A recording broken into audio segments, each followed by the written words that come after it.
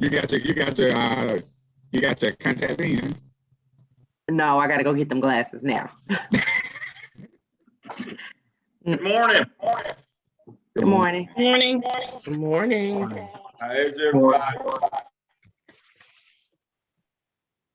Well, don't everybody talk at once? Are you excited? Doing good. Can't complain. Good.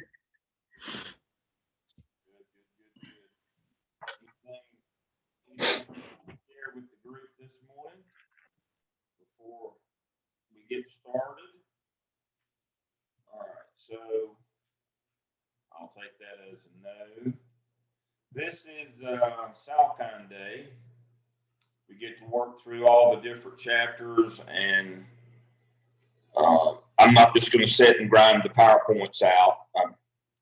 I'll pull them up. But what I really would like to do today is offer more of a discussion of our discussion boards, what we've been doing in those. And so I'm going to jump right in this morning as I normally do. And I'm going to kind of review some of the work that we've been doing. Brad, talk to us about this debrief on the case study from last time. Brad, talk to us about your hypothesis or theorem about funding for parks and recreation. I read an article on that this week, by the way. You go right ahead. Brad, are you with us? Yes, I'm sorry. Can you hear me? Yes. Yes.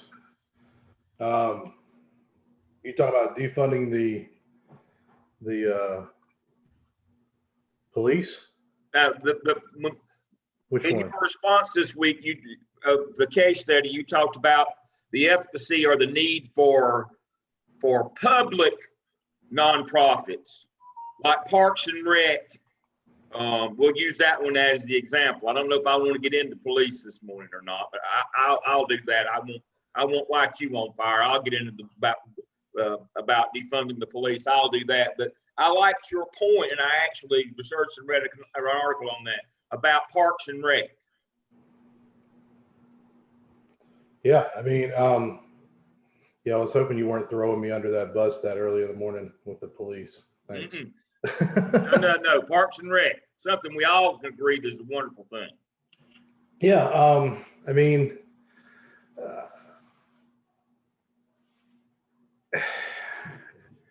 with public institutions, you know, you're trying to gauge their effectiveness like you would a nonprofit, because they're not making any money. I mean, they do generate revenue in some way, shape, or form, but they don't really, they're not in the business of making a profit. They're not showing returns. They're not doing all that. They don't have, you know, any kind of stock issues to deal with or any of that public institutions have. And it's really just legitimizing their role. So what is their role? In the case Dr. Lamb was talking about that I referenced in my reflection was Parks and Rec, along with other public departments. But the Parks and Rec would be, you know, how do you gauge the effectiveness of a park?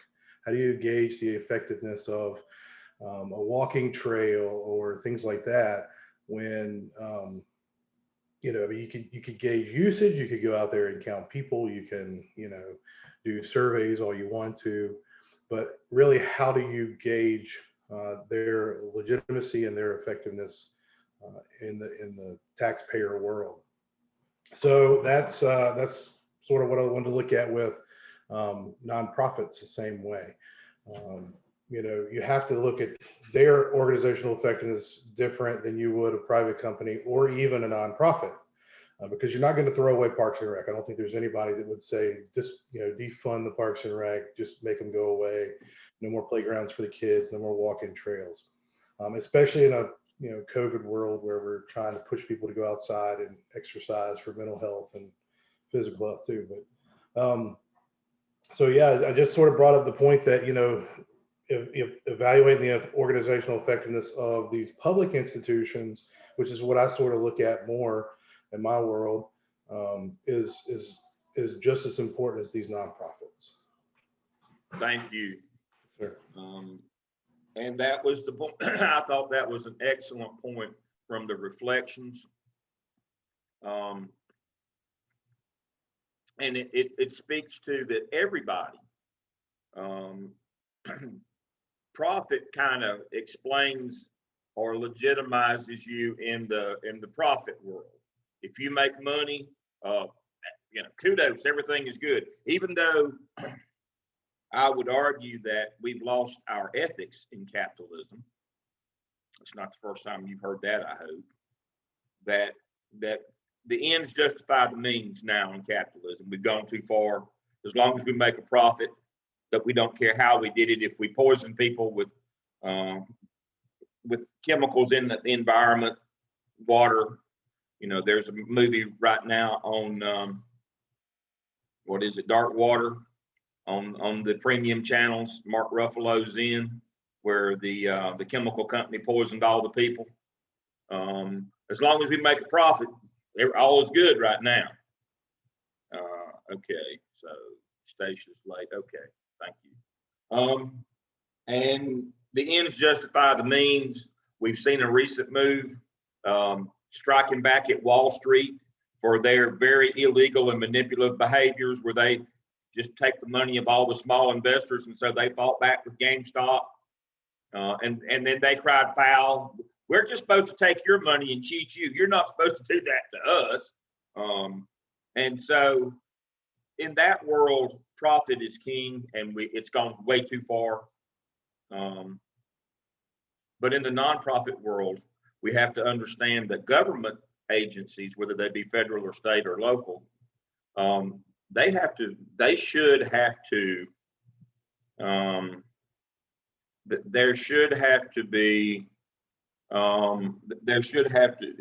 you have to understand that you have to legitimize it, even if it's taxpayer dollars. And that was a good point about Parks and Rec. We can all agree. But when cuts have to be made, when revenues are down, what we need to be able to say to our client systems is the efficacy of what we're doing.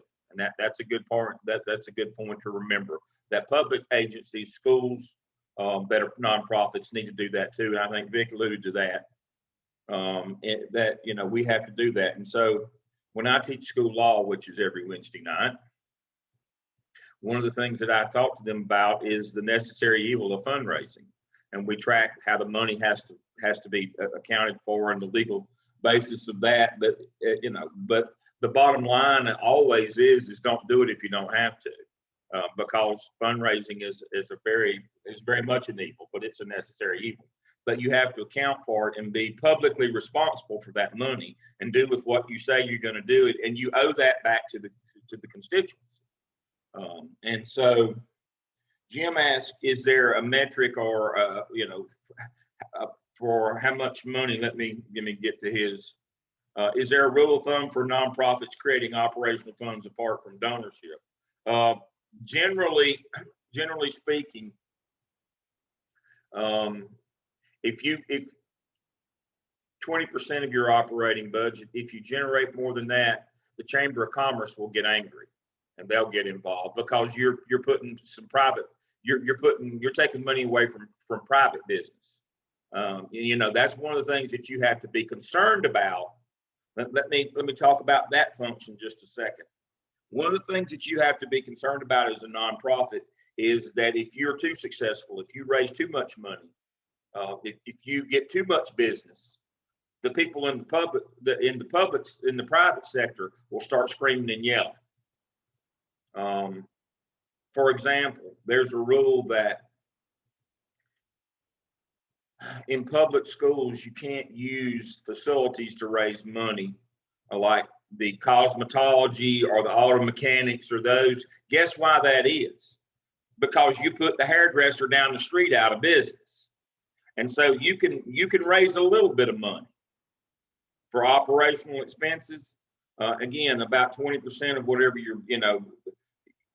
about 20% of what your budget is in terms of the other 80%'s got to come from donors, because you can't be seen as putting the local auto mechanic out of business or the local plumber or electrician. I inherited a situation in the high school where Well, it was so illegal that, you know, I still shudder to think about that. And so I became a high school principal. And when I got there, within the first 24 hours that you get a new principalship somewhere, you'll get a call from somebody in the central office. And it may be somebody who's a line administrator, or it may be just somebody, and you're just wondering, this is kind of a random person to be calling me. And they say, we need to have lunch. And if you're stupid enough to say something, well, I'm really too busy right now, they'll say, we need to have lunch. And if you persist in being stupid, they'll say, show up at my office at 12. And what they've got is what we refer to in the business as the book. These are all the transgressions.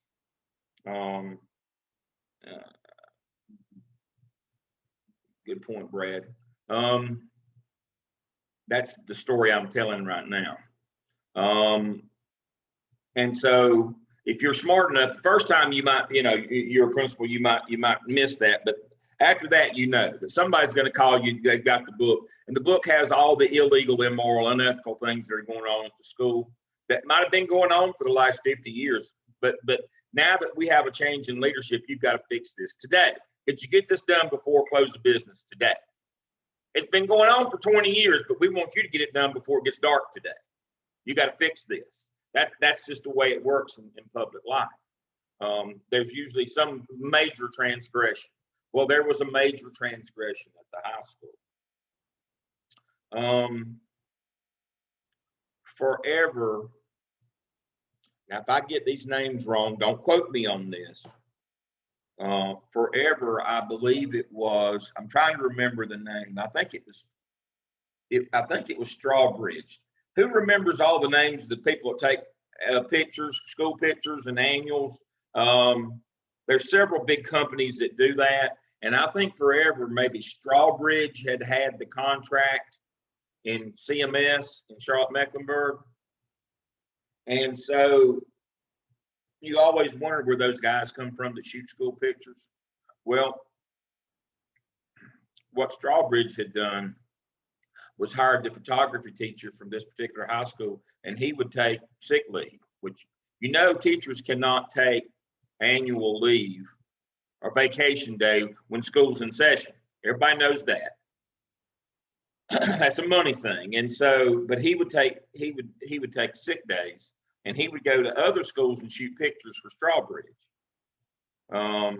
and use the school's equipment. He was the photography teacher. He'd use the school's equipment, and he would bring it back and develop those pictures in the school's lab. And he was running a business on the side, his own photography business out of there. And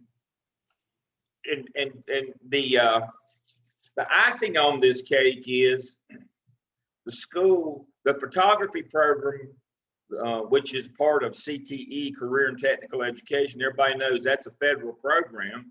It had been defunded by the Fed 6 years earlier, and the principal was illegally using a state-paid English teacher position to fund his position. I mean, you know, can it get any worse? And so my question was, is he could this get any better today? Please tell me that he's not a pedophile or a sexual abuser. And they said, well, we can't go that far either. He's a sexual abuser too. He gets girls in the dark room. Can I back out of this job? They said, no. You got to deal with this today. Quite seriously. There's accusations or charges that he's inappropriate with women. He's running a private business off the school. He's using sick days to shoot pictures. And by the way, he's in the state screaming that your classes in English are in the 10th grade are all overloaded because you have one less teacher in the rotation because we're using a state English teacher to pay this position. And oh, by the way, to be bothered to tell you, that's why we got rid of the last principal. He checked every box. I mean, and this is my first day on the job. This is what you have to do. And so I had to go back literally that afternoon and call him in. I mean, we weren't, we weren't in session yet. So he comes in and he shows up the next day. And I say, X, Y, and Z, the investigation will start about your behavior, but, you're an English teacher again. And, of course, he started with, you don't know, which is not always the best way to tackle me. And so I stopped him and said, you haven't known me. You haven't known me long enough yet to call me stupid. You may after a month it'll be okay, but not the first day. And so he had to serve a suspension before he came back as an English teacher. But then I eventually got him. But that's another story entirely. But the whole notion here is this had gone on while he was a photography teacher for 20-something years, and then for 6 years. But what happened is another company, and I'm trying to remember the name of Byron's company, got the contract, and they complained that he's working for Strawbridge and taking all of our money. And so again, a private business, as long as everybody was in on it and the company Strawbridge was getting the cut, everything was cool. But when they stopped getting their cut, it's the worst thing in the world when somebody else got the contract. And so it goes to, there's so many stories, there's so many lessons to be learned from that one. But, the overarching one that I wanted to highlight is you have to be careful in fundraising. If you're a public school, if you're a Parks and Rec, whatever, you have to be careful that you don't get in competition with the people in your community that make their living from doing that. If you do, they'll scream and yell and throw you under the bus. They'll make up stuff on you if they have to get you out of the business. And so and Brad made a good point too, is that becomes all consuming and becomes abusive, which leads me to volunteer fire departments. Don't get me started on that. That's the poster child for over fundraising and abusing the funds, and getting into situations. How many times have we seen them get into tremendous debt and have to be bailed out from somebody? They get tax money too in your pay. Do you need to have external accountability to qualify for tax credits? No. Your company can hire an auditor. That's part of that problem. Now, if you're a public school, they have to hire an outside audit firm. But if you're not, you can do your own internal audits. See, Stacey's with us this morning. Welcome. And so the poster child for abusing fundraising and raising too much and then overspending the money or spending it on wrong things are volunteer fire departments. Every week there's one somewhere that's gotten themselves in financial trouble. The money's disappeared. Somebody has absconded with it, or they've done something. Okay, so I'm in Cornelius today. We have paid fire here, Cornelius, in civilization. But I have a condo in Lake Lure. That's where I usually am when I'm hanging out in my quarantine. And so in that part of the world, it's all volunteer fire people. So it's Bill's Creek. I live on the east side of Lake Lure, where the resort is, where I have my condo. We're on that end of the lake. We're on the Bill's Creek side. And that's a little rural community that around that resort area on that side. And on Bill's Creek Road, and had a little fire department built back when they got federal money in the early 60s. Those little block ones you see all over North Carolina, they all have the same, still 2-bay block. And so they had that, and they have fish fry, and they have this, and they have that. And they were all the time raising money and those things. Well, the last administration got voted in. Presidential administration got voted in, and they were pretty smart about how do we capture a base and maintain a base. They created a system where volunteer fire departments could borrow money and build new firehouses. So guess what? We have a brand new firehouse in Bills Creek, 4-bay in Bills Creek. They don't have 4 trucks. They don't have but 2 trucks, but they've got a new 4-bay fire department. They borrowed all this money. They've already defaulted on the loan. That it was a complete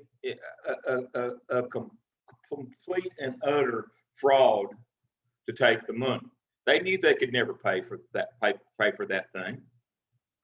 And the people that gave them the money knew that they couldn't pay it back. This was just, we're supporting the base. They're the backbone volunteer fire departments like this. And so the federal money came, they built a new firehouse literally around the curve from the old firehouse and went from 2 to 4 bays in a rural area that gets 2 fire calls a year. Literally gets 2 fire calls a year on that side of the lake, remembering that because the way Lake Lure works, you have to go all the way around. And so they have fire departments on the other side of the lake. It's a very isolated area, and so it doesn't cover a very big area. They could have probably done it with 1 truck, but they had 2. And now they have 4, but they have a firehouse that they've already defaulted on. They can't pay the loan. They borrowed way too much money for what they were able to do. And so that's part of that nonprofit in raising money, spending too much money, making bad decisions. Now the taxpayers in that part of the world are going to have to bail them out. And so now the issue is with the county commissioners who underwrote the loan, I guess, is how are we going to pay this off? And so basically, and they knew going in that they shouldn't have borrowed the money, wouldn't be able to pay it back. And the county commissioners knew, because they're the same political party, that this was going to happen, and they would just pass the bill along to the taxpayers. But again, so these are the kinds of things that happen all the time. Now, in this case, and the reason I brought this up, nobody will lose any skin in this game because they're all the same political party. But what happens is if you don't have that political cover and you do something this stupid, and I did say this stupid, you might end up in jail because this was completely fraudulent. But they think they've got the cover of the politicians, the local politicians, and they do at the state and local level. Both of those have majorities or super majorities for their political party. But it's a risky legal strategy. I can tell you that, because I suspect that there's going to be a group that mounts a lawsuit against them about not using public money to pay that off. That somebody needs to be personally responsible for that it was a fraud from the very beginning. And so we'll see how that one goes. But that's a very risky. Now, these guys are all volunteers. It's not a big deal. They're not being paid. But if you were to pull a stunt like this and you're a paid person, and I'm just using this person as an example, Vic, who manages and runs and leads a nonprofit, a school. If she were to make a decision this bad and obligate her district for this kind of money for something completely unnecessary and impractical like this, not only would she lose her job, she'd lose her house, because there's tort liability for personal liability for making these bad decisions. And that's kind of where I'm circling back to. Even though you work for a nonprofit, unless you're in a situation where you have some kind of, or you perceive to have some kind of political protection, and even then it's a risky strategy. But if you don't have that and you misspend, over fundraise, can't account for, don't audit, it all comes back to roost with you as the leader. If you over raise the money, or if you don't track how you spend the money, which is donations, you get in more trouble for the money you raise than the money you give. Let's do that. Now, there's a movie on right now. Not much of a TV watcher. I hear about these things from reading. And so while Jim and I'm reading all these long things that Jim sent me, and I'm doing all these articles, and we're going back and forth, and I'm thinking, and I run across things, and I think there is a movie, there's a Steve Carell movie on, a political movie right now, and so I watched it, Irresistible. It's about the dirty business of fundraising and politics. You need to watch it. It's humorous, but in the end, they get you with the, they kind of hit you over the head with the message, but you get it as it goes along. But there's a twist at the end, as there always is in movies. But the whole notion is in the political realm, you can form PACs, and you don't have to account for the money, nor do you have to tell the people who gave you the money how you spend it. You don't have to count to them, or you don't have to even tell them how you did it. And so I pointed that out to say there's a caveat on that political side. That was the deal about the firehouse in Bills Creek. There's always a caveat on the political side. There's some political fundraising and money things on that end. It's a tightrope that you walk. But if you're just in traditional public life, the thing that will get you fired the quickest is the money, and not accounting for it, spending too much, spending it incorrectly, not being able to show a metric of its effectiveness, or how you used it, or how you raised it, or what you did with it. Again, if you raise too much, if too much of your budget is money you raised and in competition with private businesses, they'll scream and yell and pitch a fit and come try to gouge your eyes out. So that's kind of the wrap up, kind of the takeaway that I wanted to get to on our case study is you've got to design metrics to show your effectiveness, but you got to be careful that you don't show too much effectiveness on things like raising money. Effectiveness has got to be in what we did with the money, not, we can do too well on the fundraising part, but that there is personal, you need to understand there's personal tort liability since 1992. If you're in charge of public monies at a public nonprofit, and if you can't account for them, if you misspend them, if you spend them inappropriately, not only do you have to pay the money back, you can be found criminally liable for that, and with penalty as you go. So that's kind of the wrap up or the takeaway on the case study for me. Is you got to audit that money. You got to keep up with that money.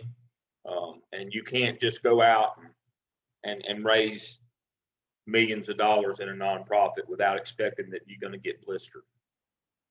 The blowback will get you. The irony is you can do too well. All right. Questions that you have for me, or anybody have anything that they would like to add? Don't get me started on the state lottery.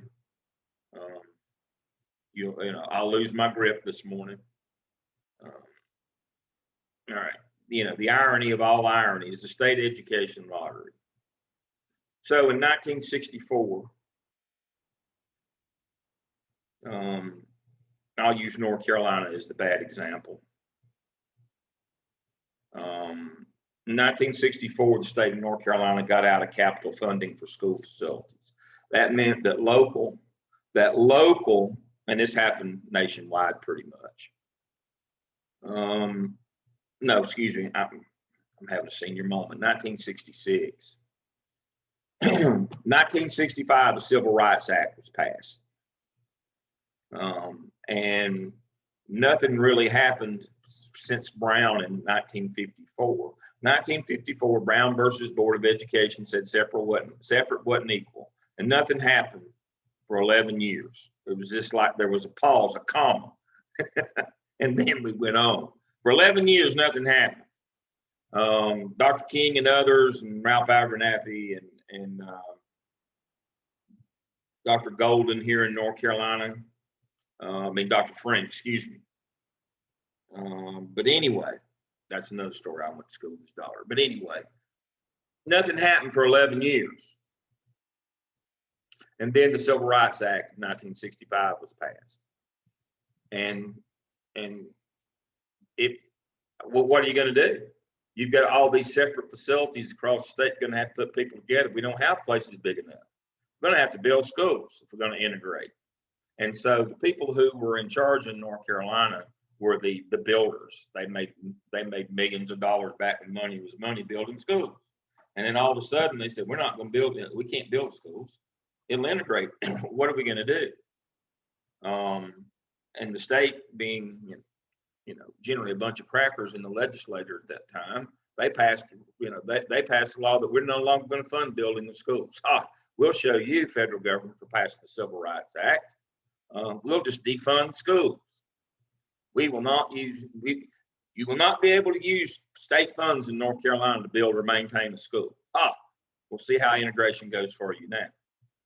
And people say, well, that was a pretty bold move for them and pretty financially devastating for the people in North Carolina who were the movers and shakers who actually ran the state, which was, Capital out of Raleigh and the Spanglers out of Charlotte, and the people who built schools and built all the state buildings.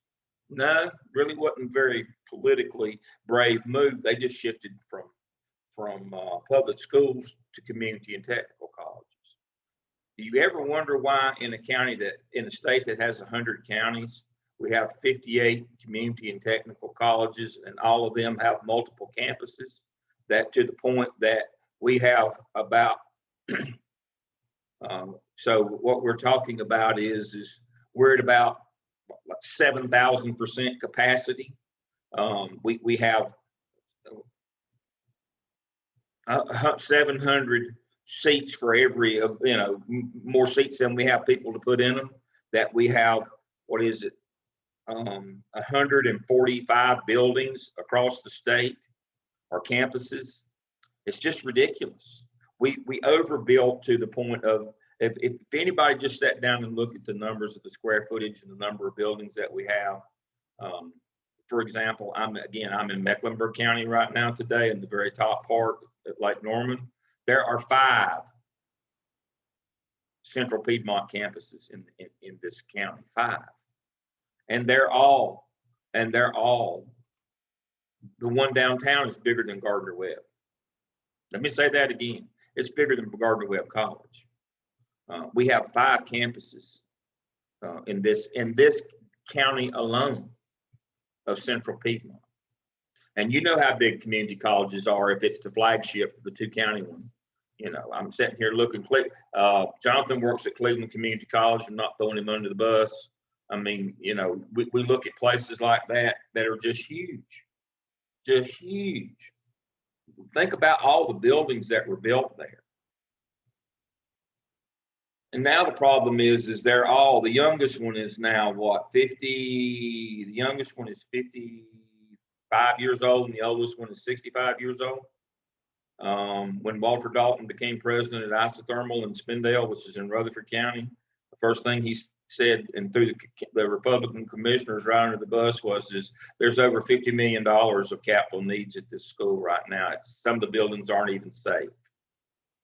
You can imagine how mad that made the Republican commissioners. You remember who Walter Dalton is? He had just came out of office as the Democratic lieutenant governor in North Carolina. And so when he came back home to Rutherford County, where he'd been an attorney all of his life, they gave him the presidency of Isothermal Community College, the local community college. And so he immediately lit the Republican county commissioners on fire.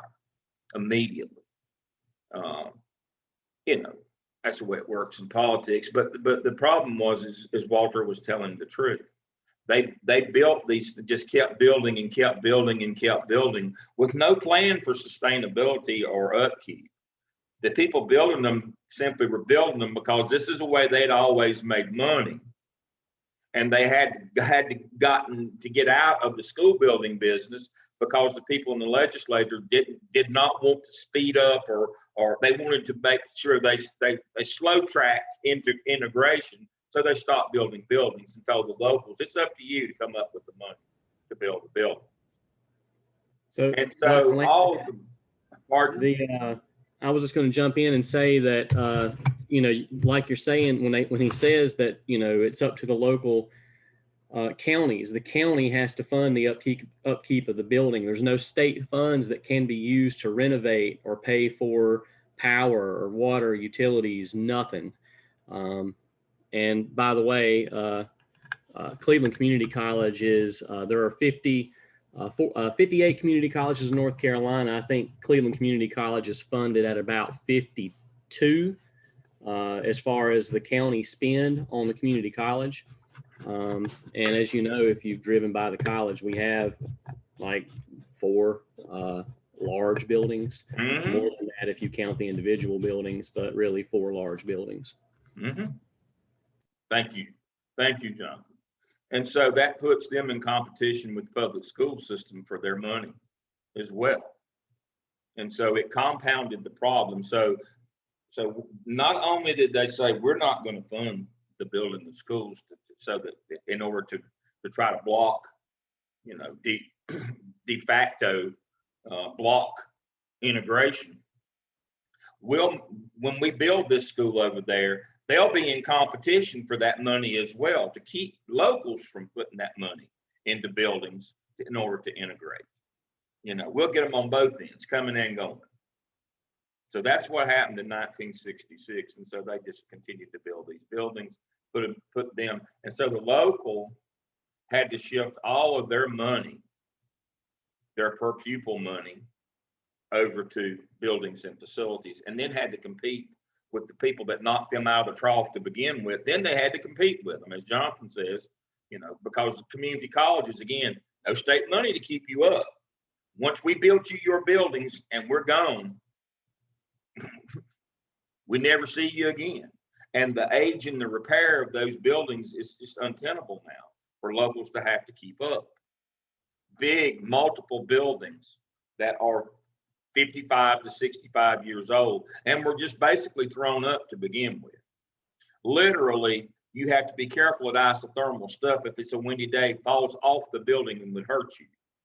That's how bad the buildings are. I mean, they literally chicken wire and stucco, just throw them up and charged millions for them.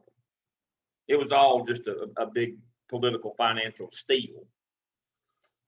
And so,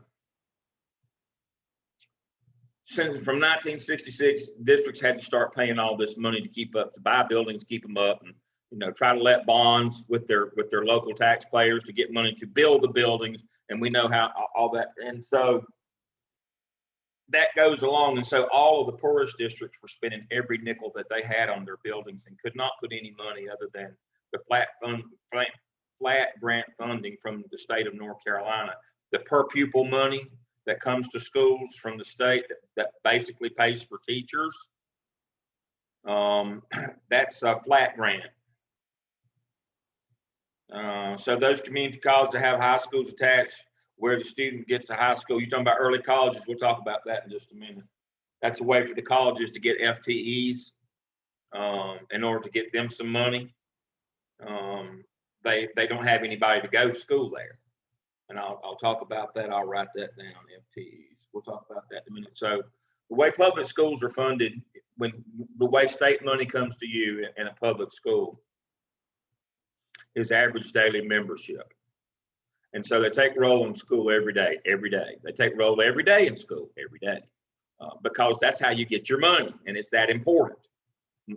You go to a principal's meeting and no less than 4 times will the principal remind teachers they have to take their attendance every day, because they don't pay you for the number of students. The state doesn't send you a check for the number of students that are on the roll. They send you a check for the number of students that attend. And they don't send you the check up front, and they don't send it all at one time. And so what that means is, let's say the state allotment for your school this year is $7,000 per pupil. It doesn't come directly to the school, it comes to the school's account at the district office. They don't send $7,000 before school starts. They don't send any before school starts. It's a modified accrual accounting system. What it means is your district has to have operating funds on hand to fund the first 20 days or the first month of school. And at the end of that 20 days, if you spent the money appropriately, they will refund or give you that first month's payment. So because schools run for 10 months, they send that $7,000.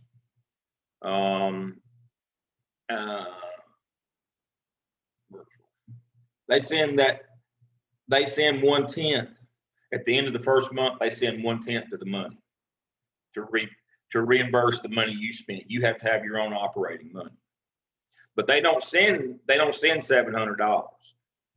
They send $700 times your attendance percentage.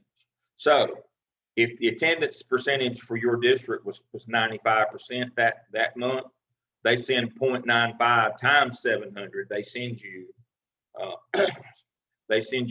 $665 for that pupil, not 700, because we had to knock the 5% off for attendance. And so that's how you get your money. Now, state money is very, very narrow on how you can spend it because it's a nonprofit. You know? And so you can't buy certain things, but the majority of what it's spent, 95% of what it has to be spent on is teacher salaries. There's a tiny little bit of money that comes besides the salary money, but not anymore. That's when I was principal a long time ago. I'd get a little budget for like stamps, office supplies would come out of that, and a little bit of professional development money. Those are gone. That money pretty much pays for teachers. And so the state's paying for your teachers. Now, if you're in a wealthy district like Charlotte and Mecklenburg, you can add as much local money to that per pupil as you want to. And so that you can hire more and extra teachers and have wonderful things in your school. But what if you're Hoke or Harnett County? Even if you're in more populous places like Wayne County and Goldsboro? What if you're in a poor district and you can't add an extra $4,000 per pupil? What do you do then? Well, you know, your child gets left behind. So in 1992, 93, after the, No Child Left Behind, and the federal folks in North Carolina said, wait a minute, my child's getting left behind. I can't make that up. As if they didn't already know that. So 5 poor counties in North Carolina, there's 100 counties in North Carolina. 5 poor counties sued the state of North Carolina and said, flat funding is not equitable. So here was their premise. You're giving us $7,000, period, and you're subtracting the attendance from that. That's all the money that we have to spend on teachers because we are strapped trying to pay for our buildings. We have to build them and we have to keep them up. And now that technology is becoming a thing, or we're on the cusp of technology becoming a thing, 1990, as an aside, I put the first computer lab in a school in Burke County when I was principal there. Technology is going to be a thing, we think now. This was 91, 92. We think technology is going to be a thing. Imagine that. 30 years ago. We can look at that now and say, how did you not know, if you were in professional public life in the early 90s, how did you not know that, that technology was going to become a thing, but people were beginning to wake up to it and understanding what the cost is going to be. See, remember, technology is capital. And so not only did they have to pay for buildings and upkeep buildings, they were going to have to fund technology. And they saw what was coming with technology, that they weren't going to be able to even buy,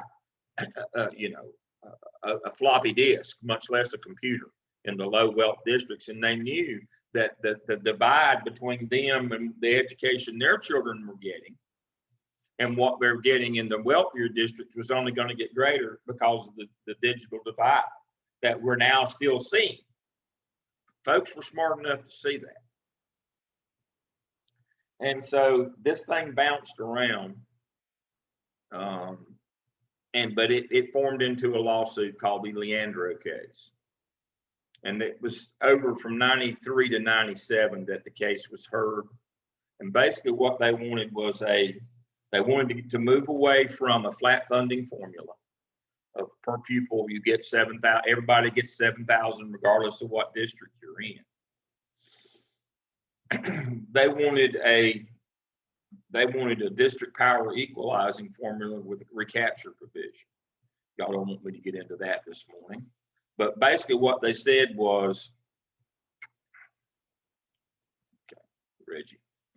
So what they said was, is we want what on that $7,000, what we want you to do is, because Charlotte-Mecklenburg is adding 4,000 to that and having a total of $11,000, and we're only spending 7,000 on ours, there's a big disparity here. What we want you to do is, as the state of North Carolina, we want you to take 2,000 from Charlotte-Mecklenburg and just give them 5. They can put 4 with it, and they'll spend 9,000 on their students. And you take that 2 that you took from them and add to our 7, and our students will have 9. And well, everybody will have 9,000, and we'll all be happy. Can you imagine the uproar that this caused? It's a 4-year legal case. I worked on the legal team for the good guys. I was on the side of the Angels. Full disclosure, we lost. And so if I sound bitter, that would be correct. We lost. We still have a flat funding formula in North Carolina. But they said, you lose. And not only does the state, will we not adjust the level for equity, you're not allowed to do it at the local level either. Just in case you thought, well, I'll just do it at the local level. Then in the finding, they said, you can't do it either. You can't manipulate it. The money has to follow the student. You cannot manipulate. You can't do this on a local level. Now, the latest person that tried that was 2019, right before the pandemic, was in Chapel Hill Carborough Schools. The superintendent tried it there. A former superintendent, a former principal that lived on the Chapel Hill side called it to the public's attention, got up and said, I'm not a bigot, but you know how that works. They're spending, she's spending money on these poor kids on the Carborough side, and my grandchild goes to the Chapel Hill side, and so it's just wrong. And we'll get to that one. But anyway, so when the ruling came down in 1997 and said, no, we're not going to equity, it is what it is. It's flat funding, and you can't fix. We're not going to fix it. You can't either. But they said, the General Assembly says, have we got a deal for you? It's called the education lottery. What we're going to allow is gambling for the first time ever in North and South Carolina. Then was able to, under that same statute, start theirs. And so the North Carolina Education Lottery was born. Have we got a deal for you? This wonderful regressive tax. Not only are we not going to help poor people, we're going to start a voluntary regressive tax. If you don't know what a regressive tax is, you can Google it, where we take more money from poor people. We just don't make them. We allow them to misspend their money on the lottery, and we'll funnel that money back into schools. But now we're going to funnel it back on a pork barrel basis, so that since we in the legislature have to make sure that it gets spent on people who will vote for us, we'll make it pork barrel. But now here's the first problem. Jonathan may have to help me with this. 17% of the lottery money is left over after everything is done. I think it's 17%, because you got to pay the winners. You have to, and so they pay out at, I think they pay out at about 30%, 35, 37. You got to pay the winners, and you got to pay the company that administers the lottery and all the expense of advertising and the tickets. Oh, lottery advertising. Them people, there ought to be a little section of hell hotter for them people that advertise the lottery on TV. Why don't we just get crack dealers? That's the same thing. But by the time that everybody's hand gets through, I believe there's about 17% of the lottery money is all that's left. And then it has to go to pork barrel projects, and then community colleges get a little bit. And so in the end, schools don't really get any. And if they do, it's like, what was it up in Stokes County? they had the superintendent came on. Again, running numbers illegal and lotteries not.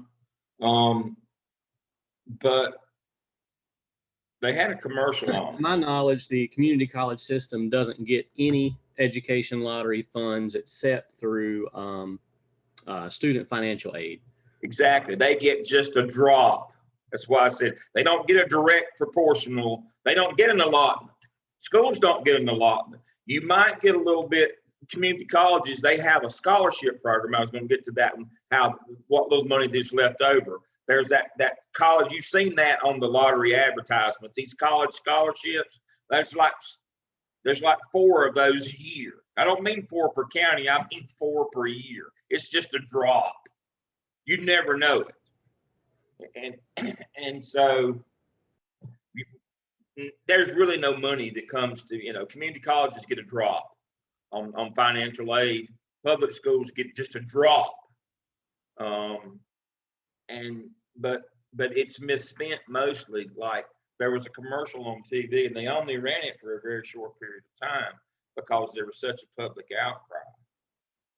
So they had the superintendent on Stokes County come on in order to do a commercial, and the one from Iredell County come on to do a commercial about the benefits of the North Carolina lottery, that what wonderful thing had happened in their counties. This was, people continuing to yell and scream about, the lottery is, it's predatory, it's regressive, all those bad things about it. And so they put out this series of commercials, and the first 2 that came out, the first one from Iredell County was about, funding the NASCAR Institute. They built a little place there. Well, of course, that didn't go over well. NASCAR is a private business. Why should you put a place in the NASCAR Institute to train people to work for them? They should pay to train their own people. So that one didn't go over well. And Brady Johnson pretty much had to retire after that. Of course, that wasn't a bad thing either. If his IQ had been 2 points less, he'd have been a stump or some fence post, some other inanimate object. And then the one in Stokes County,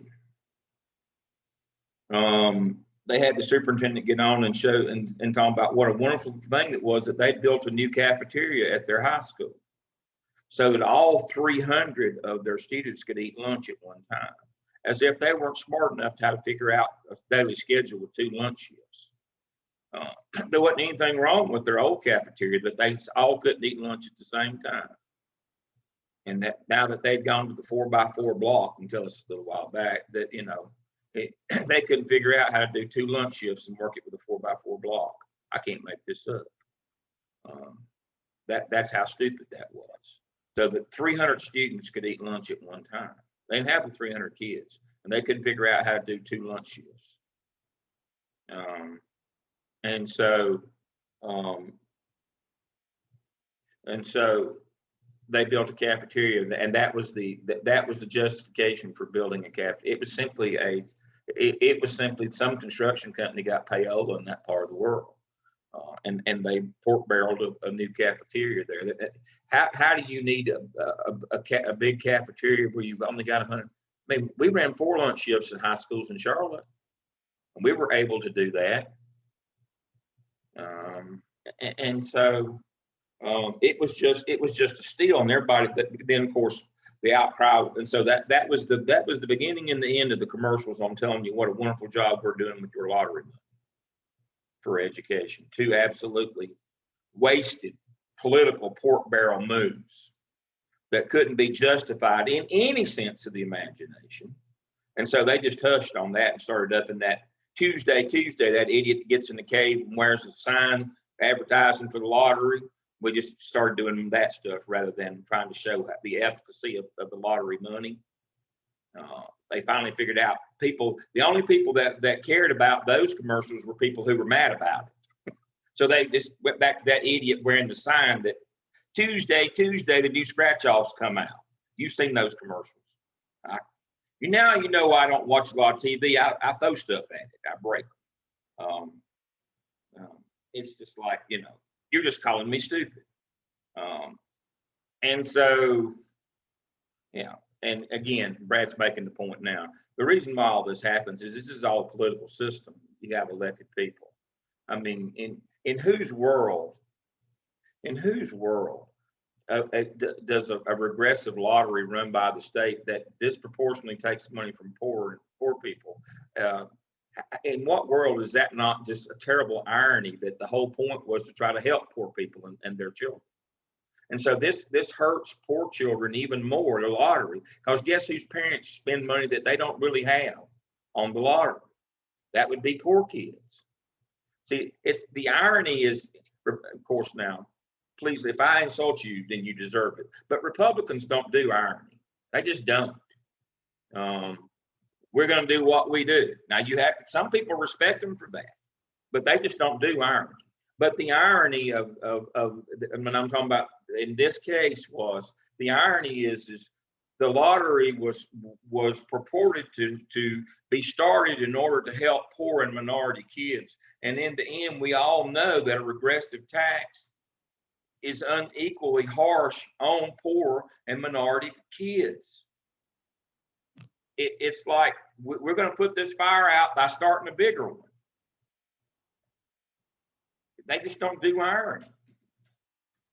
And so that's how we got the lottery. It has had no impact on public schools. The only impact it's had is on poor and minority families, a negative impact, because a regressive tax disproportionately pulls money out of that community. If you don't believe me, Google it. And so that's the problem with the state education lottery. And every time I say it, I want to choke because the irony is built into the title. It's an oxymoron. It can't be an education lottery. I just don't get it. Jonathan has posted a link in our chat to where the money goes. It's appalling. I'll tell you before you look. If you get mad as easily as I do, don't look. I'll just tell you, don't look. All right, so early colleges. Early colleges, as I said, they've got thousands of unused seats. You couldn't, during the day over at isothermal, you can't get enough people together to have a marble shoot. That's a reference that maybe only Jim understands, and sorry for throwing you under the bus with me, Jim. When we were kids, you got on the playground, you drew a circle in the dirt and you shot marbles. But you had to have enough people, that wanted to shoot marbles, or you had to have at least 6 people, or you couldn't have a marble shoot. And so that was, the kind of thing is, you can shoot basketball by yourself. There's a lot of things you can do by yourself, but you got to have 6 people to have a marble shoot. And so the notion is if you drive most community and technical colleges, they don't have any day students. That is because the public institutions in North Carolina said, hey, wait a minute. You're pulling all of our students away for the first 2 years. Now, I've sat in on this discussion. Now, this is not hearsay. So early on in my career, early on, before modern times, I was a graduate assistant and then an instructor at NC State before I was a research associate at Chapel Hill. But that's a story for another. This was in the 1970s, the late 70s. And we'd go to the faculty meeting at NC State in our school and department, but we'd have a school-wide. We didn't have colleges of, we had schools of back then. And what we saw coming, or what the people who were there, I didn't, I was just taking notes, saw coming was we're getting killed by community colleges. They're transfer programs. And it's disrupting our financial model. And people say, well, wait a minute, NC State, back in those days, they were at capacity back. Well, of course, we were over capacity. We still had 30,000 undergraduates then.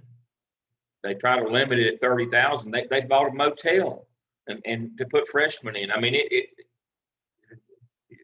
you know, there was 100 students for every one they took. I mean, what are you talking about? It's disrupting your financial model. Well, here's the problem. Everybody knows how it works at the major state universities. When I was a freshman at NC State, there was 400 students in my chemistry class. That was normal.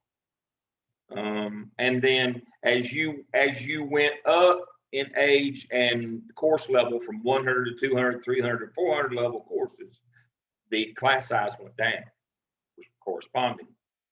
But also as you went, now, who taught those lower level classes were people like me, instructors, GTAs, instructors, lecturers, and then assistant professors.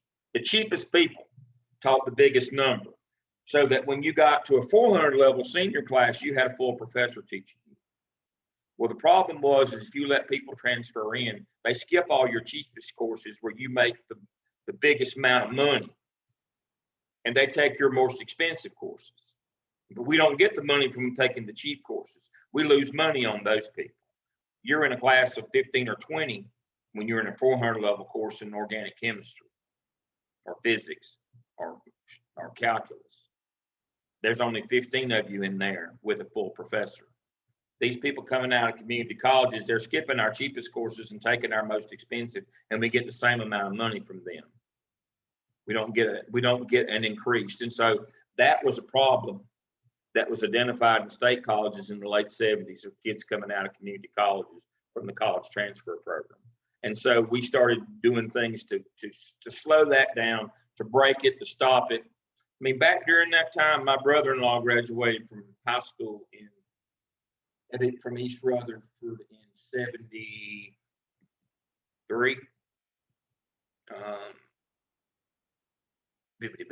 Yeah, he's born in 55, 73. That's correct.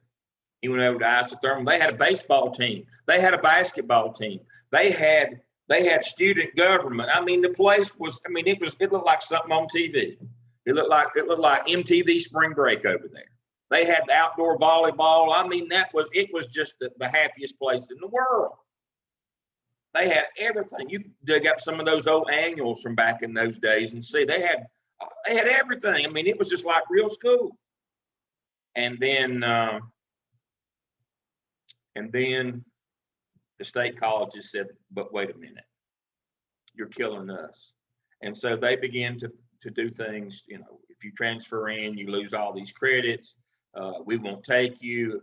All these things started to happen because you had a 16, remember in the late 60s, if I find my class ring, I could tell you what year. North Carolina took all of its colleges and put them in the state system, 16 constituent state universities, and they got very powerful. And they rose up as one and smoked the community colleges and pretty much killed their college transfer programs. They're still alive, but nothing like they were then. And then the Fed said, we're getting out of the VA bill. We're getting out a lot of that. We're cutting a lot of that where you can come back and get a 2-year applied science degree in plumbing or electrical or all of those kinds.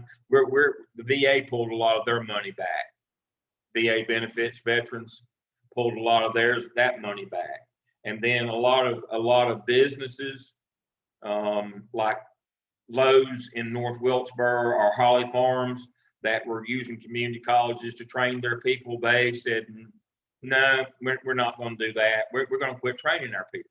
We're just going to rely on a pool. We're going to go back to the old model of the textile mill model of we'll keep a certain number of people unemployed at any one time, and we won't train them. We'll expect high schools to train them. We're not going to pay to train these people. And so the FTEs, full-time equivalent people, the people who come to school during the day, I'm not talking about the night people, you know, the adult ed people, the people coming taking cake decorating and ceramics and all that stuff that my mother did when she retired. I have the ceramic Christmas tree somewhere in the attic still. My mother would go over to the community college at night and do the continuing ed. We're not talking about that you have to pay as you go stuff. We're talking about full-time equivalents, your day students. They dwindled to nothing in all community colleges across the state. And so community colleges said, what are we going to do now? And so it becomes a tug of war. So what are we going to do to get back at them? Well, the group at the level above us, the four-year colleges, preyed on us. We'll prey on the K-12 people below us. It's in the business, we call that the kick the dog syndrome. You know, man gets yelled at work, he goes home and kicks it and yells at his wife, and the wife yells at the kid. The kid's got nobody to yell at, so he kicks the dog. It's a tumbling down effect kind of thing. Well, the dog in this scenario was K-12 schools, and so what happened is we started doing early colleges in order to get some. We didn't do it because we thought we would do a better job teaching than the high schools or any of that. It was simply we need full-time, we need day students, full-time equivalents, FTEs. That's how we get our money from the state allotment, and federal money is on FTEs. We need day students. All these old grandmothers retired that come at night for cake decorating, they don't help. Yeah, and so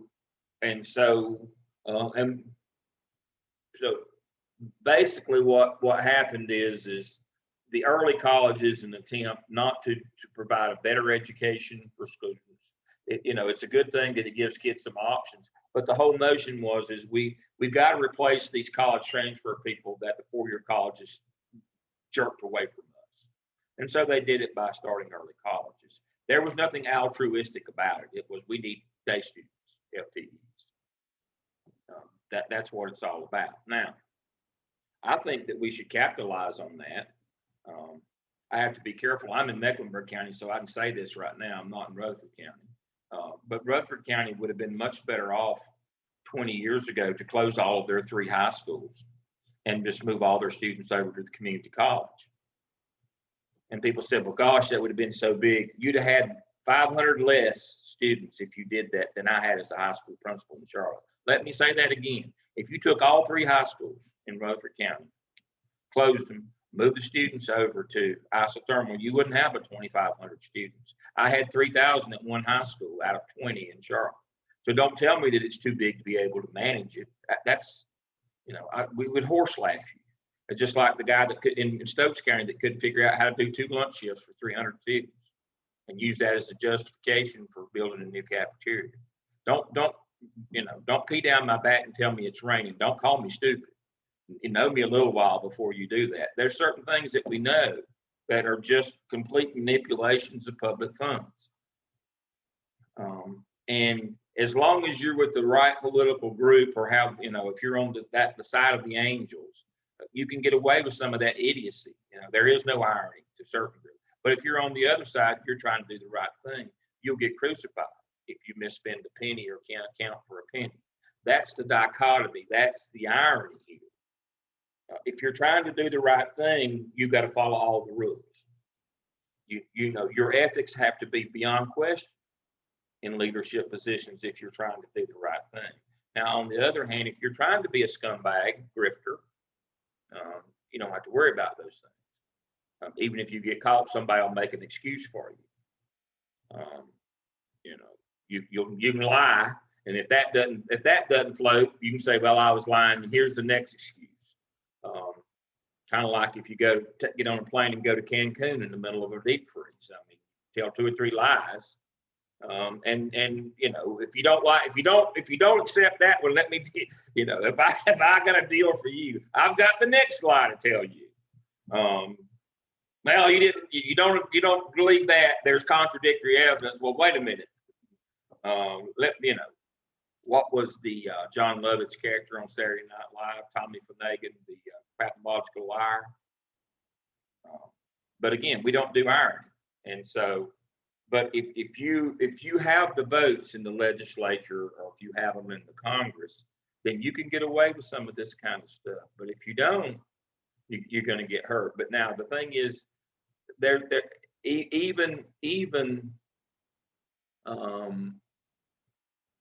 what was the guy that Tom Tillis got the presidential pardon for, the politician in North Carolina that got caught swindling all the money? You know, they can even go back and try to, you know, restore your name. But if you do it big enough, even your party will get you after a while. If you become an embarrassment, or if there's the only reason I'm trying to remember, and I'm not going to call the name, but if I remember correctly, the North Carolina politician that was accused and got convicted of accepting bribes, the only reason really they did that was because there was another legal issue which was much worse. Taking bribes for that group that's kind of like breathing, so that wasn't a big deal. But he had some inappropriate relationships with people he shouldn't have had, was the reason that they allowed him to be gotten. Robin Hayes, there you go. Robin Hayes. Robin got his pardon from President Trump on his way out. Tom Tillis sponsored that. If you got some time, Google Robin Hayes and read about him. But, you know, from going to school and knowing people down in the Carthage area where Robin Hayes was from, that they got Robin Hayes because of his personal behavior. That he was stealing and taking money was no big deal. That's part of the party platform. But his personal behavior was what got him. So they threw him under the bus. I mean, you know, what happens is you're in for a penny, in for a pound. When you start doing those kinds of things, taking money and stealing, and you compromise who you are to the point that you're somebody else, you start doing other things that are inappropriate too, with people you shouldn't be doing. It goes back to the old joke, and if I insult you, I'm sorry, but we're grown people. The man that accosted the woman in the bar and said, "Would you sleep with me for $1 million?" And she said, "Sure." He said, "Would you sleep with me for $10?" And she said, "No." "What do you think I am?" And he said, "Well, we've already established that. We're just negotiating the price now." And so you're in for a penny, in for a pound. If you corrupt your morals about who you are, there's no bridge too far. We can all say you shouldn't be having sex with boys or underage women. But you didn't start out there. You started out taking money. You started out doing the inappropriate things, and you became somebody else. And it's a lesson in leadership that you have to be a better person. You have to be an example. But also for your own edification, for your protection, when you start doing these inappropriate things, you begin to rationalize. There becomes no bridge too far. There is no irony. You get up and tell whatever lie you have to tell. There is no irony, and that's where you go. But it always starts with the money. It starts with the money, and it always leads to the honey. It's just the way it goes. And so that's why we start with, how do we design metrics that show, back to our case study, which is our debrief this morning. How do we show efficacy of a nonprofit? How do we build those metrics? But the overarching theory to all of that is the ethical piece. That even if people aren't demanding that we show that, we should do it anyway, because it's the right thing to do, so that we make sure that we're spending our money appropriately, that folks in the organization aren't stealing it, we're not taking it. We need to be accountable for those funds. We have a responsibility, a duty to be a just and moral person with that money. Now, I've given you this rambling, stream of consciousness this morning to show you, you're going to be battling an uphill battle. To be on the sides of the angels is you're going to, you are going to be a missionary rather than an evangelist. And this is the last, and we'll wrap up this session. We'll go to our next case study. You know the difference between a missionary and an evangelist? An evangelist takes the word to people that want to hear it. Billy Graham packed stadiums. I used to listen to Billy Graham when I was a kid on the radio, because they would broadcast his crusade. They called it a crusade. At home it was just a revival at your church, but his was so big it was a crusade, and they play it on the radio. And you would hear him speak at night. George Beverly Shea would sing How Great Thou Art. And then a little later on in the 60s, he started being on TV. And people came from far and wide to hear Billy Graham. That's an evangelist. Be loved. Has a museum in Charlotte. Just most amazing thing. That's an evangelist. But working in nonprofits and being on the side of the angels is like being a missionary. And we know what happened to the missionaries that went out to try to serve people in the darkest corners of the world. A lot of them ended up in a pot, dinner for the evening. And so that's the old joke is missionaries usually end up being burned alive or boiled in a pot. They are not. They take the word to the people that don't want to hear it. And unfortunately, to be on the side of the angels in public life and that funding, you're not on the side of the your life is in great peril. You may end up in a pot, and so you have to understand that. So you have to design metrics for efficiency to show your funding sources, but also to protect yourself when the crowd that doesn't understand irony, that don't get it, comes after you. All right. We didn't talk about the digital divide and virtual and what's happening there. I think we're missing a boat. I think we're missing the boat. We need to do more virtual. It will help us. We'll have to spend money on the digital divide, but it'll help us on the facility side. It could really be a boon for that, and where we wouldn't have to build more places, or it would change how we actually do. But in the end, a lot of schooling is about warehousing. It's about daycare anyway. All these mamas screaming and yelling, "We got to go back to school or I'm going to lose my mind." I've drunk all the wine in the wine store. I can't drink any more wine. Take these kids back, baby's kids. Take them back. Little bad chaps. And so, but that's part of it too. Yes, sir. I apologize for jumping in, No. but just to that point, one of the cohort members from the class from Charlotte that started last year, Melody Johnson, Mm-hmm. she was on the local TV station down here yesterday. The state superintendent visited her class because our governor has been hollering, take the kids back to school 5 days a week. And a couple of teachers said, well, why don't you come in the classroom with us since y'all are so on it? So the superintendent went into the classroom and she made that exact point. She said, not the superintendent, but our cohort members said, we need the legislators to understand that we are not a daycare service. And we understand our mission and we love having the kids back, but this is not get them back into school for the parents to go to work. We understand that's a part of it, but that's not what we're here for. That's not exactly. And, she said that, and I was proud of her for saying that because that's what I've been hollering. And especially when our governor says it's immoral and unethical for our teachers to get moved up in line for the vaccine.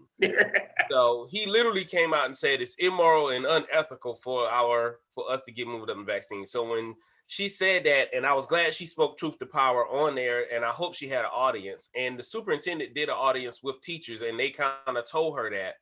And they said the same thing teachers been hollering forever: more money, smaller class sizes. They said the same thing, and it was I was just proud. One, I was proud that she said it. Two, I was proud that it was somebody who was affiliated with the program who had that opportunity to speak. That is great. Thank you for that. Yeah. But it's, we've already talked about oxymorons this morning. One of them is education lottery. The other is safe reopening of schools. Do you not understand science and how pathogens work? There is no safe reopening of schools. It's only safe if you're doing it rather than me. That's what makes it safe. If I'm not in the room with you and you're in there. That's what they say about surgeries. It's only minor if it's not happening to you. Exactly, like heart attacks. There is no minor heart attack, if you're having one. That's exactly right. It's all relative. And so these politicians that keep screaming open school and safe and all that, and then on the other end say it's illegal, immoral, or unethical for teachers to get in front of the line. Are you on dope? You can't make this up. I mean, how can we elect people that stupid? But I guess we can. All right. It is at 10:35. Y'all are going to do your case study. Who goes first this week? Who went last time? Y'all go first. You're on in 2 + 2, as Chuck Ruler used to say. Back at 10:35.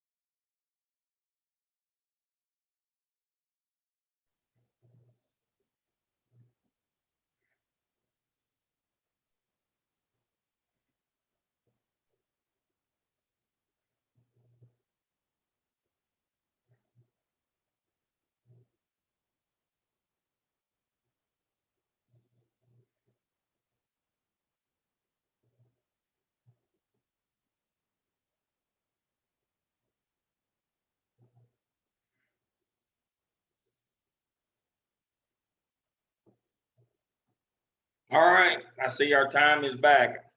I went into our chat and answered the three questions quickly. So the question was, are external audits required in order to get tax credits? No, you only have to do internal audits, which is obviously a chance for fraud and misuse. Yes, on double dipping on early colleges. So the community colleges get to count FTEs and schools count ADM. That is correct. That's double dipping. That's the gift that keeps on giving. And yes, on attendance fraud and virtual platforms. That is correct. So schools are intentionally not providing daily live class sessions so they can count completed assignments as attendance. That's not unintentional. That's intentional. So what happens is if the kid does his weekly assignment, he gets counted present for all 5 days. So yes,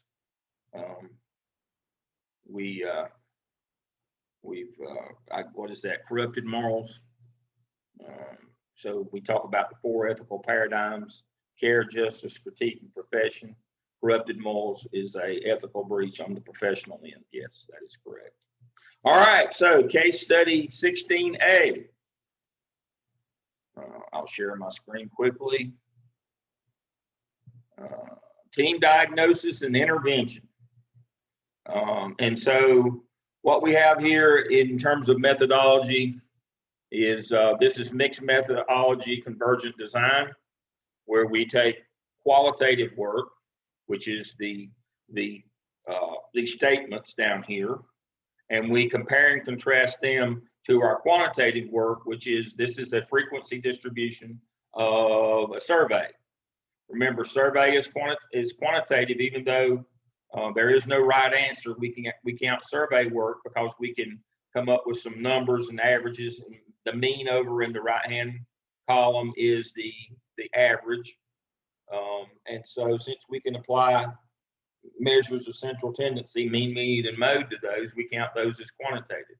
And so in mixed methodology convergent design, which is the basis of what we're learning in this course this semester, and the basis for your final projects, quantitative and qualitative projects this semester, this mimics what the most commonly or widely used format of mixed methodology is convergent design. We take and collect data quantitatively through survey, then we talk to people, get their statements, and we compare the two. The problem in this case, as you can see, is the two don't match. So why don't they match? And then we'll look at what they actually say. So who's going to share their screen? I'm going to stop my share. The first group will lead us off. All right. Good morning, everyone. I will share my screen for the group. As soon as I push the right button. All right. 1 second.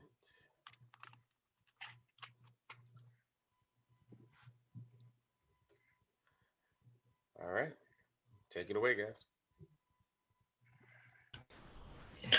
Okay, good morning, everybody. So this, of course, is case study 16A, team diagnosis and intervention. For my group is me, Ricky Johnson, Charmaine Gerald, Reggie, China, and Selena English.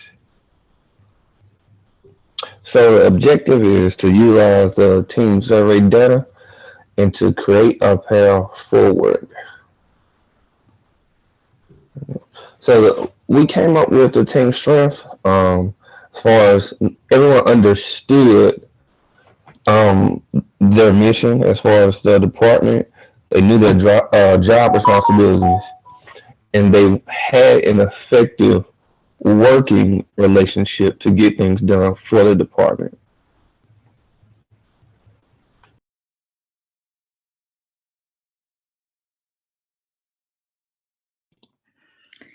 Okay, so some of the central issues that we kind of inferred from the data, as well as some of the comments that were left, were that there's overarching, there's a team culture issue. there's points in which the actual survey data doesn't really show that, but we can see from just looking at both sets of data that there's trust issues, there's communication issues. A lot of people don't know what other people are doing. They have problems resolving conflict. So there's no open communication there. Understanding each other's role, again, kind of siloed situation with the team, and job satisfaction. Even though, from the survey, it kind of looks a little neutral. Or from the survey data, it looks a little neutral, but I mean, we don't necessarily, we don't deem that necessarily as a good thing, that you can't decide whether you like your job or not. And also based on, the comments that were left, there's definitely some issue with leadership, as well as just the team as a whole. So the secondary issue is the team is not functioning as a cohesive team. So they're managing to get things done. Clearly, all the work gets done. They're based on comments. This is a great team, whatever. But they're just not. They're not communicating, and they're not working together to get everything done.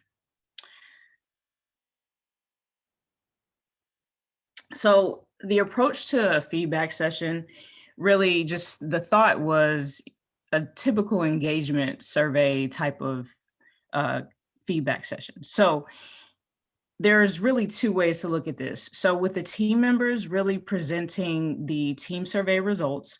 So the chart on the left really indicates participation and frequency of the strongly disagree, neutral, agree, and strongly agree responses that were made. So, and you can see from each of the questions that were asked, basically the frequency of how many people actually responded in those particular buckets. But then on the right, you see the actual average scores that were calculated from those responses. And which is really important because it really indicates some of the areas that were a little stronger on that strong or disagree to strongly agree scale, as well as the areas that are really weak. So you can see like team members handle conflict. That's kind of falls a little lower on the scale, a lot lower actually on the scale, as well as team members encouraging each other. So that's a challenge as well.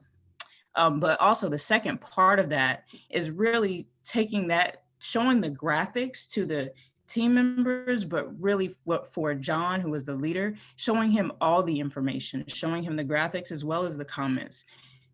It at times showing the comments to the team members caused even more dissension, because then people want to ask, well, who said that? Well, why do they believe that? And then it may cause a rift in the team. But also in this feedback session, really allow additional feedback. So allow for that open communication and give people an opportunity to really state how they feel about the results and how accurate they feel that is for the team and for them. So. Okay, so with all that being said and done, we've established the data and we talked about how we present the data. So now we'll talk about how we can develop this team and make it work more cohesively and to rebuild the culture so that our test scores are better. So first, we know we need some team building exercises, okay? We know we need to get them on the same page. We need to get them to trust each other. We need to get them to understand that they're all in the same boat together. We have established that they understand the goal of the organization. So now how can we help them be effective and efficient in reaching that goal?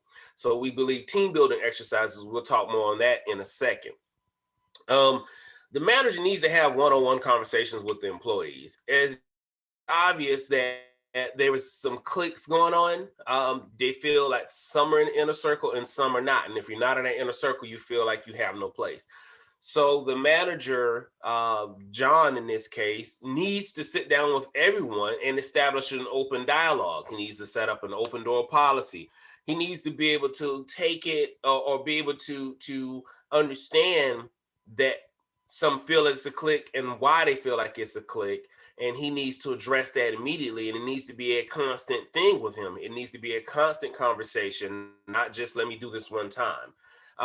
Another setting we saw, or result we saw, was they resolve conflicts openly. And so there needs to be some conflict resolution training. There needs to be a way where, again, you can openly discuss your issues without it being cliquish, without it being an issue for anybody. And so that is something we need to go. And we put leadership development down here. Now, this is kind of twofold, okay? So one, we do believe that our manager needs some leadership development training to understand how to keep everyone in the group, to keep them from feeling like it's a clique. But we also need to have it where our leaders are training the other leaders, because one thing that I know that we talked about in this class is leadership is not just positional. So we need to train the whole team to understand what leadership looks like, train the whole team to be leaders so that we are all moving in the right direction. And they need to understand that it is okay for them to also lead it. So they have to have some stake and feel like they're making a difference in the team. And so the case study asked for specific examples. So we just want to talk about a few that we talked about. Now, we know trust falls is that old tried and true thing, and I think you should continue to do trust falls. I do remember a video where there was a trust fall and everybody went back and this one dude fell forward. And so he fell on his face because nobody was catching him. So then again, can I trust you that no matter what mistake I make, will you have my back? Will you catch me? Because like Dr. Lamb says, give me some time before you realize I'm stupid. But if you fall forward, it's kind of hard to believe that something ain't wrong with you. But, we still got to catch stupidity if we're going to keep the team going, okay? Because it might be your time when you fall forward. Strengths finder, we can get together and try to find out our strengths and work together. Solve a puzzle. Now, and we talked about this when this was a real life experience that I had experience with, where I had two students and they were arguing, and then nothing I did, I talked to them independently. I couldn't do nothing. So what I did is I went to Dollar General and got a puzzle of a duck, like a little 50-piece duck puzzle. And for their day in class, they had to sit together and put that duck together. And nobody could help them. Them two had to talk and work together. Now, they still hated each other, but at least they stopped arguing. I counted that as a win, because you can't make everybody like everybody. So sometimes you got to just show them how to work together, and they worked effectively and they worked efficiently. And so it didn't make them like each other, but it made them learn how to work together in an effective manner. Show and tell. Sometimes it's okay to be a kid again, okay? Show and tell. Now, the show and tell part is because we talked about how they didn't know each other's job. So let me show you what my job is. Let me tell you, bring one thing that you need to know about my job. And so I'm showing you what my job is. I'm telling you. And then that way you can have a better understanding, and hopefully understanding will turn into a better appreciation of how, if I do my job effectively, it helps you do your job effectively. I think the blind directions is a good thing too. If you don't know what my job is, or you got a understanding, or if it's a clique, let me bring somebody outside that clique, and you got to tell me how to do your job. Again, we bring another appreciation. We bring another level of, now you're in my shoes to help understand how we can move this better, effectively, and efficiently. And the chat and chew is just a time for everybody to get together. Let's put work down and let's just talk and get to know each other on a personal level. Because too many times, and you can, and what it looks like a little bit through the data is, and this is an inference, and I may be wrong, but this is an inference, that some of them felt like they were just a number. Some felt like they were part of the organization. Some felt like they were just a part of a clog in the system. And if you want true buy-in, if you want them to rebuild that culture, everyone has to feel like they're a part. So if I get to sit and talk with the boss, if I get to sit and talk with the manager, then that makes me feel more involved. And so these are some of the things we came up with. There are many others, but those are the few that we thought that could be effective. And now we're going to let Selena bring us home with the timeline and any questions. So when we brought together the recommendations, this is the timeline that we're recommending. So the feedback session is going to be day one. You present the data to them, what the survey results are. And we decided that the open-ended responses kind of need to be shared privately with the manager to, as Shanae presented, that we don't want to create any more dissension, any more conflict. So we'll leave those open-ended responses and present those individually to the manager, but with the other development activities that we're recommending, we can kind of bring about resolving those issues in the development activities. The next recommendation is to take some time to plan some team building activities. And we suggested about 30 days to kind of plan that out, to maybe we're thinking about this is non-COVID time where you can reserve some time for the team to get together to do some things that they need to do to kind of build that trust. And it was also clear from the survey that they don't know how to properly resolve their conflict. So we've got to build in some time to work on that conflict resolution. And Reggie talked about some of that. Teams can disagree and compromise without being dysfunctional.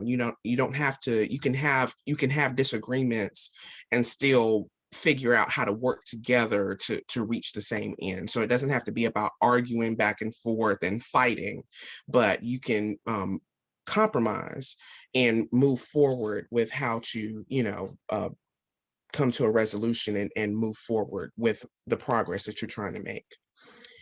Once the team building activities have been scheduled, then it's important to make sure that everyone participates. So then you need to actually do the team building activities and make sure that you get everyone there to participate so that, you can start to feel that cohesiveness as a team. There's no I in team. We've got to work together. And as Reggie said, we think that the leadership development is important, not just for the leader, but for everyone. And, sometimes people don't even realize that they're leaders until they come to that realization, as we have in our course of study, that leadership is not just a position. You can be a leader without being appointed that leadership title. You can be a leader from where you are. It's not about saying that you have the leader title or even the leader pay. You can lead from where you are. So it's not just about having that title.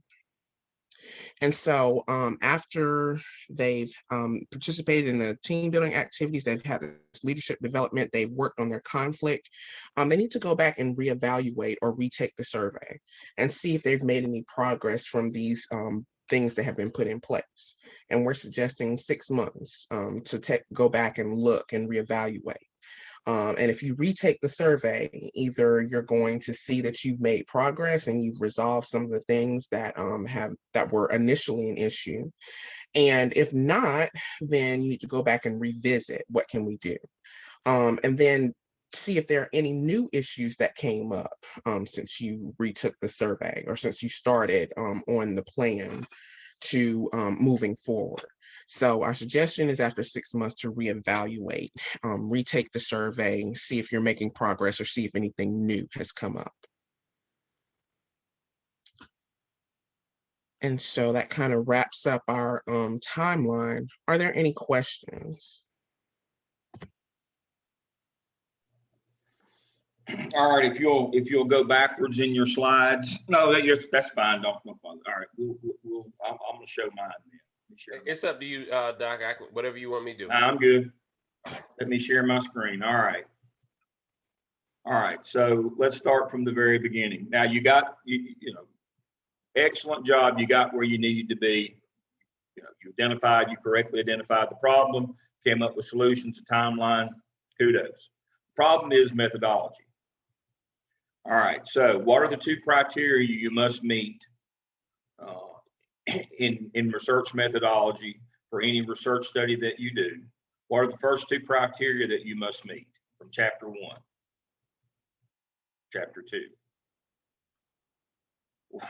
What are the 2 criteria you have to meet for all research methodology?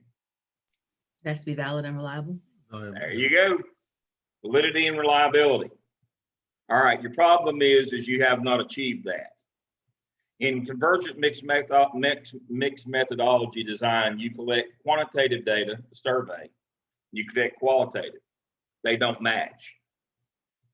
If I'm John, I would completely discredit your entire presentation on the basis of you've cherry picked my data.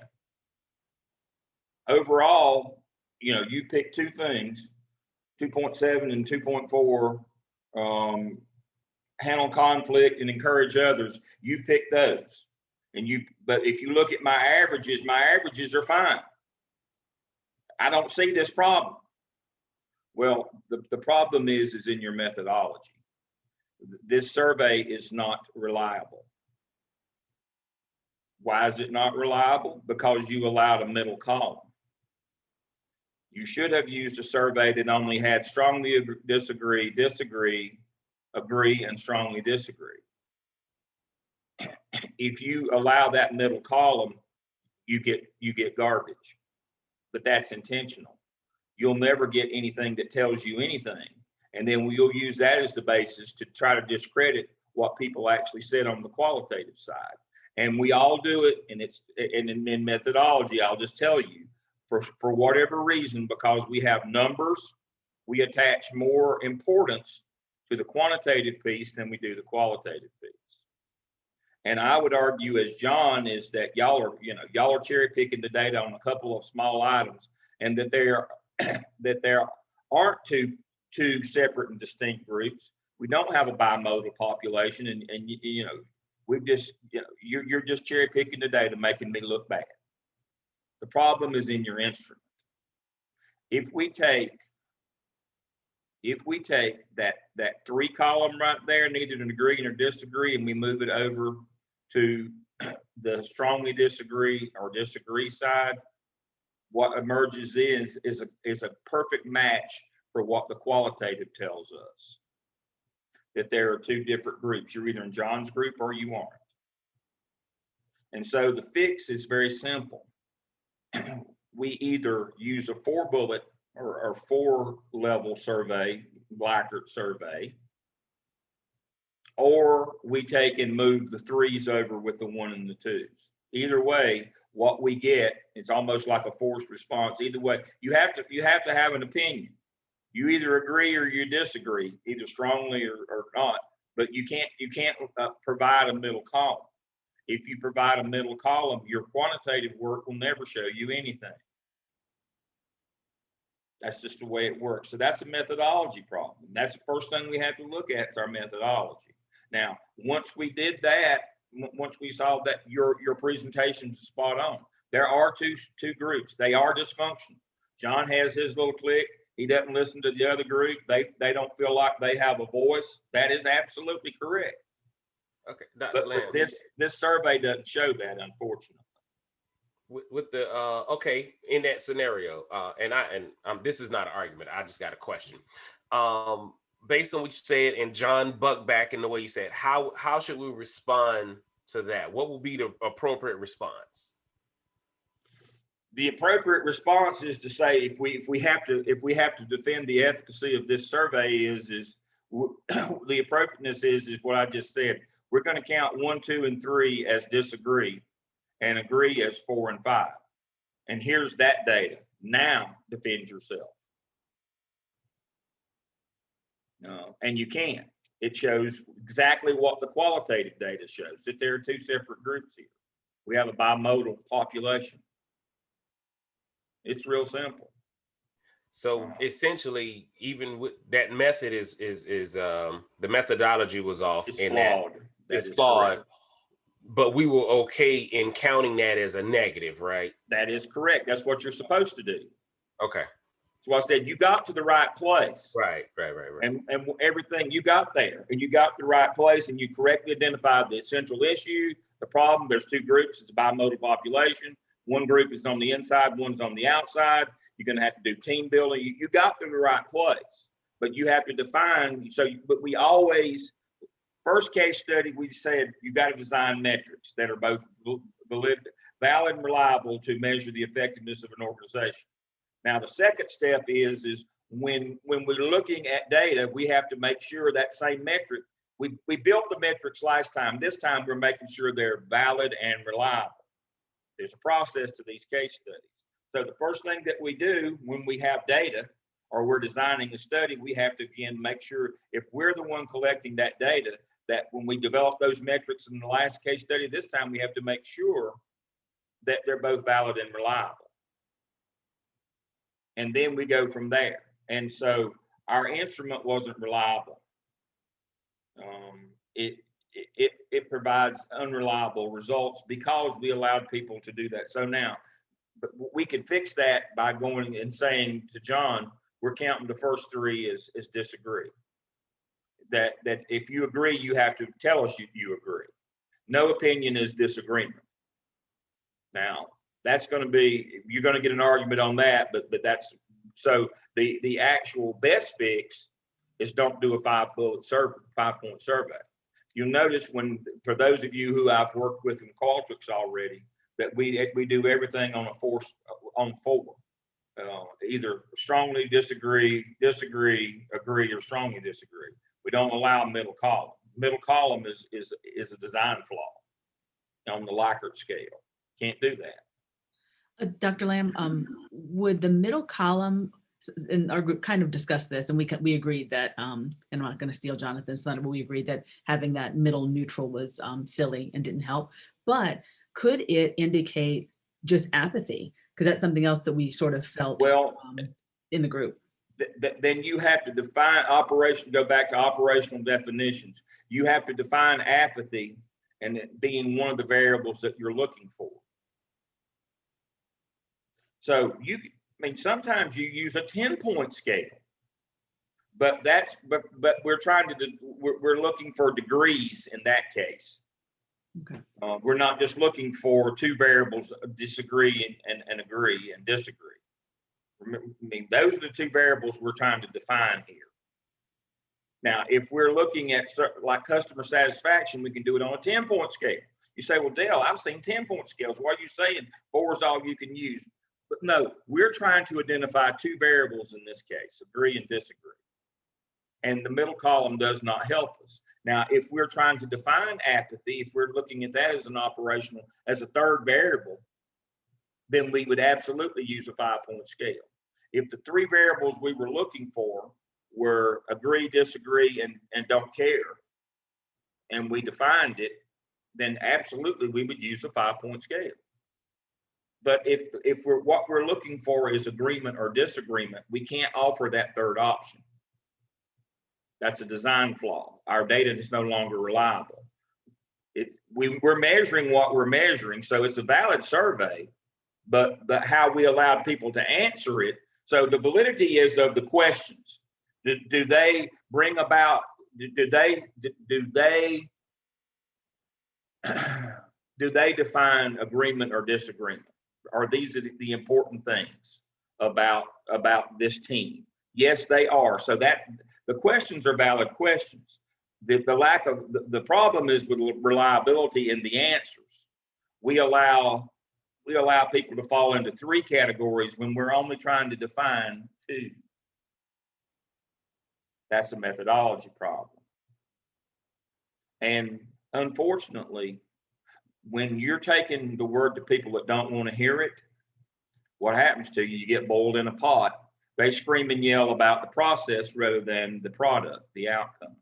They will skewer you over your methodology because they don't want to hear they don't want to hear the actual findings. And so they can't dispute those. So they'll dispute your methodology. And clearly here you have used a survey that seeks to define 3 variables, but we're only looking for 2. And so they'll put that tire around your neck and light it on fire. That your work is not, is not reliable. And that will be their argument, not what you say or what's happening. They'll argue the process rather than the outcome or the product. And that's one of the things that you have to battle as a leader and as a consultant, is that people will try to discredit what you find if they don't agree with it. And they may beat you, they may put you, they may boil you, but don't give them the stick or the pot. And that's the whole notion of methodology. We have to be clean and clear in our methodology. If we aren't, what we find is immaterial. because people will just discredit it. And so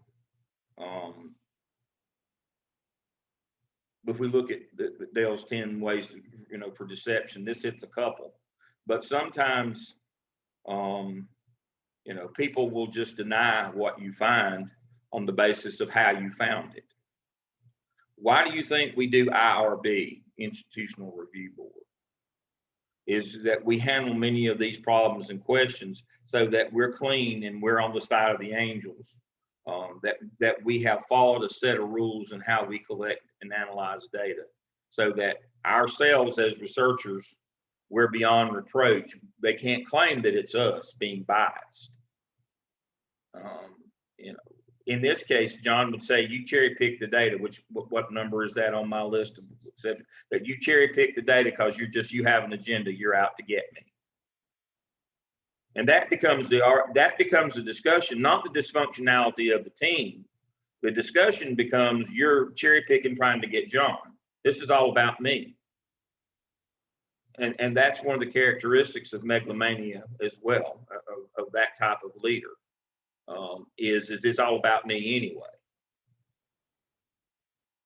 So excellent. From that point forward, you hit the nail on the head. The problem is always start with the methodology, especially if you're walking in as a consultant and somebody hands you the data. You got to look at it first and see, what methodology did they use? Was their methodology both reliable and valid before you start actually looking at what the numbers tell you? You've got to look at how we arrived at those numbers. Now, that's a simple fix. If you're given the survey, you just have 4 responses. If you're taking somebody else's, the quick fix is move the 3s over to the 1s and the 2s. And when you go back and you draw a line, let me share my screen again. When you draw a line right here, if you can see my screen, if you draw a line right here and you compare this side's numbers to this side's, you compare 1, 2, 3 versus 4 and 5, these averages come way down and they absolutely match what the team members said. And they track 5 and 5.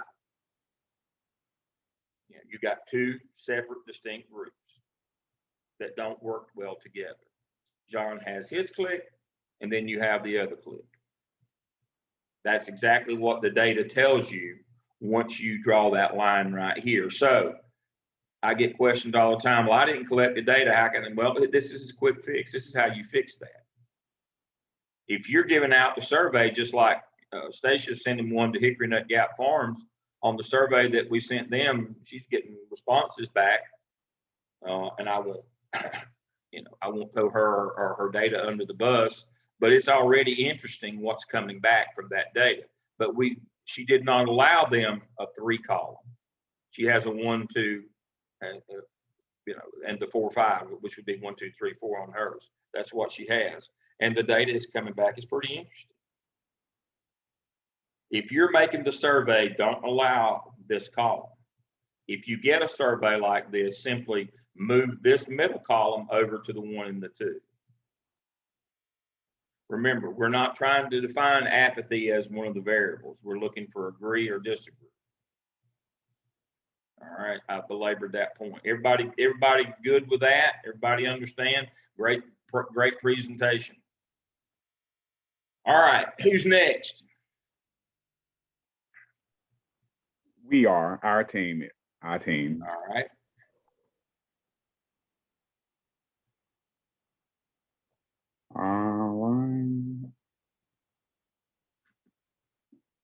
Can everybody see that? Yeah. Okay.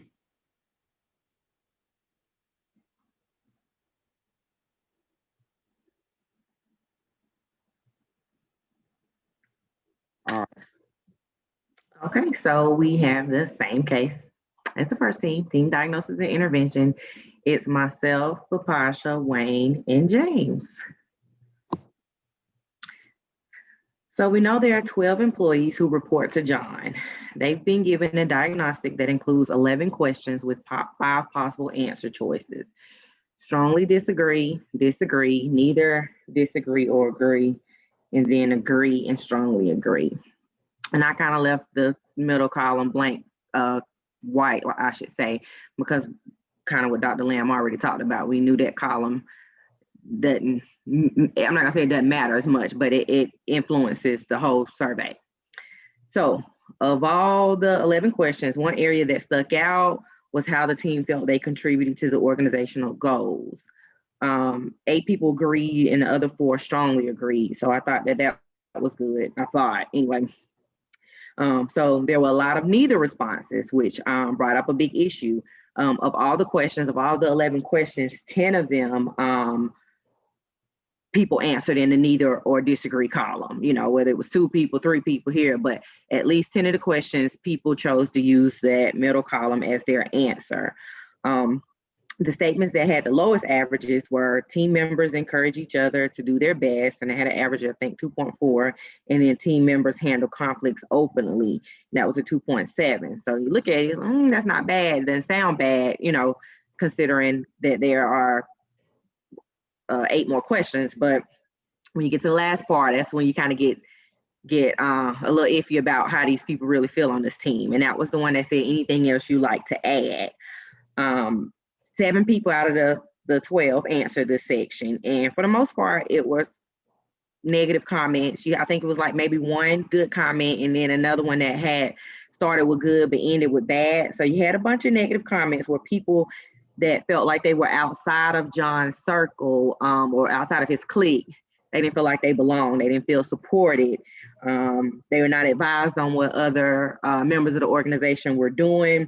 And they just didn't seem happy. I know when we talked with my group, I said, looking at the qualitative part, I was like, okay, it's not bad. I wouldn't mind working here. But when we looked at those statements, it was like, nah, I don't want to be involved with this organization. But we'll move to our next slide where James will kind of discuss what we concluded from the survey. All right. So what happens here? It was a lack of communication and the ability to handle conflict in the group. So like the previous team said before, and Dr. Lamb, there were different issues that were going on in the organization, in the company, and members were not able to handle conflict with each other. Some team members understood the vision and the role within the team, but they did not understand each other's role in the team, and that caused the conflict. That caused more conflict.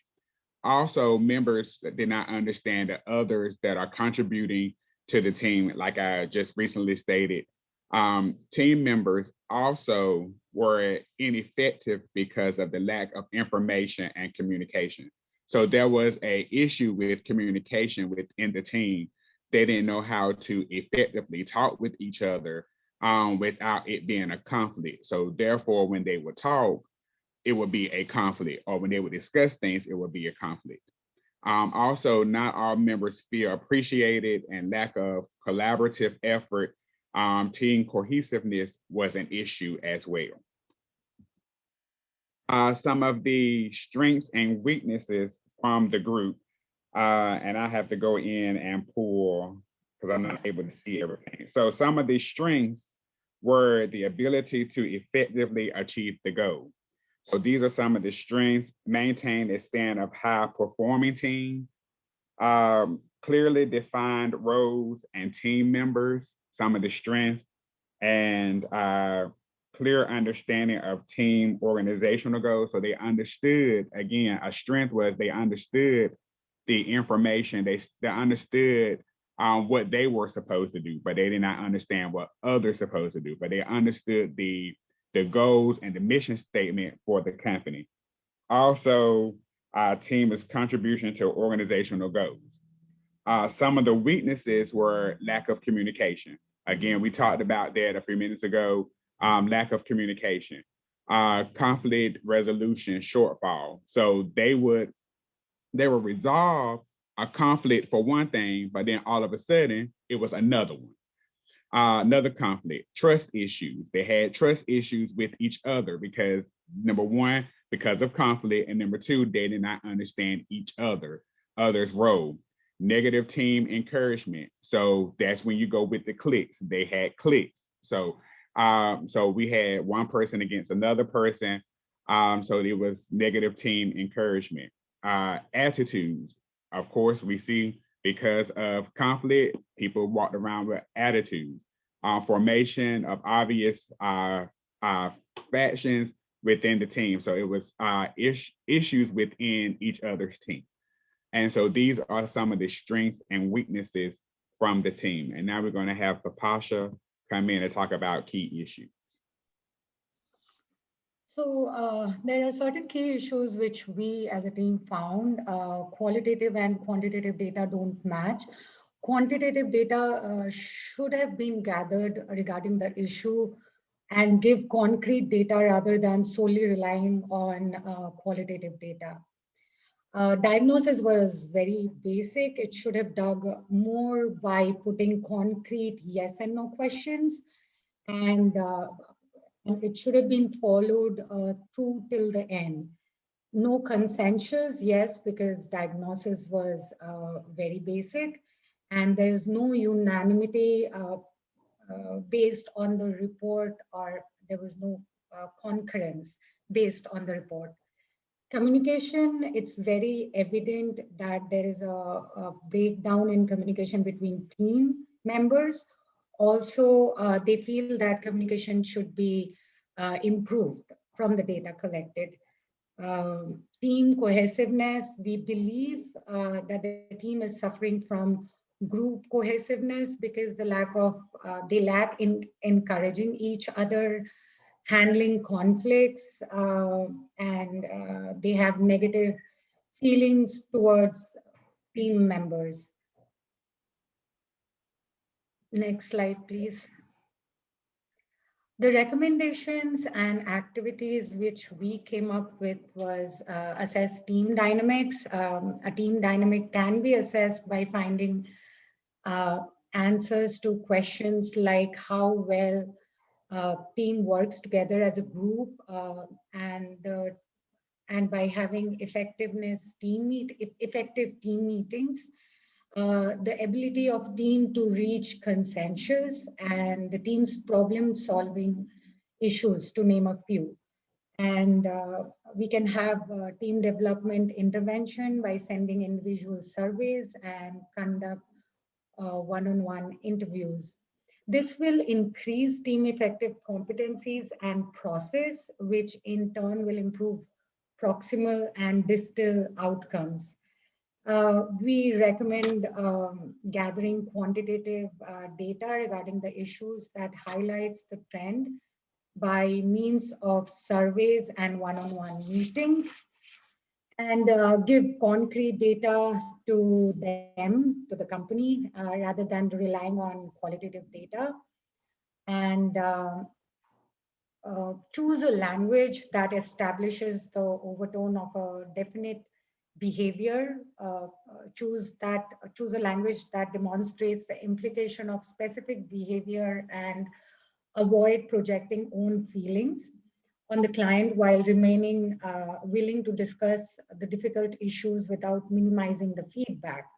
Also, it is very important to make sure that the feedback meeting is set in an environment that promotes learning, exploration, and dialogues in a private manner. The meeting should be in an area that is interruption-free to promote client focus and reduce distractions. And they should be willing to discuss challenging matter without downplaying the evaluation. And as we read through the case, we see that there are a lot of open-ended responses, and certain team members express jealousy, hatred, and pessimistic attitude towards other members of the team. So team development intervention will be helpful for the group. Therefore, some type of team activity outside of the work environment to build relationship will benefit the team.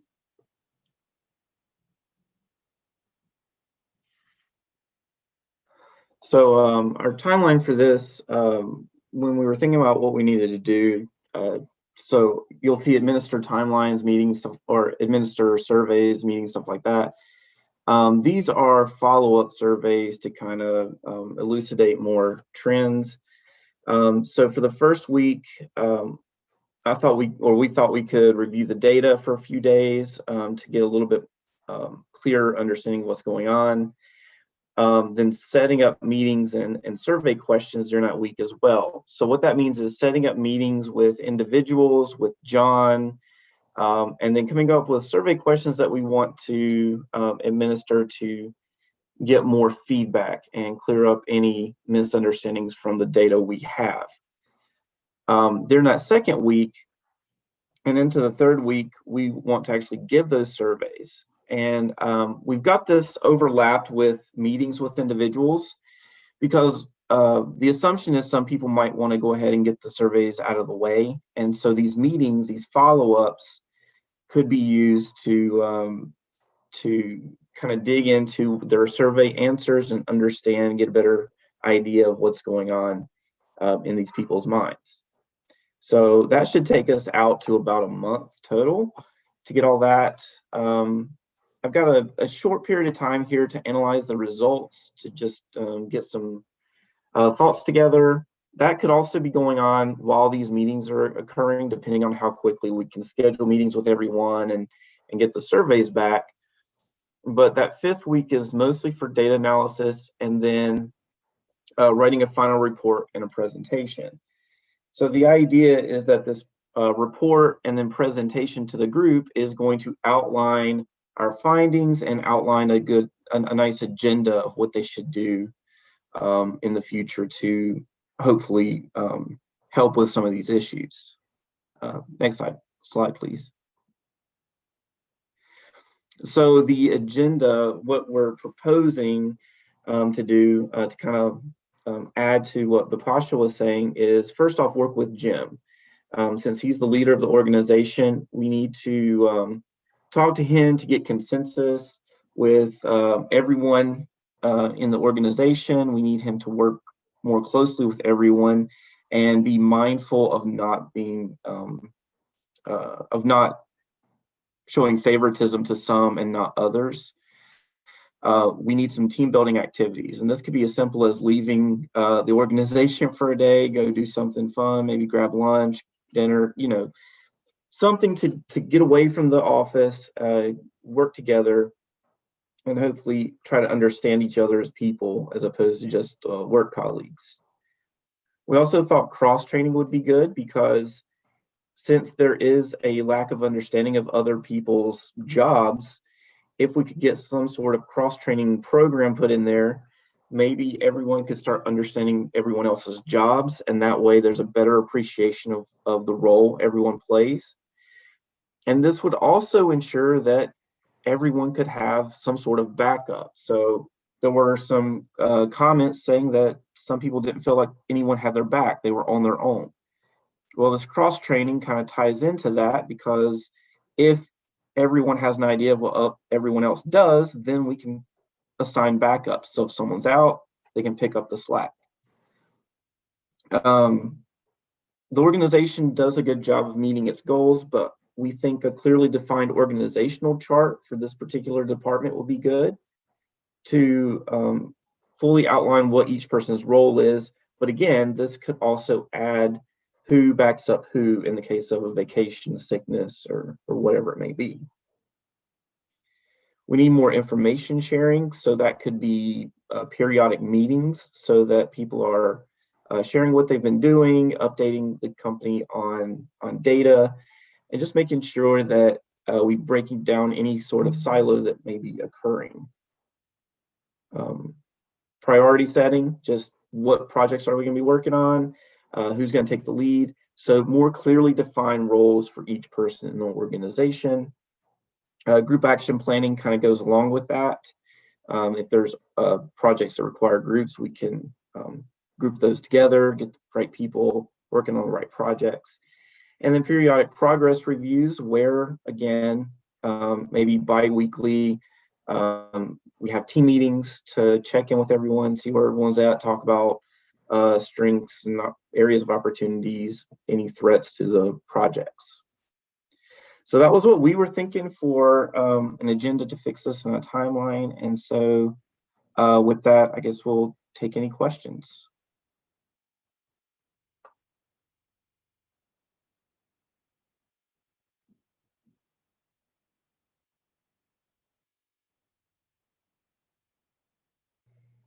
Okay, no questions. Well, thank you.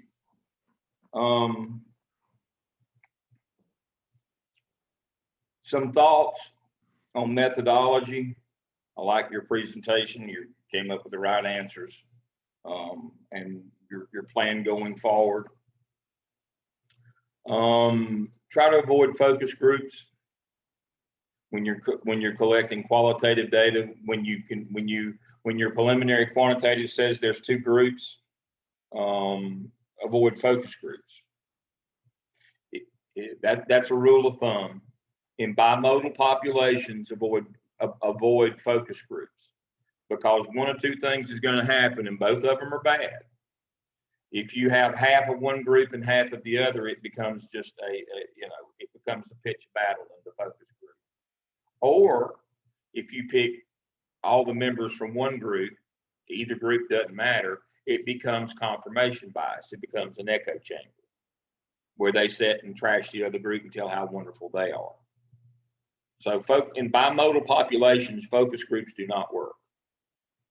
That's a hard and fast rule of qualitative. We never use focus groups in bimodal populations. That's why I was clear to say the first one, this is a bimodal population. So that knocks out focus groups. That speaks to your methodology.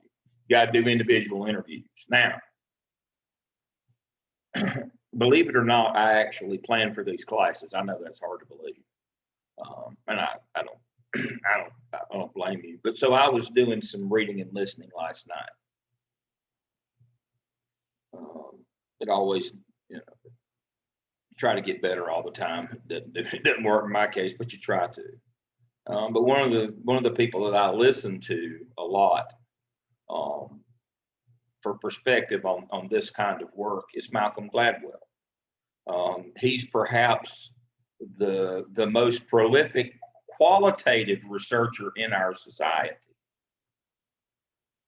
Now, I've told you freely, although I did a year with Gallup learning how to be a qualitative researcher, I've told you freely that I am a quantitative. That my formal training was in quantitative work. And so I have to struggle to it doesn't, qualitative is not something that I'm, when we talk about expertise, how many hours does it take in that field to become an expert? Does anybody know? There's a number. It's not a rhetorical question. 10,000. 10,000. I love Gladwell too. Takes 10,000 hours to become expert. I have more than 10,000 as a quantitative person. I probably got 10,000 as a qualitative, but I know that that's a deficiency area for me. So, and so 10,000 hours works out to 10 years at 20 hours a week, or 5 years at 40 hours a week doing exclusively that kind of work. I have that kind of background in quantitative. I don't in qualitative. I've done a lot, but not those kind of hours. And so if you know where your weakness is, you need to work on it. And if you know your weaknesses in qualitative work, you need to listen to Malcolm Gladwell. You can read his books, What the Dog Saw, Outliers, Talking to Strangers, any of those, or you can get them. I listen to them on, I have an Audible account, and there's a lot of good YouTube videos as well. But basically he is the foremost qualitative researcher in our society right now. He talks to people, he collects data, but he's a qualitative person. And so one of the things that he talks about is you got to be careful in interviews. If you make people think about why they make the choices that they make, or why their preferences or those kinds of things, many times they don't have the language to tell you why they pick one thing over the other. I refer to that as the American bandstand method of of explanation. You know, if you're old enough to remember the old show on ABC with Dick Clark on Saturdays, American Bandstand, they would play new music, and they would have the kids that were there dancing rate the music, and they would say, well, you know, I give it an 80 because it's, you know, it's got a good beat and it's easy to dance to. That's all they knew. They didn't have the language to say why it was good music or bad music.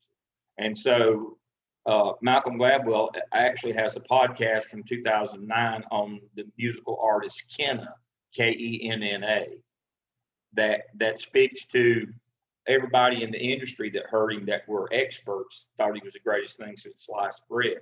When the radios did those surveys where they play snippets of music to listeners, they hated him.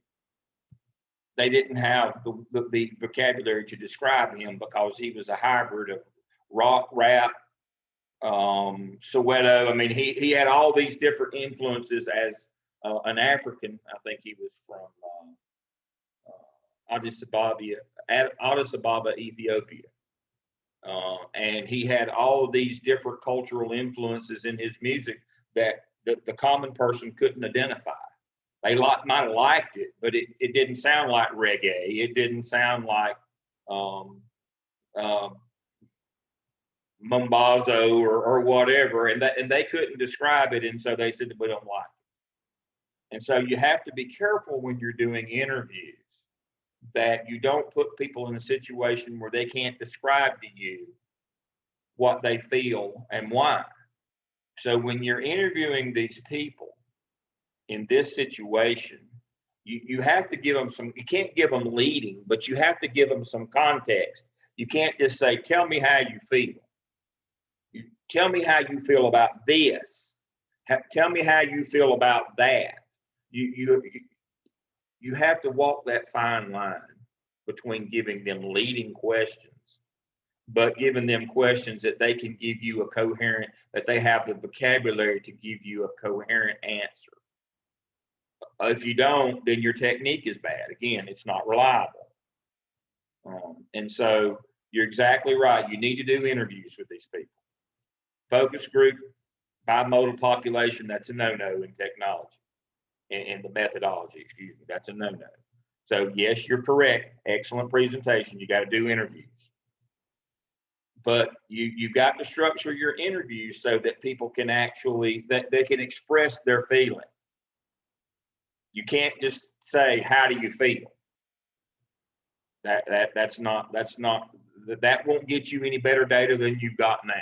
And that's the biggest, again, as a quantitative person, that's the biggest argument that I have against qualitative data is we just ask people how they feel and they don't have the vocabulary to describe it, or it's too vague or general, and we get more unusable stuff.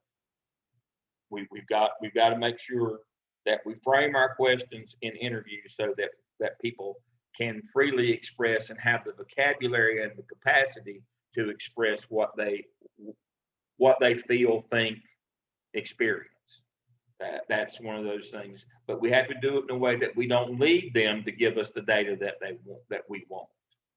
That's a tough line that's tougher than it sounds. And so when this notion that we'll just ask people and we'll, and everything will be cool. No, there's got to be some structure to the interviews as well. And we'll get to that piece when we get to Miriam. We'll talk about how to structure interviews so that we get usable data. And that's the biggest problem that we have. And so that's one of the things that Gladwell has as to why, if we make people think and they don't have the vocabulary, and we want them to think, that's not a bad thing. But if they don't have the vocabulary, we end up with garbage on the qualitative side as well. So that's kind of it. Now, I want to go back quickly to a point that was made in this last one that I like. You notice that some of these scores were abnormally high. So let's do a little data dive on those on the quantitative side. Let's do a quick data dive on those before we go. I'm monitoring our time. I promise it won't take but a second. Some of these are abnormally high. 4.3, 4.1. Let's see, 4.3, 4.1. Let's just focus on those two.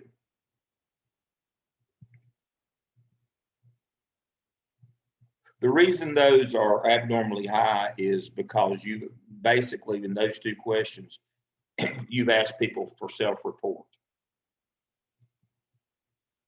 What is the least reliable form of data? That would be self-report.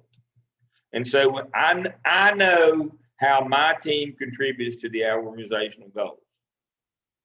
You're asking them if they're competent or not. What are they going to tell you pretty much every time? Yes, I'm competent. I know what I'm doing. So that one is going to be abnormally high because we've asked them to self-assess, and it's rarely accurate. And the other one that's abnormally high, the goals for our team are clear. What do you think? What do you think that this bimodal population, that each of those, when you just said that, what are they thinking their team is? Their group of 6. We know what we're doing. You know, we're in competition with them. They're idiots. Our team knows what we're doing. So the point of this is you would expect a wider dispersion of scores there. You have to be careful when you're looking even at quantitative data. You have to be careful that when you ask people to self-assess, you have to understand that it's going to be a standard deviation higher than when you ask them to assess other things in the organization. That's just the way self-report works. You got to know that. I mean, we're not discounting what they're saying, but that's one of those things that you have to understand. It's going to be, when you ask them to self-assess, it is going to be abnormally high. It's going to be a standard deviation above the actual mean. You got to factor that in. Again, one of those methodology things. All right. So, all right. Let me stop my share. Who's next? Brad's group's going? Excellent. Yeah, let's do it. Sound good, Vic? Jim?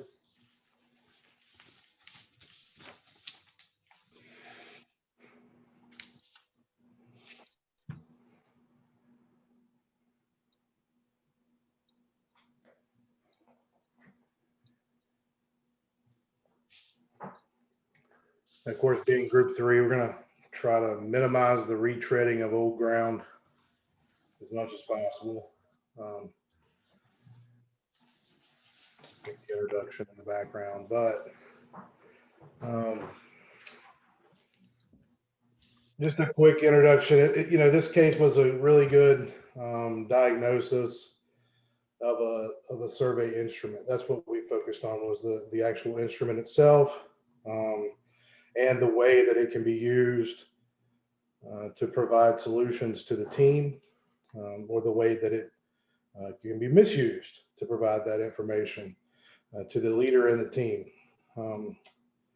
This case really did present our group with the challenge of examining that instrument and analyzing the data to best determine a solution and then a path for that solution. And really the topic of the overall topic and theme for our group when we discussed this was the evaluation of the instrument, and we focused a little bit more on that than maybe we should, but we really do. And we learned a great deal about the importance of that survey instrument design, and how it can really make or break a study into a team or an organization. So I'll just quickly run over the case, the background of that case. The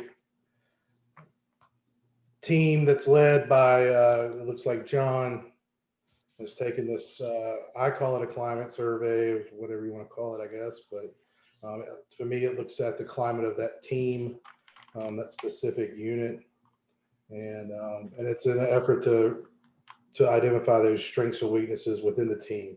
And they do use a 5-point Likert scale on this instrument with an open response question at the bottom, asking them if there's anything else you'd like to add. And we'll discuss why we like that question and also why we don't. But Jim's going to go over some of the team strengths of this survey. I'll kind of give a mea culpa up front. I kind of messed up when I first reviewing the case, but I think it was pretty instructive. There's 3 pages in this case study, and I printed it off a Blackboard, and for whatever reason I went to pick it up off my printer, and I only picked up the first 2 pages. So the first 2 pages are the survey, and the 3rd page is the qualitative part. So I started my personal analysis of this just looking at the data, and then later that day I was over my printer again and I picked it up and said, oh, there's a 3rd page. So it's kind of interesting to do that way, and what it forced me to do was kind of look as hard as I could at the data, and besides the averages and the means, I was trying to look at number of respondents per question, doing some data interpreting on what happens or why did somebody not respond, and then tried to look at maybe I'll use the term incorrectly, but some modal analysis of agree, strongly agree, agreed, strongly disagree, etc. And it kind of I thought was pretty instructive in both cases. And the team strengths popped out that are listed on the slide, and they're fairly familiar. And I think in general, the people felt the team was important. People did know their roles, and the team understands their objectives and goals, especially in terms of the larger organization.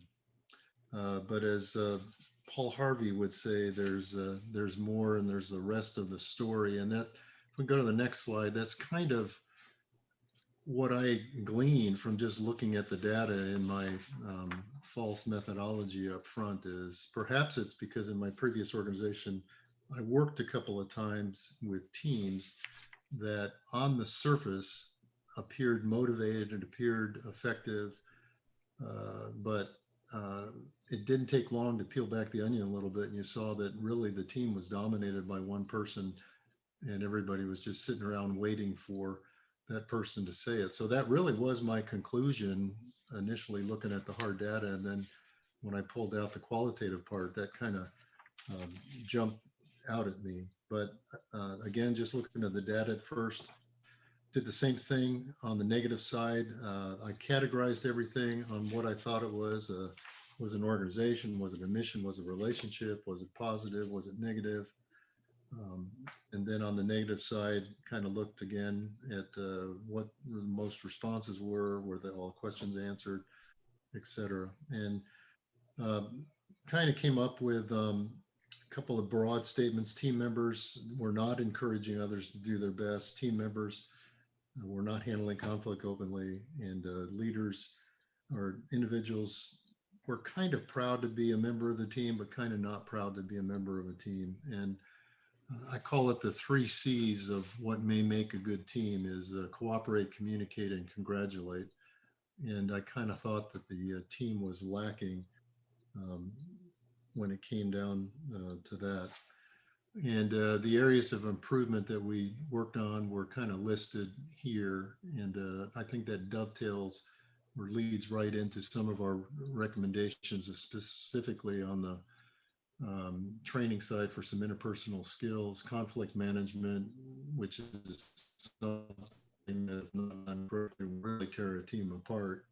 Even the quiet people sitting in the corner can ultimately be that process. So kind of there's an old African proverb I like that says, if you want to go fast, go alone. Want to go far, go together. And I think that's the way I would summarize both the quantitative and the qualitative areas of looking at this from a strengths and needing improvement. And I'll turn it back over to Brad. Yeah, several of the recommendations we have are that the team should have meetings with the set agendas. So it was obvious, no matter the problems with the data we'll talk about in just a moment, that the meetings were sort of disorganized, haphazard, no real plan, no real agenda. So starting with set agendas, sending those agendas out prior to the meeting so that each team member is able to review those agendas and understand what's going to be talked about at the meeting, have a basic guideline. And then really end the meetings with some open-ended Q&A with the managers and administration, sort of those questions, comments, confessions type of thing at the end of the meeting.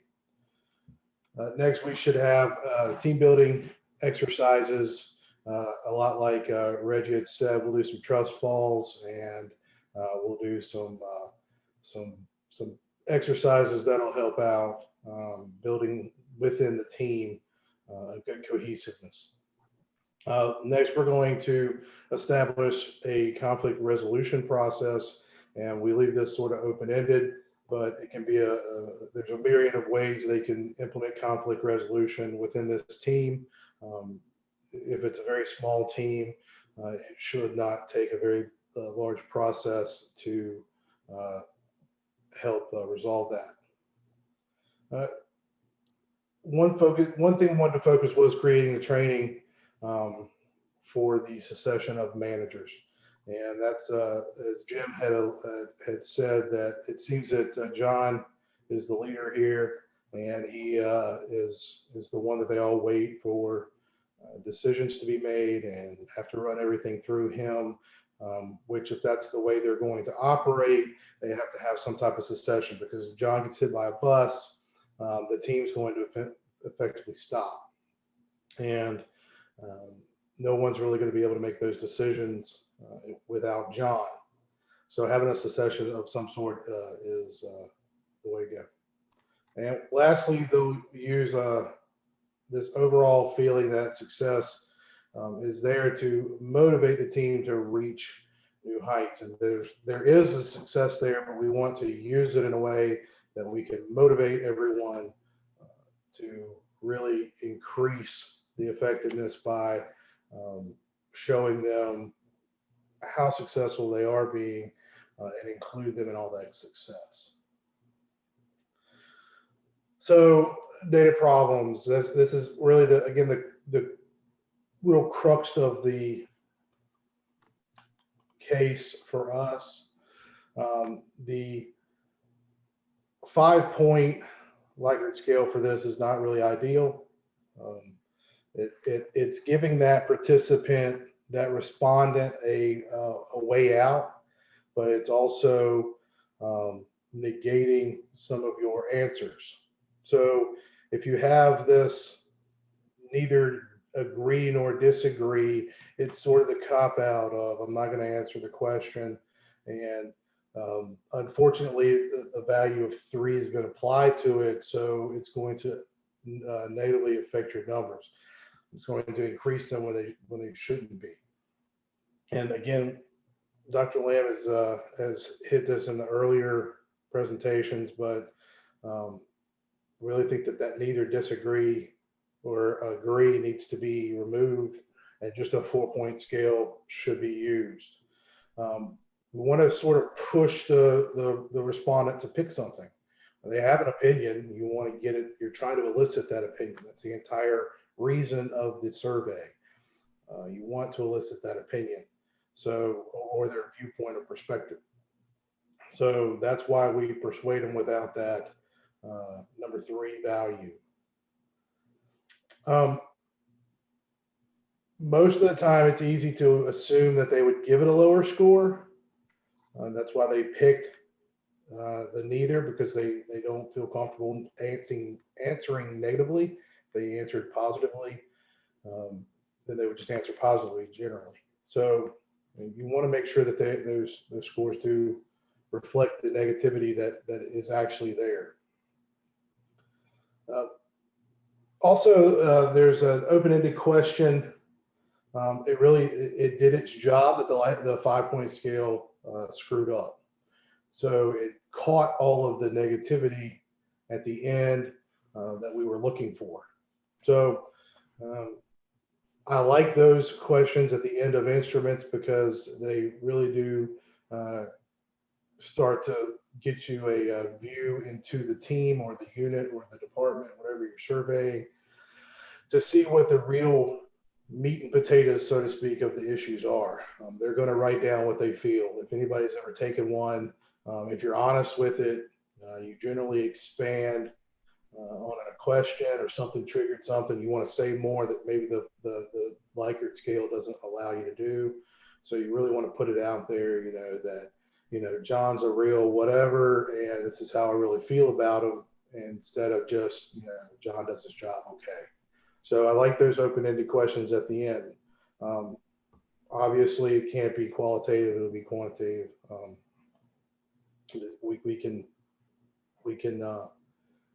still use that very effectively when presenting it to the leader or the leader's boss, one step higher, whoever you're presenting it to. And we really think that the leaders should participate in the survey. We'd like to see what the leader has to say. Now, with that, you need to delineate that he is the leader participating and not an anonymous response. So we want to make sure that we understand it is the leader participating. Any other leaders that are participating, middle management or whatnot, whatever level John seems to be, if he's got an assistant manager or anything like that, really should add something in there about who is the leader, how are you responding to this, either as a leader or follower.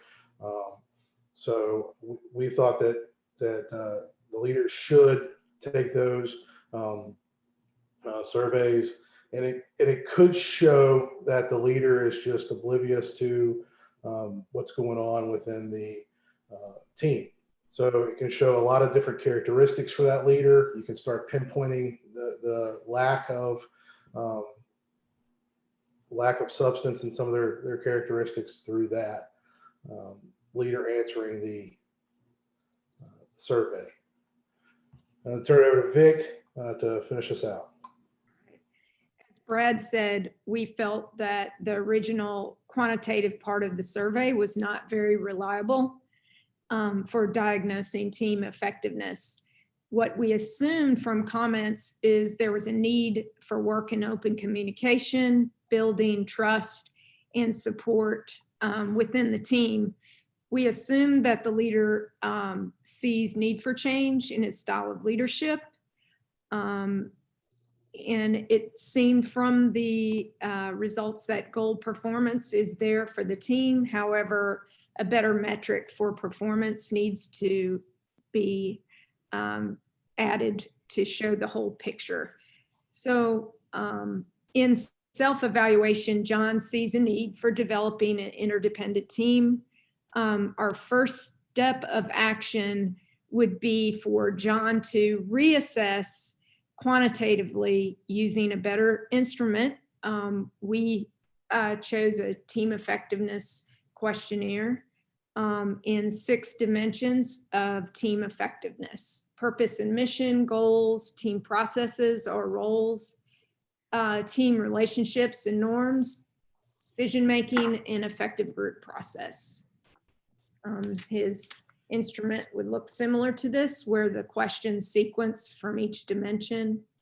They're totaled, averaged, and divided by the total number of questions.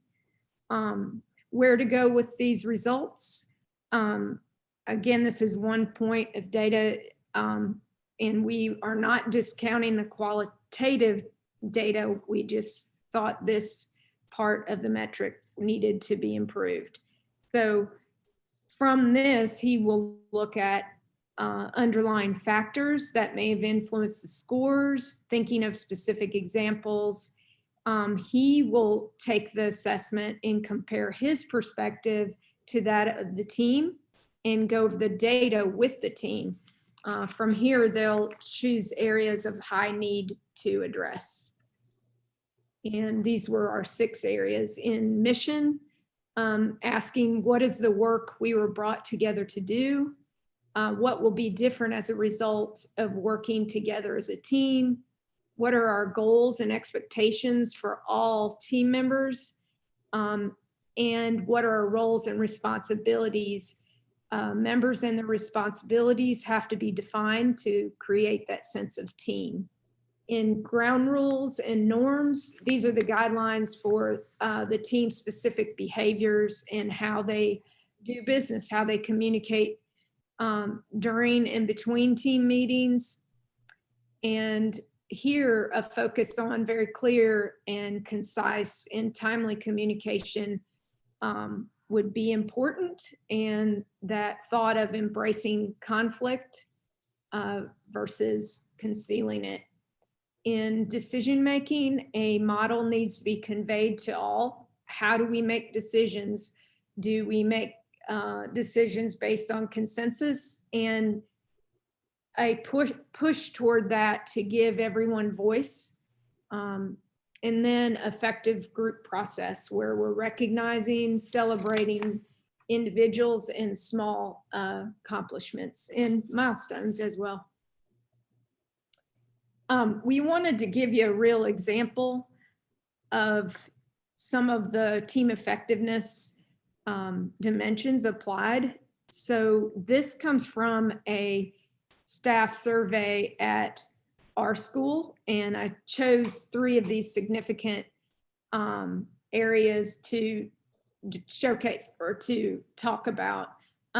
This was on a survey that was given at our school 2 years ago. School admin values teacher feedback. 25% of our staff disagreed. We chose a goal to increase opportunities to share information and include others in decision-making. The school's discipline program is effective. 60% disagreed. We chose a goal of increasing the effectiveness of behavioral management. And then staff morale.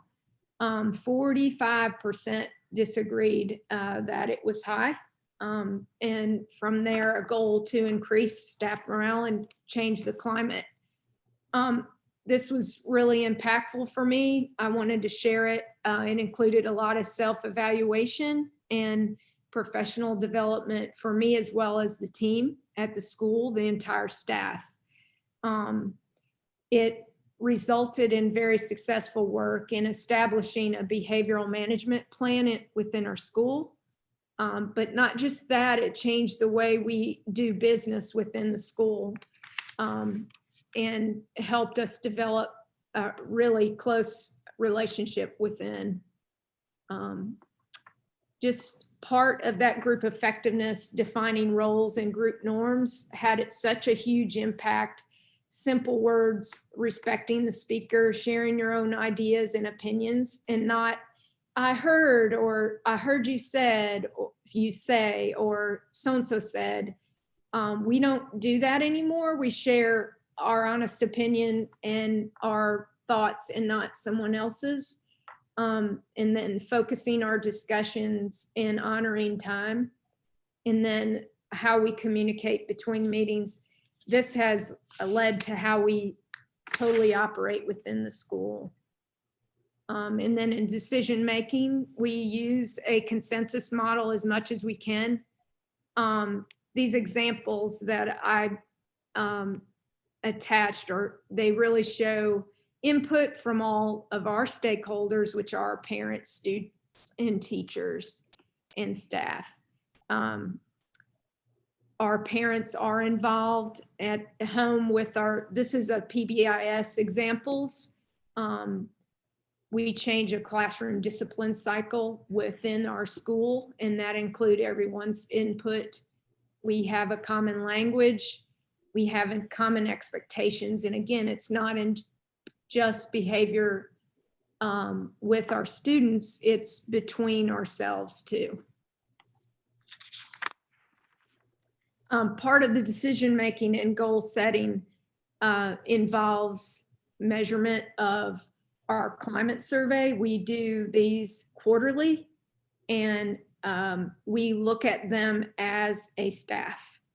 The results, we use discipline data and our tier 3 behavioral intervention data. And I am talking about behaviors in our management plan within the school, but these are some of the points of data that we look at to set our goals in moving forward. And then not forgetting the effective group process of celebrations and recognitions. Looping back, to me, that's important to mention as well. We have new staff members, new sets of students, teachers change grade levels, and it really keeps our goals on the forefront and helps us to re-energize for the year. So we do a loop back process as well. And that is all. Thank you. Excellent. Can you back up a couple of slides? Sure. Whoa. Go forward. Okay. All right. I want you to save that slide for this afternoon when I talk about correlation. Okay. All right. Just remember that. All right. You can leave. All right. So the takeaway on this one, they've hit the sun. But the takeaway on this one and the new information in this one is some concepts that fall under the umbrella of emotional intelligence, self-awareness. I know y'all have done some work in that in some of your previous courses. And that's what we're talking about with John here.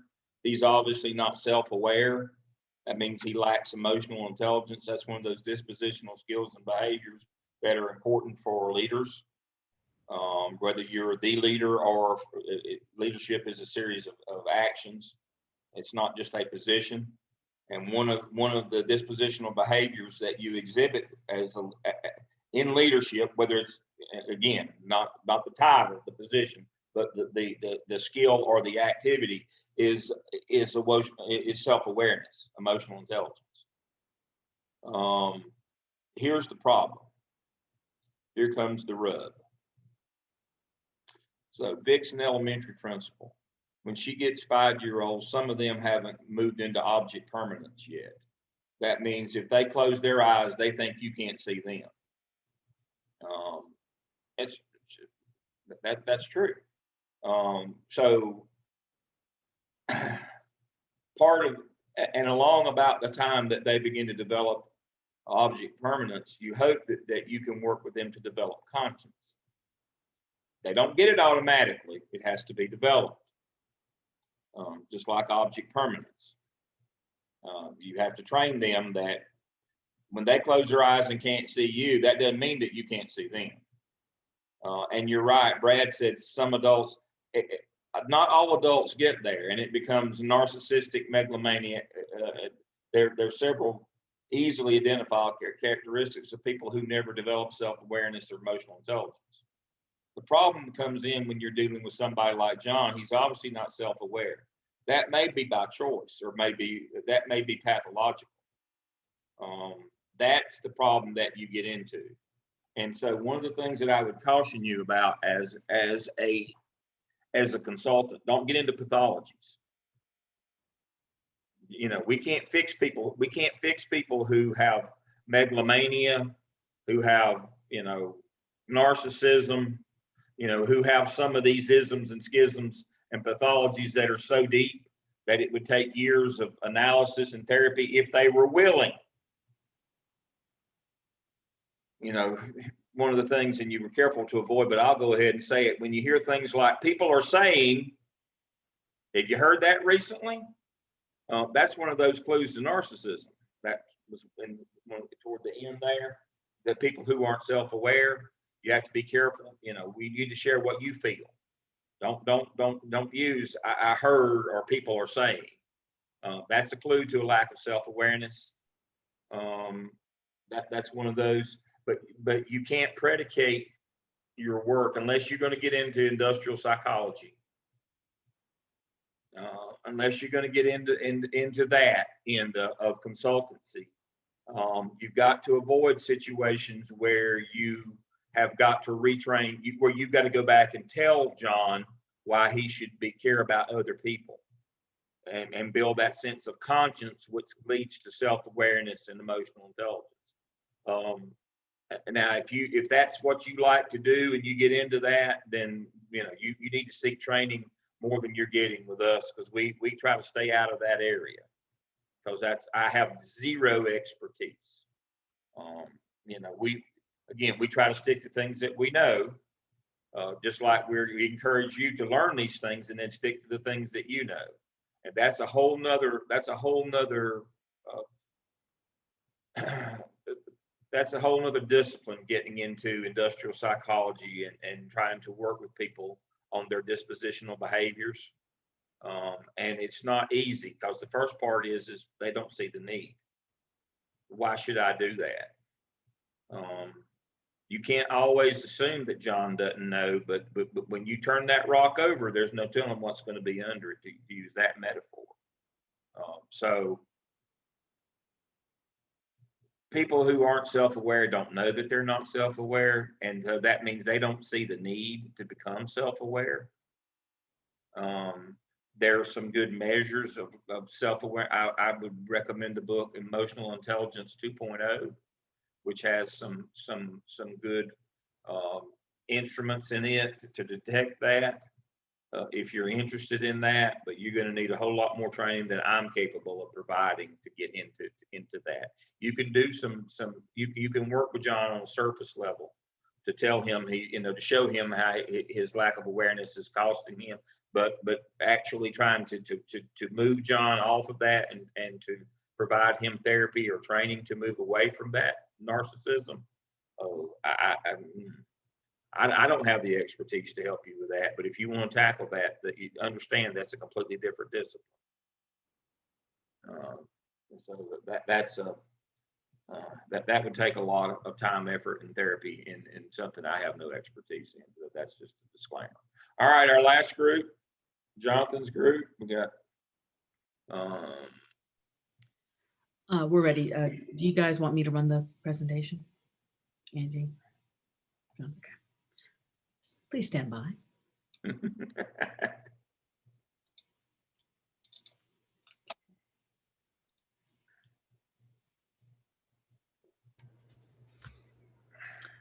So our team, we had the same case study.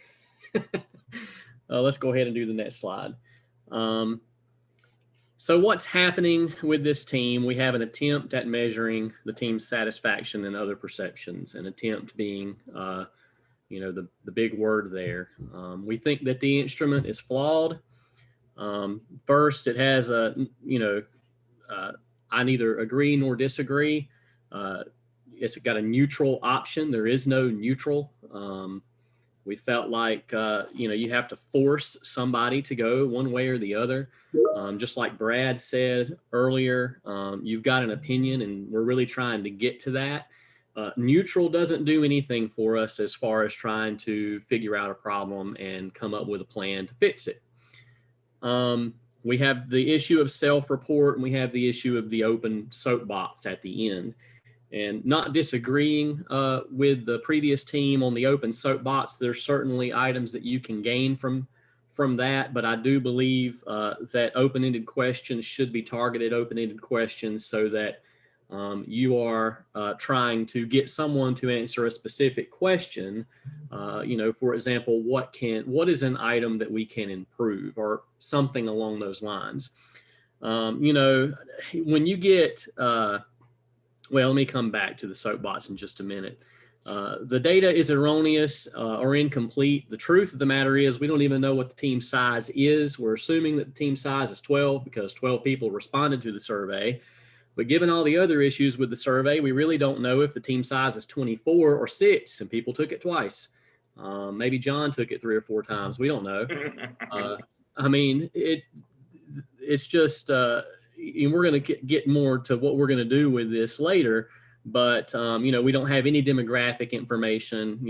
Given the size, maybe we don't need any demographic information, but we have nothing to kind of tell us, where does the problem in the team exist? Is it a whole team problem? Is it those that are on the front lines versus middle management problem? We don't know. This is an instrument that was developed, obviously, in-house. We have issues of trust and perception of intentions when you do that. You've got people who will attempt to take it twice. You've got people who will say, well, I'm not saying anything bad on a survey. They know who I am. They can tell. And so they go 5, 5, 5, 5, 5, right? Which leads to the standard deviation issue and, things being kind of out of whack there. And then, also with the perceptions and trust, you got people who on the other end just have an axe to grind. So you throw the open soapbox out there and they just go to town on whoever, right? And I mean, you've all got those surveys. So when you get the results from those surveys, do you start looking at the quantitative data, or you just scroll to the end to see what everybody said about each other? Right? Everybody goes to the bottom, and that's, there's nothing to gain from the open soapbox. And that's partly opinion, but partly, we need to make sure that those open forums are targeted. Those open-ended questions are targeted. They're thematic. What's that? They're thematic. That's what I was referring to earlier in interviews. If people don't have the language, if you just give them an open platform and they don't have the language to be able to develop their own themes, you don't get anything that's usable. You have to make it thematic, where you ask the things that you need to know in a way that they're able to give you data.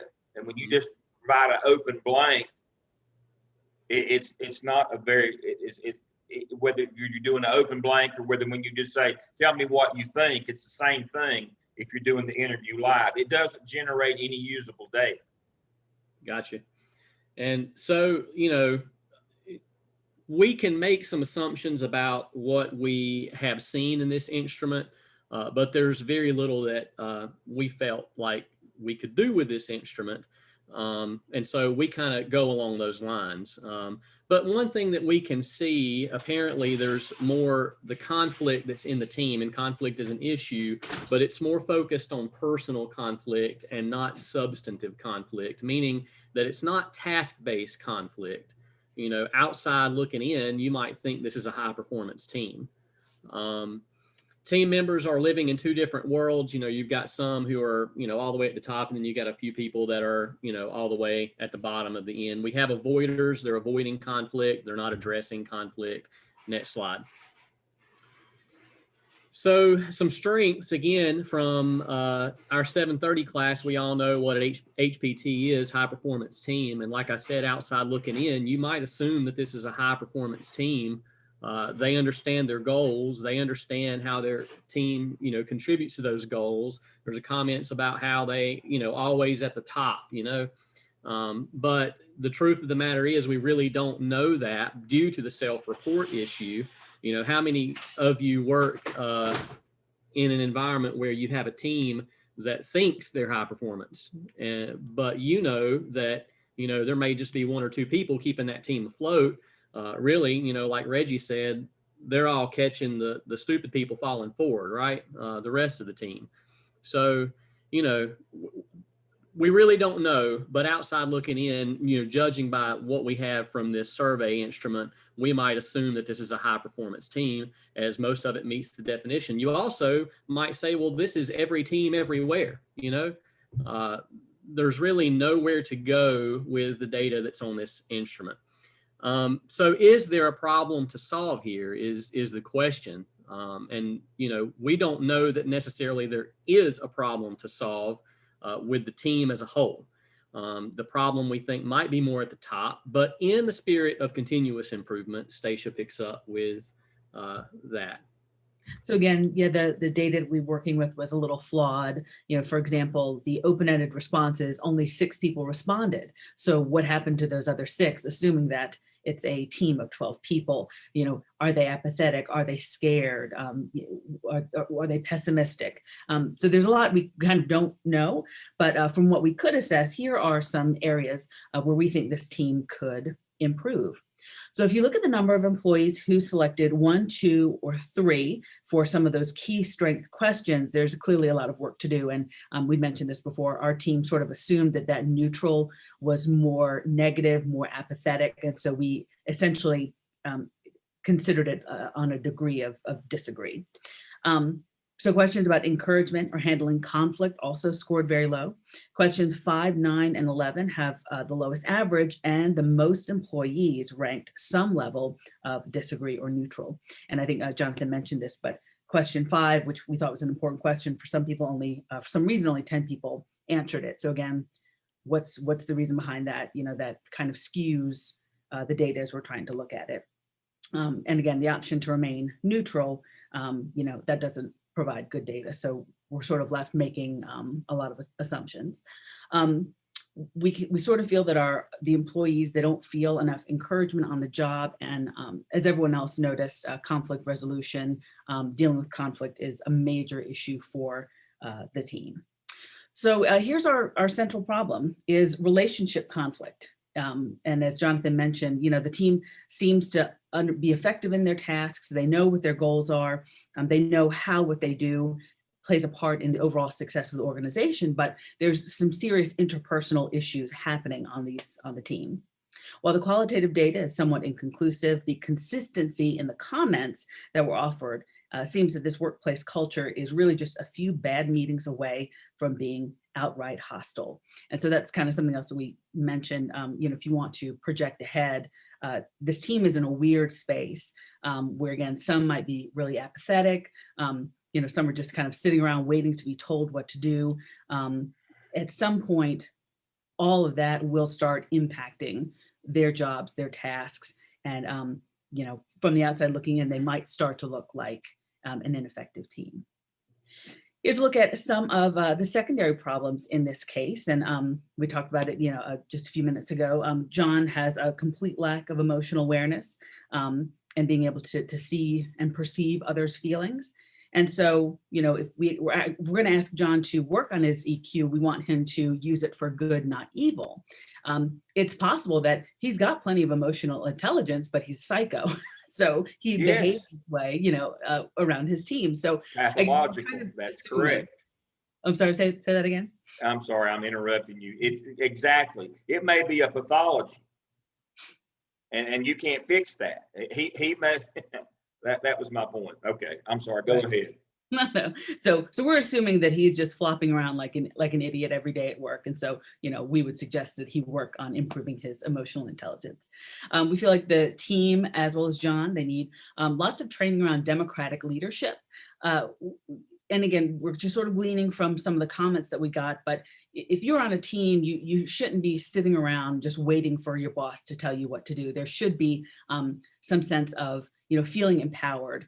John needs to ask more questions. He needs to task more people to take over these roles so that, you know, as someone mentioned earlier, you know, if John gets struck by a meteor, you know, they're going to be left flopping around, not knowing what to do. And then obviously they need some conflict resolution training. I think that's the theme that we keep coming back to. So here's how we would sort of prioritize how to get this team moving forward. So as a consultant, I would meet with each team member individually. The data in the survey seems to match the sentiment in the open-ended questions, and they complement each other. But with a staff of 12, again, I need to know why only 6 people responded to that open-ended question.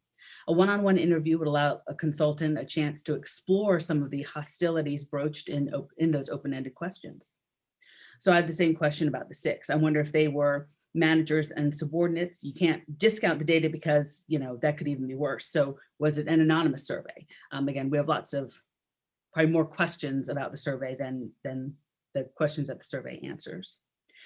We got the feeling that from questions 5, 9, and 11, they're low because the people on these teams, they could be younger members of the team. It's possible that there's the rift between them because the people who feel like they're not part of the clique, they're young, you know, and so we're asking, how were they onboarded? How were they brought into the team? Was there any sort of formal effort to make them feel comfortable? So, oh yeah, so what stage of development are they in? Are they storming, norming, or conforming? And so so they seem to be doing good work in the organization, but the culture itself seems to be bordering on hostile. So really, they need lots and lots of relationship building as well. Angie? So the question was, how would you present this data in a team feedback session? Our team decided that we would not present this data in a session. There's just not enough information there for us to tell a story. So we talked about how question 5 only had 2 responses. So we don't know if this is 2 different teams or they added members or took away members. But as a manager, we would use it as a starting point to lay out solutions. And some of our activities include using a more valid and reliable evaluation tool, because we decided that this methodology was not good. The team needs to work on understanding and empathy and tolerance by improving communication. We need to know the goals. That don't necessarily mean that it's a good team, even though you know your goals, but you could be a designated getaway driver and not even know it. That's not a good team. The first person who is getting this feedback is the team leader, John. And I would not present these specific comments, but I would present the averages of each score to him. There could be many aspects of his leadership skill set that needs work. A few open-ended questions mention favoritism, but we really don't know if that is true. Before we present any data, I would think that the team would get together to see if they could get some of those neutral answers changed. People must care enough to at least answer the question.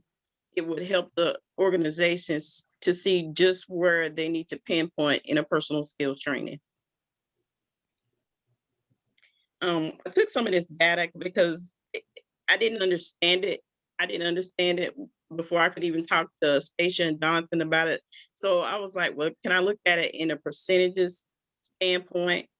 And so when I tried to pick out like the top 3 out of each category, so we've seen that in category 1, as far as strongly disagree, the team members handle conflicts openly.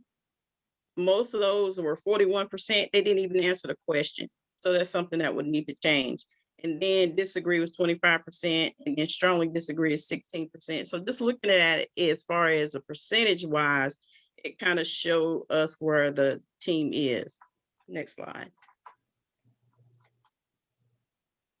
So in looking at the data, when they either add team members or take away team members, it changes the stages of the team. We don't know what stage this team was, whether they were forming, storming, norming, or performing. But when you take away members or you add members, you change the stage. It starts all over again, or at least regresses back one step. So what team development interventions would you recommend? We recommended that the consultant should review past performance, review the documents, review the evaluation methods, perform annual reviews of the team members, assess individual strengths and weaknesses, and address where necessary of each member, have consultant review team development as well as team building. John must undergo some leadership training. And one thing I thought about when we were developing teams when I was at Corning, one thing we would do to develop team building is we would actually alternate roles every 6 months. So John wouldn't always be the team leader. We would alternate that role. He would probably be the team leader for 6 months, and then 6 months later, somebody would take over that role. But we always had a pickup point, so nothing would regress. And since there are communication issues, John needs to conduct weekly touch-based meetings in a relaxed settings to check in on all his staff in an equal and fair way. The company should set up an anonymous feedback system where people can express their concerns without being judged. Part of the system should include providing feasible and relevant proposed solutions to the problem. The teams should use software that allows them to track each other's progress on a particular project, such as there's Trello out there, there's MS Project, there's also SharePoint, there's Smartsheet, and even plain old Excel can help you track progress. These suggestions, along with some communication training, might help the team feel more cohesive. And so here is a look, a quick look at kind of the schedule for how we're going to help this team move forward. First up, we want John to undergo some immediate leadership training. So again, we're assuming that he is just a little oblivious, but he excels in communicating tasks and mission because, again, on paper, the team, they know their goals, they get their work done. So something right is happening in that dynamic. But his problem, we feel like, is with people and perceptions of relationships. So we think his training should center around improving his emotional awareness, emotional intelligence, and helping him just empathize more. And of course, we want to help him with some conflict resolution training as well. We also have a book that we want, that we would recommend John read, and John Davis is going to show us that book.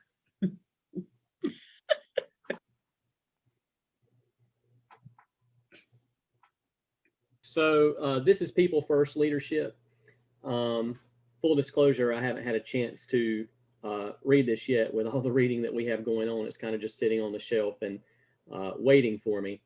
But this says how the best leaders use culture and emotion to drive unprecedented results. And we feel like this is really, that combines the two things that John is having an issue with, emotional intelligence and possibly a little bit of a culture issue in the team. So some leadership development for him in and around those two items, we think will be one of the best things to help this team move forward. Some other activities include, like, once a quarter, the team takes a retreat off-site. And that's just one day a quarter because, of course, there is a cost to that because you're pulling people off-site. And then the team does required reading. Team members only read one book cover to cover, but will present their findings to the staff during the retreat. So they're kind of teaching each other. We're giving this team a year to become a performing team. Some of the recommended reading includes Emotional Intelligence 2.2, Stephen Covey's 7 Habits, Strengths-Based Leadership, Rathan Conchi, and John Maxwell's 21 Laws of Leadership. Those are some of our recommended readings. So in conclusion, we feel like the team is effective in the work that they're doing for now, but the workplace culture itself is very fractured and the team is dealing with feelings of mistrust or apathy.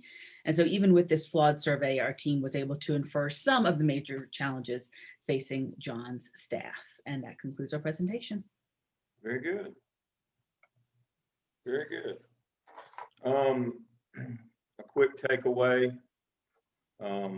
Again, if you're trying to assess somebody's emotional intelligence 2.0, Rathan Conchi is strengths-based leadership. There's an assessment in that one. We use that one in the MELS program in 605. Steve Laws and I use Maxwell's 21 Laws for the EDCI doctorals that are doing administrative licensure add-on. We use that one because it's kind of an all-purpose one. It's more of a beginner's guide to leadership. You folks are a little more advanced than that. I love Maxwell, but that's kind of a, that's leadership for dummies kind of thing. That's the start, is Maxwell. Covey's 7 Habits is more anecdotal. It's the heart of, what's the name of the program that we do, Leader in Me in schools? That program called Leader in Me, that's based on Stephen Covey. That's kind of like more of a training kids how to live their life. Again, that's very elemental. You folks are much more advanced than that. So of that group, the Emotional Intelligence 2.0 is more of a how-to book, more of advanced that you would use in a consultancy role. But again, the problem with it is Stacia identified, you may find that John is pathological, and that's a problem you can't solve with a survey or a little staff development. But there's some surveys there's some instruments in that 2.0 book that would allow you to find that. The problem is when you find it, what are you going to do? One thing that I think that strengths-based leadership can do from a team perspective is offer an opportunity to see where a team's weakness is, absolutely, taking strengths and then putting them in a matrix so that you can find out, where's the team really strong, and then when you're looking to add team members, that's a good place to look, is where are the team's weaknesses. So, you always have an opportunity when you hire somebody to fill a job role, but you also have an opportunity to fill a gap in a team. Exactly. And so strengths-based leadership we use in MEL 605 in principal preparation, because guess what principals do? They lead teams. And so that is, to Jonathan, to amplify his point, that's what we use for the final course in the principal preparation program at Gardner-Webb, is strengths-based leadership. It's about team development, because that's what you do as a principal. You have to learn how to develop your team. And so that is correct. So it has great value in team applications like public school or community college. If you're in a setting like that, where you work in teams and teams within teams, that is a how-to book for that initial role at the mid-management level, which is school principal, department chair in community college or college. That is a perfect tool for that. That is exactly right. We do that. And so one of my takeaways from this, and then we'll get to the bigger question for the morning, is on Saturday nights, sometimes when I get the opportunity to spend some time with my wife, maybe watching a movie. She's a big movie watcher, and I think her favorite movie star is Mark Wahlberg. And so there was a movie with Mark Wahlberg called Rockstar. Anybody seen Rockstar? Raise your hand. Nobody's seen Rockstar. We got a couple that's seen Rockstar. All right, so Rockstar is about a young man who's in a local cover band, kind of a heavy metal band, and they are a cover band for Steel Dragon, this famous heavy metal band. And it's the old story that has been played out a couple times in real life. If you understand the story of Journey, the big rock band from the 70s, Arnel Pineda replaced Steve Perry because he was in a cover band. But so this is a movie about that. And so Mark Wahlberg eventually gets the call up to the Dream Band, and he becomes a star and all that.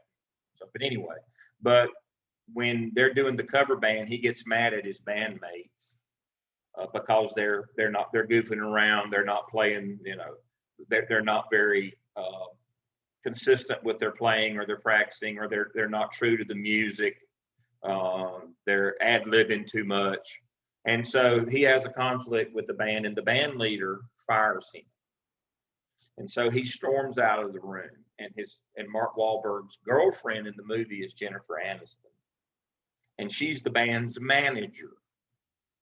And so Mark Wahlberg has left the room because the band has fired him. He's too hard to get along with. But the band leader says, the lead guitarist says to Jennifer Aniston, I know this is awkward, but we would still like for you to manage the band. And she looks at him and says, the only talent in this band just walked out the door. It speaks to high-performing teams. Is it really the team, the point that Jonathan's group just brought up, do we really know that they are a high-performing team? Or is there one person on the team who is the actual talent, is the Diana Ross, and the rest are just the Supremes? One of them is Tom Petty, and the rest are just the Heartbreakers. One of them is Bruce Springsteen, and the rest of them are just the E Street Band. That's part of what you've got to figure out as well. So you can't assume just by self-report or looking at the data that they are a high-performing team. There may be some person on the team that is the Diana Ross, that is the character of Mark Wahlberg in that band. He was the talent. You've got to determine that, and that's the takeaway from that. And so now, my question to you is this. We're coming to the end of methodology. We're going to end up here today. We've covered, you're answering your questions. Go back and look at those Salkind PowerPoints where I have pulled out the relevant pieces, but we've covered all that material on quantitative. All the basic stuff, that levels of measurement. We've got a little bit of the higher level stuff that we're going to do next time, but we've covered the basics here. So my question to you is this. This is your midterm exam question. As boring as it is, I'm sure, on Saturday mornings for you people, Why in the world? We've got 4 case studies in 4 groups. Why in the world do I make the 4 groups do the same case study every Saturday morning? Everybody has a different perspective, a different way of interpreting how things are a different way of interpreting the same information. That is correct. And we have to value diversity of opinion. Now, I can tell you that your opinions need to be diverse and to value them, but leadership is part of it. I have to live that example. Now, it is a little bit boring that we hear the same thing every Saturday morning on the cases, but we have to be able to do that. The work sometimes is boring as a consultant. You hear the same stuff over and over again, but the value is in the work. The value is in the diversity. The value is in differing opinions. That's where the value is. Questions, comments? Who's doing the benediction today? It's time for us. We're gonna end and go to lunch today, so we're done. Somebody's got to do the benediction before we go, though. Well, the only question I have, and I was typing it out, is as when you're looking at this data, when you're the one that's evaluating this data, at what point do you decide that it's bad data and you throw it out and you start To over? start with, that's why I said you look for reliability and validity. You look for that's the first thing you look for. So I said the quantitative was, the quantitative was very illustrative, but the qualitative, I mean, the quantitative was no good. The qualitative was illustrative, but since the quantitative was not reliable, we can't start at all. And that was the point that Jonathan's group. That's the first thing we have to look at. Last week or 2 weeks ago, we learned that we have to develop these metrics. And then, so if we didn't develop them, if somebody else handed them to us, thus the second phase, that's part A. Part B is if somebody else developed them, we have to make sure that they're reliable and valid. Just like when we develop them, those are our overarching theories. But when somebody hands them to us, we can't just assume that they did that. We have to check for validity and reliability to begin with.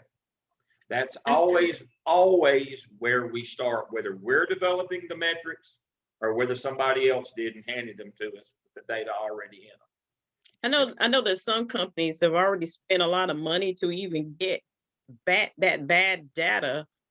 So sometimes it makes some people feel like that they got to evaluate it and get something out of it, but it's just bad data. And bad data, garbage in, garbage out. And there's several things in data that hurt people's feelings. And one of them is garbage in, garbage out.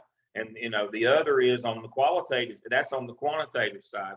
On the qualitative side, what hurts people's feelings all the time is when I say, that the opinion of 1,000 idiots is still just the opinion of an idiot. There's no strength in numbers. Just because you've got data, if it's flawed, it's still flawed. Whether you paid for it or gave it to it, or if it's, flawed data is flawed data on both sides. And a good point was brought out in the last presentation there is you've got to have some direction to your open-ended. You can't just tell me what you think or tell me what you feel. Tell me what you feel or think about this or that for it to be usable data. What people tell you is anecdotal. To make the difference between just being anecdotal and data is that you make it thematic, that you ask specific questions to get specific, that give you specific answers. That changes anecdotal information to qualitative data. Again, it's about your methodology. Methodology is king. I told you, my job this semester is to teach you methodology. And by the end, you'll be able to apply it to your consultancy. My job is methodology. I am a methodologist. Full disclosure, I have more experience and I won't say expertise. I have more experience as a quantitative. Everybody does. That it has my background, has the thump numbers. That's what we did. But we have tried over the years to get that. I'm working on that 10,000 hours. In qualitative work as well. But whenever I have a question, I call up Dr. Hamilton, because why? He has the 10,000. His background is complete qualitative phenomenologist. And so if I have a question, I call him up. Am I thinking the correct way on this? I always think as a quantitative person, I don't have the capacity to think first as qualitative. I wish I did, but I'm too old. I have to be intentional about qualitative work. Right? Quantitative work. I mean, it's like falling out of the bed in the morning. It's just that easy. But qualitative is not my first thought. So you have to be intentional. You have to work. You have to gain this expertise. You have to understand it's all about your methodology. That's the heart of leadership and consulting, especially consultancy, is people are going to want to discount what you have to say if it gores their ox, if it's not in their self-interest. And you have to be above reproach in your methodology. Otherwise, people will discount. It won't matter what you said. It will be about the method that you use. It's how you said it. And so this course is not about statistics. It's a part of it. It's about methodology and selecting the most appropriate methodologies for the questions that you want answered. Goes back to hypothesis, gives us clear direction on what we want to know, which leads us to our research questions. How am I going to, these are the ones I want answered, which lead us to our methodology. What data would answer that question and how do I collect it? I mean, it's just as simple as that. But there are a lot of rules along the way. A lot of rules along the way. And that's what an institutional review board is for, is to make sure that you follow all of those rules. And I told you, we won't make you put your consultancy through the IRB process at Gardner Webb, because it would put another year on your program. It would be a 4-year program rather than 3. So we can't do that. And all of these are different. They don't follow the same format as their dissertation. And so we put you through the IRB process in this course. And I sit and beat and grind and whine every Saturday trying to teach you this methodology. You might prefer the year of IRB over me, but that would be okay. I would get and understand that. But that's the whole notion here. And so back to Angie's question is where do you start? You always start with the methodology. And if the data is bad, I don't care how much they paid for it. If it's bad, it's bad. And you have a duty and a moral obligation, professional responsibility to say your data is bad and this is why. That's exactly what Jonathan's group just did, Stacia and Angie. It's what they just did. Your data is bad and here's why. Now, again, you're being a missionary. You're taking the word to people that don't want to hear it. They don't want to hear that you were stupid enough to waste all this money. That's not going to make them fans of yours. Nobody ever invites a consultant in to say, come in and tell us all of our shortcomings, if you would, and tell us how dumb we are and how we've wasted money, the organization's money. That doesn't happen. They only call you when there's a problem, but they don't want it. They want it to be a problem external to their locus of control. They want it to be something that somebody did to them or something they had no control over. They don't want you to come in and say, you're incompetent, or you're a megalomaniac, or you've got these issues, isms or schisms. They don't want to hear that. So you have to be very clear in your methodology and your data to support your argument. They're not, even though they hired you, they're not going to be fans. If you need adoration, if you need to be an evangelist, consultancy is not your game. You got to understand that you are going to be a missionary. You are not going to be an evangelist. You're not taking the word to people who want to hear it. It's the nature of the business. I feel bad that we all threw John under the bus in this case study. No, but it's also, I think it's a good point that it's not his fault either. That, you know, in organizations, typically high performers get promoted into leadership. And you know, I'm classic example of somebody who can do a good job but be a terrible leader. And you know, it takes development. So yes. Yeah, we might have thrust John in. You know, he could have been, you know, the highest, you know, he could have sold the most cars last month, you know, and that's how he got to be sales manager and lead this team, because he sold the most cars. And the set of skills or abilities to be the best salesman and the best sales manager, there's no correlation. And that's one of the reasons why I said save that slide on that correlation. That slide that Vic had, where the circles overlap, that shows the correlates, you know, back to some things are correlated with, we'll go back to the ice cream, heat, and crime. Ice cream and heat are correlated. Heat and crime are correlated, but crime and ice cream are not. But we make that, we make that, putting Jonathan as the leading salesman in as the sales manager is making that correlation that doesn't exist. That's what that slide showed, those circles. Now that's called sum of squares, where they all overlap. That does so short, but what we would see is 3 circles where 2 of them touch the middle one, but the 2 on the outside, crime and ice cream, never touch. But when we put Jonathan in the role as sales manager, because he's a great salesman, we have made that assumption that there's a correlation there, and there isn't. We can't draw that conclusion. We can't show that correlation. Those circles never touch. And so there is a correlate with him and cars and as a salesman, and him as cars as a sales management, but there's no correlation between, you know, selling cars and managing people who sell cars. You know, there's no correlation between, you know, crime and ice cream. The correlate is heat. And so, you know, that's how some of these theories and some of these understandings, and that's how they translate into real life. So correlation is very important. But yes, we think John under the bus, we did it intentionally. Is it accurate to say that there's no correlation between crime and ice cream, or there's no causality? There's no correlation between crime and ice cream. Not from the data that we have. There is none. The correlate is heat.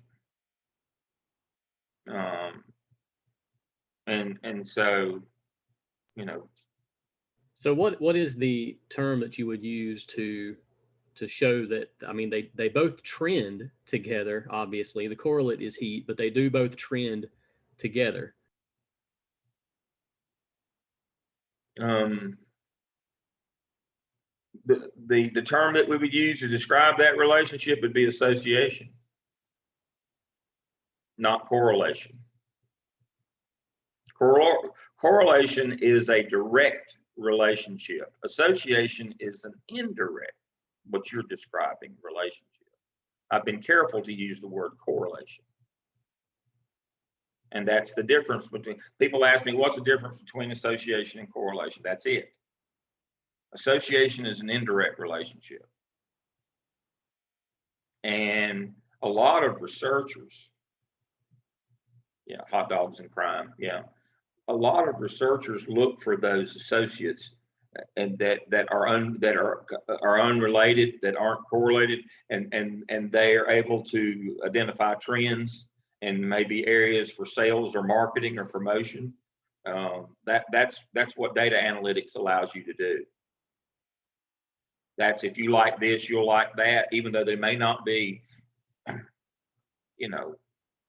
You should see some of the stuff that I get that you might like, because my reading interests are so diverse. It's hard for them to pin me down, I guess, on what I might like. And so I get crazy stuff from time to time. I told you the story last time about my wife and the magazine, the 2 magazines that came. Did I tell you that story? My wife got 2 clothing magazines. One was from Johnny Was, which is vintage 70s clothing that cost like $400 for a shirt. I'm not making this up. A shirt like she would have bought back in the 70s for she said she bought one just like it for $14 at, I think, some local store. It's $400 now. But the same day, she got a magazine addressed to her from a clothing store that every model in it was Hispanic. All the ladies were young Hispanic ladies, less than 25 years old, and all the clothing cost like from $15 to $25. That's 2 completely different demographics. How in the world did you get on both of those lists? So one of them was appropriate for a woman who grew up and was a teenager in the 70s and now is, has disposable income. And the other's magazine identified her as a young Hispanic woman who is low income. How did that happen? But there's something out there that's a correlate or of each of those that identified her. And so they were using an association here is the idea. There's something that's a correlate of each, but they're not correlated with each other. But they picked a third variable that was associated, and that both of those are associated with, and they tried to use that as an identification of, they identified her as a young Hispanic low wealth woman, and sent her a magazine for that, because somehow in their data analysis, they found an association to a third variable or correlate that identified her as such. Now, whatever identified her as a young woman who grew up in the 70s and would be interested and has disposable income, they might could pay $400 for a shirt that looks like I slept in it or own it. That one was accurate. One was 100% dead on. One was 100% wrong. They used a third correlate or third variable. One got it right, one got it wrong. And that can happen. That can happen. Again, it's how discrete your filter is, and how somebody thought there was a correlation when there was only an association and sent her the wrong magazine. That's exactly what happened to the example that we're talking about. Somebody thought there was a correlation and there was only an association, and she is not a young Hispanic woman.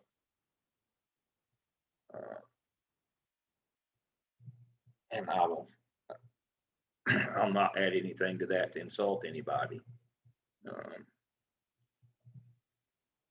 All right, who's doing the benediction today? I've droned on long enough. What kind of benediction are we talking here? Some words of wisdom to close out the day. Something of social relevance, or doesn't have to be to the class. Something that you've read lately, or you've seen, or you've done that added value in your life, that might add values in others. It's like Jonathan showed us a new book there. Give us something to encourage us and drive us forward till we meet again in 2 weeks. All right, I'll take a stab at it if y'all don't mind. All right. In this time of us having to be in front of computer screens and not having that normal bond of being face to face that I know my cohort has, and I'm pretty sure the Boiling and Spring cohort has, of just being around each other. We are missing what being around humans is doing. And so it's been a little bit of a stress, because I know I found myself having to delve more into meditation and things just to try to ease my mind, especially teaching from home. But what I want to say to you is just during these times, take some time for yourself, take some time to love yourself, take some time to remember why you are who you are. While we are apart from each other, please, while we continue this daily grind, please take some time for you to just be you. You don't have to put on a dog and pony show for anybody. You don't have to go and feel like I have to be this.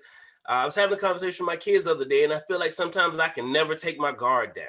And I know that's part of leadership because you never know when the phone is going to ring. That's a part of being a parent. You never know when you're going to have to drop whatever you're going to do. So take some time to try to find you a safe space where you can clear your mind so that when we come back to doing this, we can have a clearer mind and have a better place for us to get this knowledge that we're trying to. We all have a goal. We all have an input. But if you beat yourself up so much that you don't have the opportunity, or if you put so much on your plate that you don't have the opportunity to really absorb what we're doing, it's going to be hard for you. And so I'm trying to think of the one quote, but I know I always tell my kids this one thing that says, never respond to shade from trees that can't bear fruit.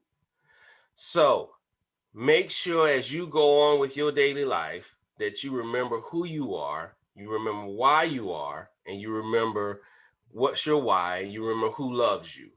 So just make sure that you keep that in mind. We did a training the other day at school where, and I've been pitching this to, and I'm gonna wrap this up. I've been pitching this to my leadership at my school. We always on how we can be better teachers. It's always on how we can help the students. And that is true, and that is needed. But I said, during these times where, like our colleagues said, we're treated like we're a daycare service, and all of our jobs, more has been put on you during this time. Nothing has been taken off. More has been put on you. And when you see that computer's there, it's harder to walk away. So you're working longer hours because you don't have that break of getting in the car to go home. So you think, well, I can do a little bit longer. But we had a training where it was all, they brought in the health system right here, and they did a emotional health training on us. And so they talked about meditation techniques. They talk about things that help you manage your adrenaline and manage your stress. So that has been one of my biggest things that I'm having to do for myself, because I noticed that my family was losing me because I was trying to do all these other things. So I had to take a step back so I could make sure I was there. So I could, as I like to say, do a sufficient level of daddying. Okay. So I was trying to make sure I could do all those things. And I realized I can't be everything to everybody, but I got to be there for me so that I can be what I need to be for everybody. So take some time for you, take some time for your loved ones, read a good book. If you indulge in the spirits, get you a nice spirit, and just make sure you can get back to who you are so that you can be of service to others. And I hope this helps somebody. I'll get off my soapbox. Thank you. I'll see you in 2 weeks. Have a good break. Thank you. Dr. Lamb, can I have you for 1 second? Sure. Okay. Not everybody else, just him. Sorry, guys. Thanks. Hey, I put an email into the GW Chief of Police down there, trying to help me out with this consultancy project, because I'm getting not a lot of good positive responses up here. Right.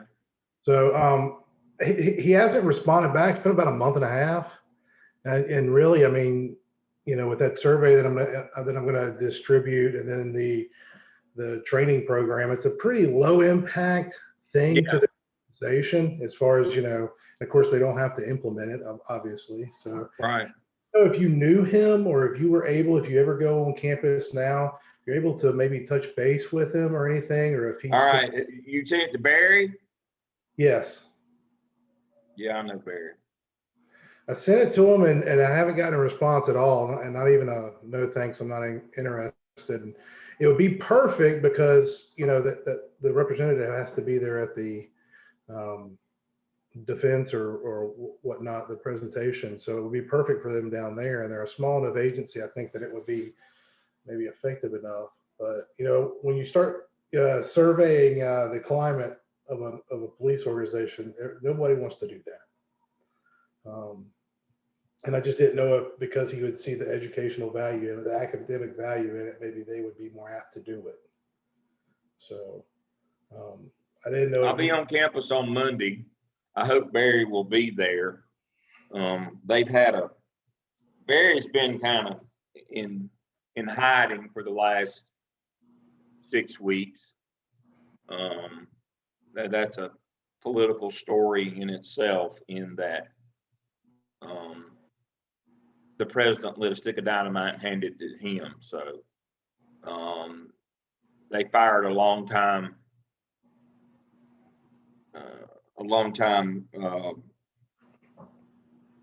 employee from Barry's department, from the police force. He was 70, in his early 70s. He could no longer pass his certifications, and it's become a hullabaloo. They've had a march. They've got a Facebook campaign.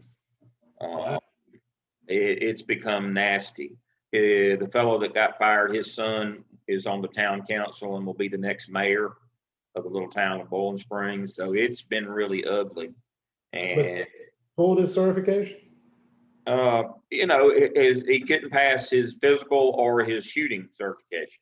Yeah, that's a state thing. That's criminal justice standards approves all that. What I mean, but what they're all complaining about is that they could have given him something else, or and part of it too is now, this is just what the scuttlebutt is from his daughter and his son.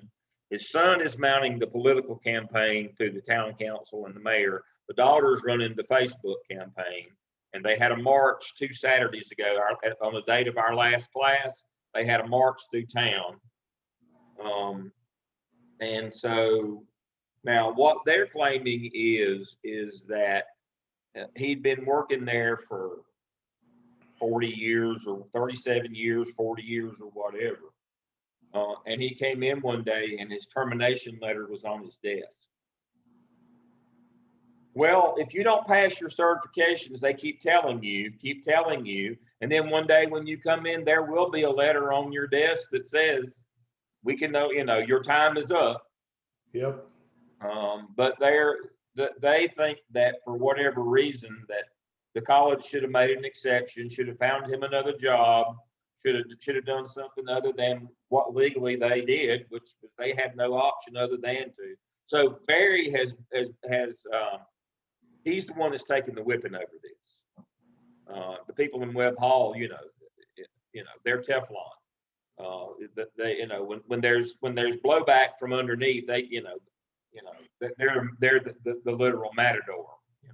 Right. They get out of the way of the bull and let it get, the underling. And so Barry has not been, I won't call the person's name, but a mutual friend of ours who retired, he was also 70, and retired this past summer.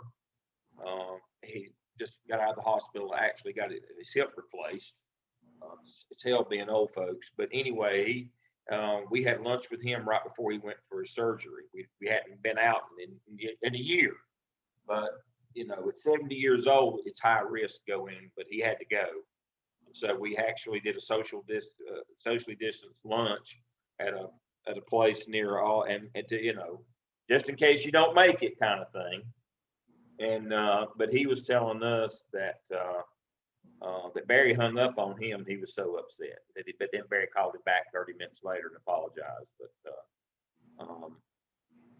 that because of the way that he's been beat up and beat down, the political part of it, should have been handled through Webb Hall, where they do, employee relations, HR, but they basically put it on him. And he had no option because he couldn't pass his certification. Yeah, I mean, he can't get certified. He can't be law enforcement. Yeah, but that Webb Hall, didn't do the political end of it, and HR didn't stand up and say this is not Barry's fault. So they've thrown him under the bus and backed over him 2 or 3 times. And truthfully, Barry realizes that in the end, he may not survive this. That they won't be able to get the president, but they may be able to get him, and he understands that. This group just wants blood. They just want somebody's blood. And 70-something years old, almost 40 years. I mean, it's time to retire anyway. Exactly. He should have been gone 10 years ago. Yeah. I mean, You know, Yeah. they had to get him a golf cart to ride around campus. He can't even walk around campus. I'm not making that up. He has a golf cart. And see, that's And all. he gives people's rides, you know, and so, you know, he's kind of like the Walmart greeter. Well, his family thought that they ought to continue to pay him just to be the Walmart greeter and ride around campus in a golf cart. Now, you need law enforcement. That's what you guys. Exactly. And so, but you know, you could easily have public safety, something like Guilford College has got, where they're all non-sworn, not law. yeah, exactly. You know, they're PSOs. They don't do anything, any kind of law enforcement. You can have that, then you don't have to have any kind of certification. Yeah, and see, that's what they said is they thought that they should have shifted him to a to a Walmart greeter role, you know, where he's helping people and riding the cart around, doing things like that. That Gardner-Webb should have made him a job. No. But Gardner-Webb's not Gardner-Webb has already made that mistake of being an employment agency, and that's what the new president's trying to fix. Now, I don't agree with his methodology. Yeah. His methodology is if I make things tough enough on people, they'll quit. But they damage the organization. I mean, it's not good to have people that are peeing inside the tent with you. If they're not any good, let them go. And see that I was the faculty member that led that charge when I was on the finance committee a couple 3 years ago. I finally got the president, Dr. Bonner, and the provost and the finance officer, Mike, to agree to the first $1.4 million cut in salaries.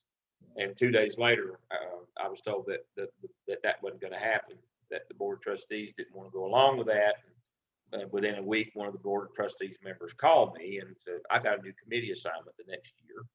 But I tried to get them to understand zero-based budgeting that we use in the public sector, that you have to look at every position every year. There is no continuum. That that you have to adjust your budget to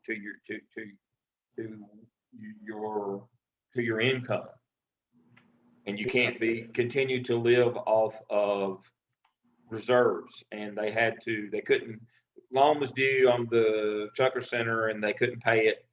They had to go to a bond company and let the bond, and they had to sign over the health, where the nursing and physician assistant. It's a separate piece of property there on the edge of campus. They can cut it off the deed and give it to the bond company to get the bond company to give them the $25 million to when the banks called their loan due. They weren't paying, that they were in default on their loans.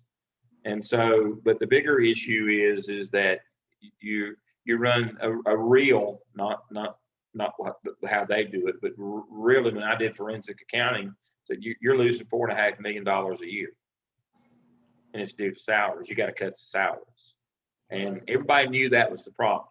That's not airing anybody's dirty laundry. Everybody knows that and they're about out of reserves. And Mike struggled to make the fall payment, and then he resigned because he said, I don't see how in the world I'm going to make that June payment. And so he's part of that clique that I was talking about that got together the other day. He's resigned now and left the college because he can't figure out how they're going to make that payment. Well, they're trying to get rid of staff, and faculty, not hire more. And so it was one of those line in the sand kind of things. Is we can't continue. Gardner-Webb of old would have done that. They would have made him a job. And so he didn't worry about passing or probably couldn't, any of his certifications, because in the past, Gardner-Webb would have made him a job of driving the golf cart around and being the greeter. But the new president said no. I'm here to cut salaries. That's why I'm here. Yeah. We can't make him a job. I know that's been tradition forever at Gardner-Webb, that he could stay until he died. And when he could no longer perform his job, we still kept him on anyway. And we could point to 1,000 examples of that, but we don't do that anymore. Yeah, it broke the college. And but see, Barry is having to take the heat for that. And so, quite honestly, he's kind of been in hiding. Now, also, part of the reason why he's in hiding as well is, and this can't be, since there is no COVID at Gardner Webb, even though we've got a huge outbreak right now. Barry was out for 6 months on leave. He's got Guillain-Barré syndrome, very high risk. What is that? A nervous system disorder. Shingles is just, one of the things you get, but he has that. And so he's not allowed to be in any of the campus buildings right now because of that, because he's so high risk. Now I think he got his back. He was he's not 65. No. Let's see. He's in the 65 group. He wasn't in the first group. He's in the 65 group. So he should have his by now, but he has to wait for 3 weeks. So when did they start the 65 group? See, now my group, I get my shot next Friday. I think he got his last week.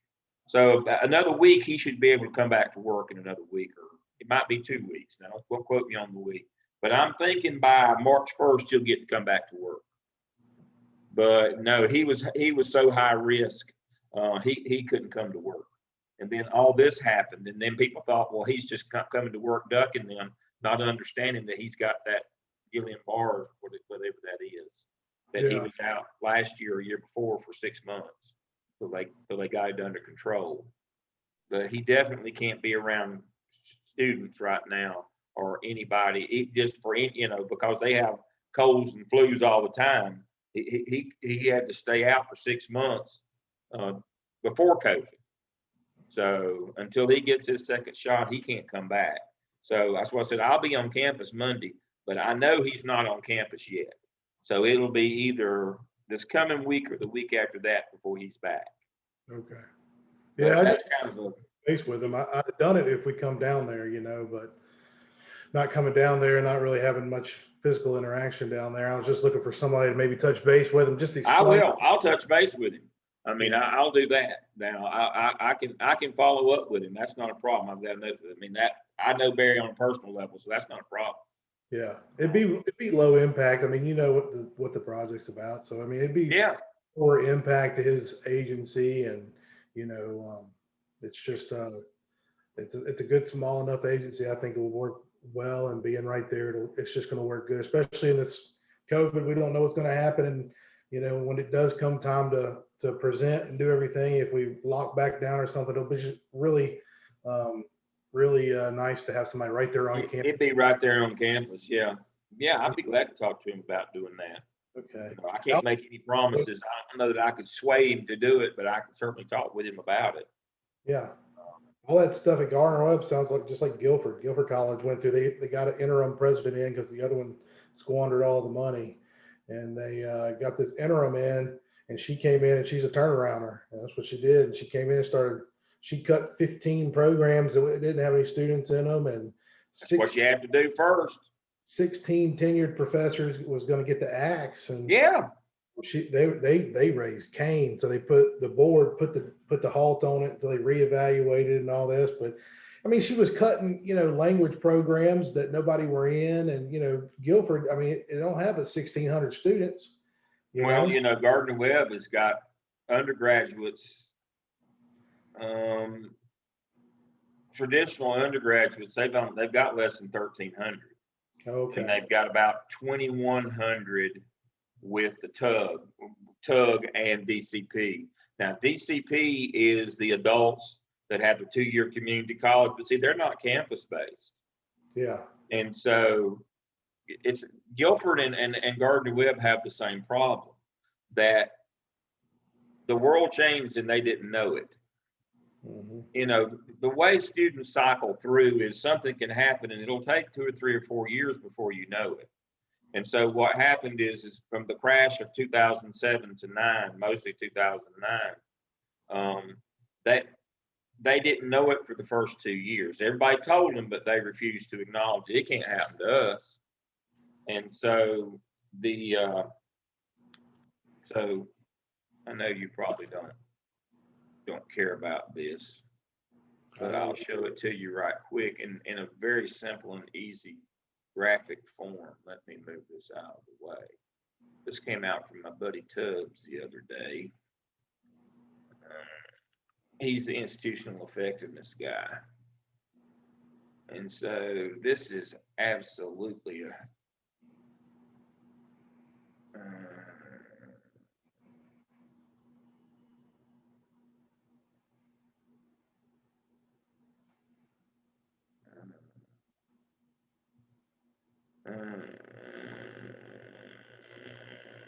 here we go. Move this out of the way. See, right here is 9, and they had that little bubble right there where where people coming through, but look what's happened since then. Yeah. And this is TUG and DCP. And so this little blip right here at the end going back up, that's a DCP, Teacher Assistance to Teachers program that we started in the School of Ed, got 150 of those. And that's the uptick right here. Otherwise, it would still be heading straight down. But you can see what's happened at Gardner-Webb. Now, I'm going to go back here to 2006, which other than this little bubble right here was the highest in ever at Gardner-Webb to where we are today. Of this number, only 1,250 are actually TUG students. The rest are DPT adults on campus. All right, so here's what's important to understand or know. Right here in 2006, with this many students, and about from this number, that's 814. They've lost 814 students, and the majority of those are traditional undergraduate. We're down. One time we had about 2,000, and now we've got 1,250. For 2,000, 2,100. So when we had all those students on campus, we had 400 employees in 2006, 400. That's faculty and staff together. When we were down here in 2019, and again, this isn't real. This is DCP, Teacher Assistants to Teachers, and it's a halo. After we teach, you see it already starting to curve back down. Always when you start a new program and nobody else has, you get people who have a backlog or a line or a queue of people who have been waiting, but that's already, that 150 last year will end up being 125 this year, then it'll be 75. It'll eventually level out at about 30. So we know that. We understand as soon as we get the backlog or what's known as halo. So 400 employees here, 525 employees here. Yeah. And I told the people, on Dr. Bonner, Mike, and I was on the select. There was only 3 of us. I represented graduate and professional schools. We had an undergraduate representative, and then we had one from nursing. And so, we were in a conference room, and I said, there's your problem. You've added 125 people to the payroll in a time when you've lost 800 students. Let me say that again. In a time you've lost 800 students, you added 125 people. You can't pay your bills. This is a $4.5 million a year deficit. Now, you can cover it by not doing capital transfer, and they haven't done capital transfer in 7 years now. No money in depreciation, no money in reserves, no money in maintenance. They've deferred all of those for the last 7 years, and that saves you on a $100 million budget. You have to put 1%, so that saves you that covers 4 of the millions, and then the other $500,000 they've been making up. They've been dipping into reserves. Well, the problem is that they had things that came along, and they would have to dip more and dip more and dip more. And they didn't have that much reserve to start with. I mean, when the things turned bad, they only had 13 or 14 million dollars in reserves. And well, you say, well, Dale, you know, $500,000 is not too bad, but that $500,000 that was the constant, turned out to be usually somewhere in the 1.5 to 2.5 million at the end of the year that they had to pull out of reserves. Remember, they only got $13 million.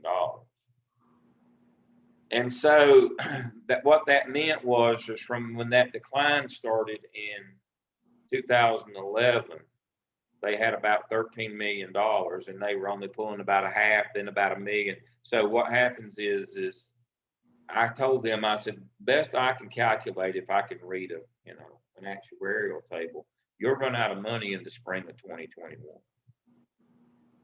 And that's why Mike paid the payment on that. They got a loan to cover the Tucker Center debacle and paid that off.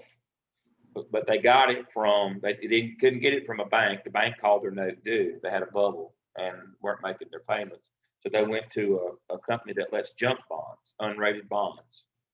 But you have to give them something. And they did that to take the risk, and they're paying credit card interest. And they were able to make the payment in the fall. But Mike said they don't have the money to make the payment in the spring. It'll be about $3 million. They don't have the money to make it in the spring. And so he resigned and left at Thanksgiving. Oh, wow. And so he'd been there for 29 years. And he resigned and left at Thanksgiving. And so the new president, when he came in, he recognized, everybody knew what the problem was. But rather than, and so they looked at programs that, hadn't graduated 5 students in the last 5 years and doing all those things, but the board didn't want to cut those. He identified, I can go back to Tubbs's graphic, he identified 14 programs that did not meet the threshold of average of 1 graduate a year for the last 5 years.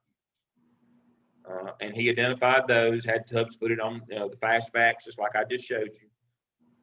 Board said no, that would let some of those, old time professors, that have been there forever, that are institutions, that would cut their jobs. So he can't do that. So what he's doing now is basically screaming, yelling, and throwing stuff and trying to get people to quit. That's the only really option that he has. Yeah. Because they won't let him institute, if you don't have any students, we don't need you, kind of thing. And so what he's doing is he's devised a thing now where if you don't have any students, if you can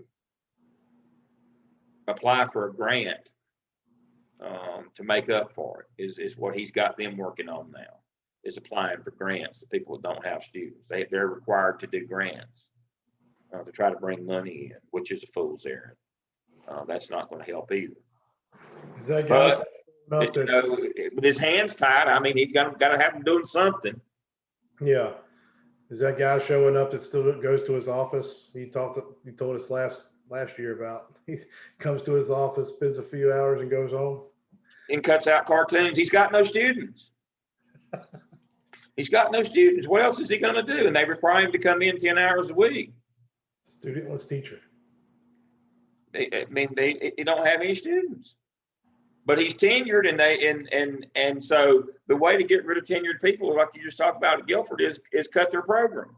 They don't have tenure if you cut their program, but the board trustees wouldn't let him cut the programs. I mean, he identified the 14 that did not have an average of 1 graduate a year for the last 5 years.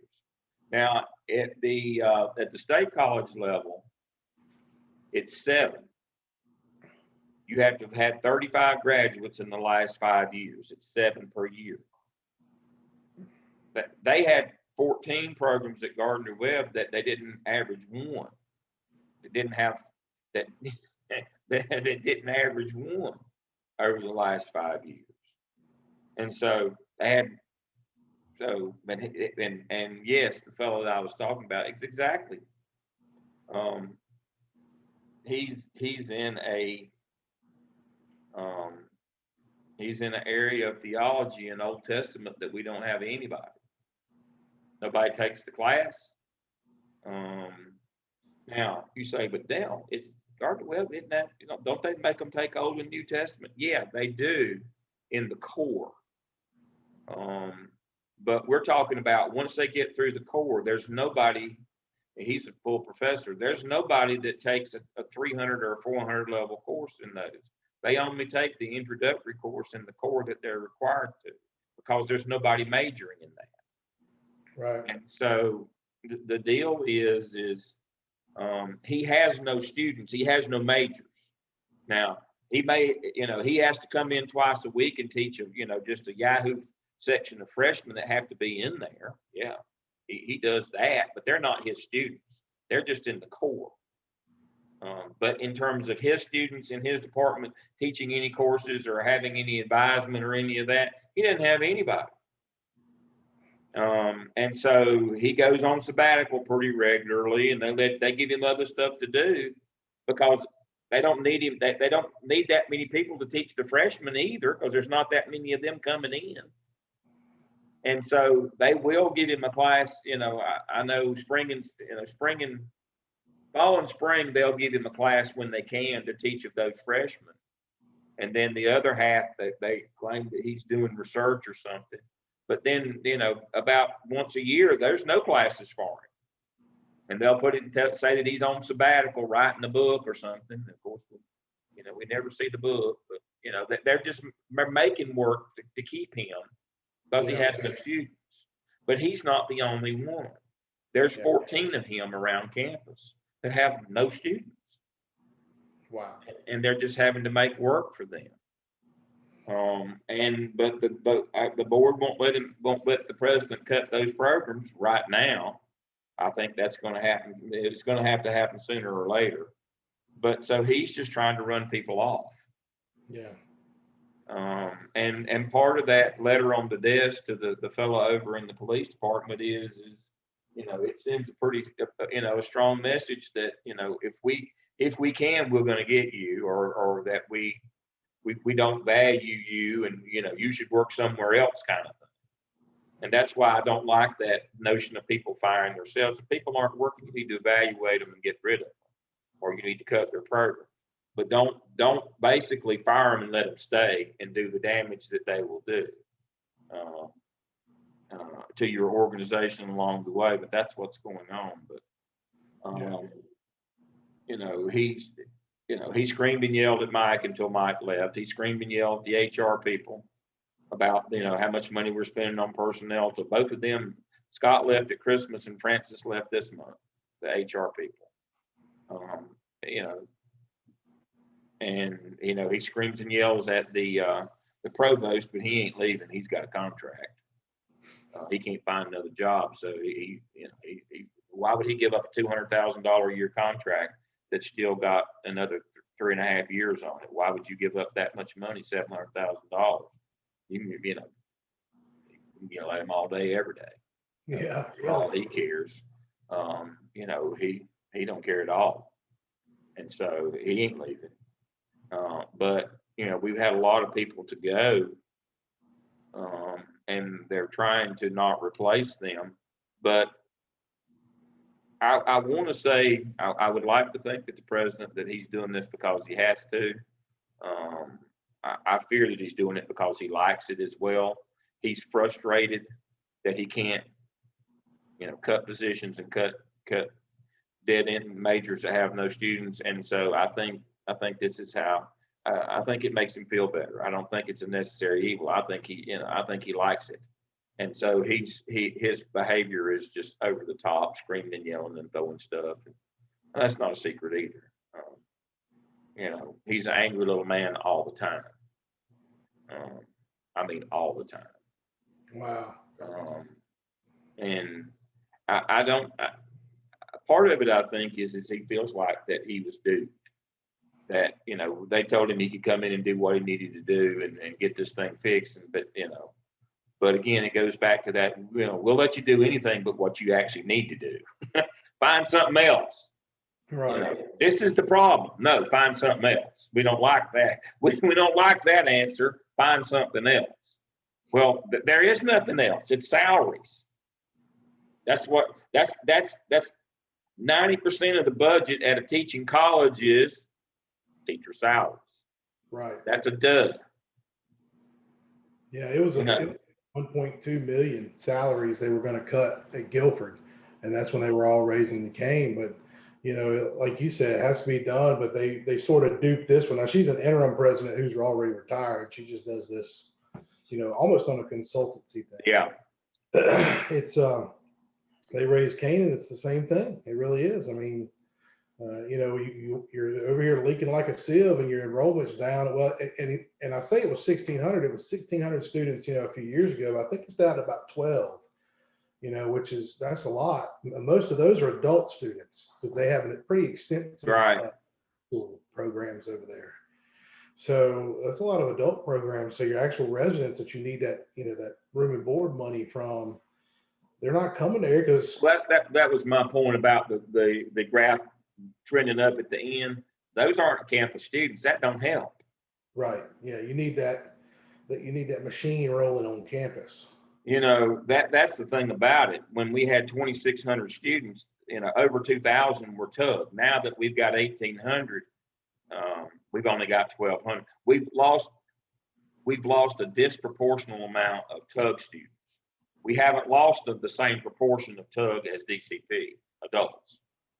What has happened is the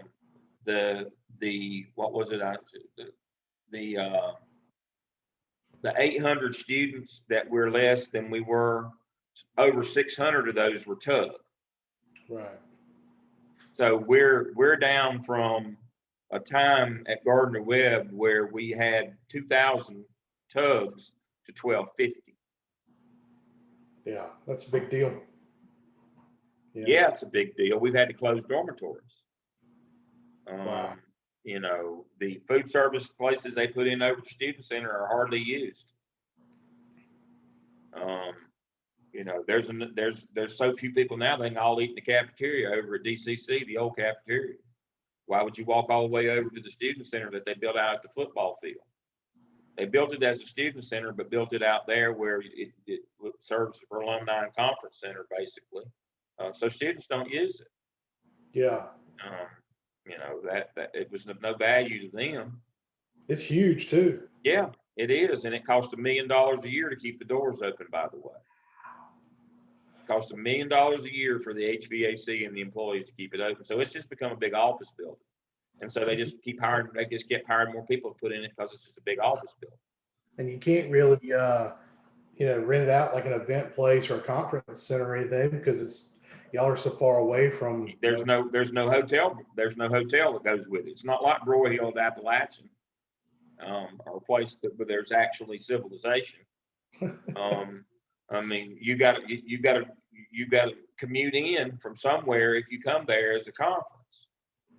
Yeah, that's always the problem when we come down. I mean, being 2.5 hours away, it's either I drive by myself or, you know, Lisa and I and the kids come with me, but we need to stay right there at that little Mary Inn, or we're not staying in Shelby because it's just too far to. It's too much.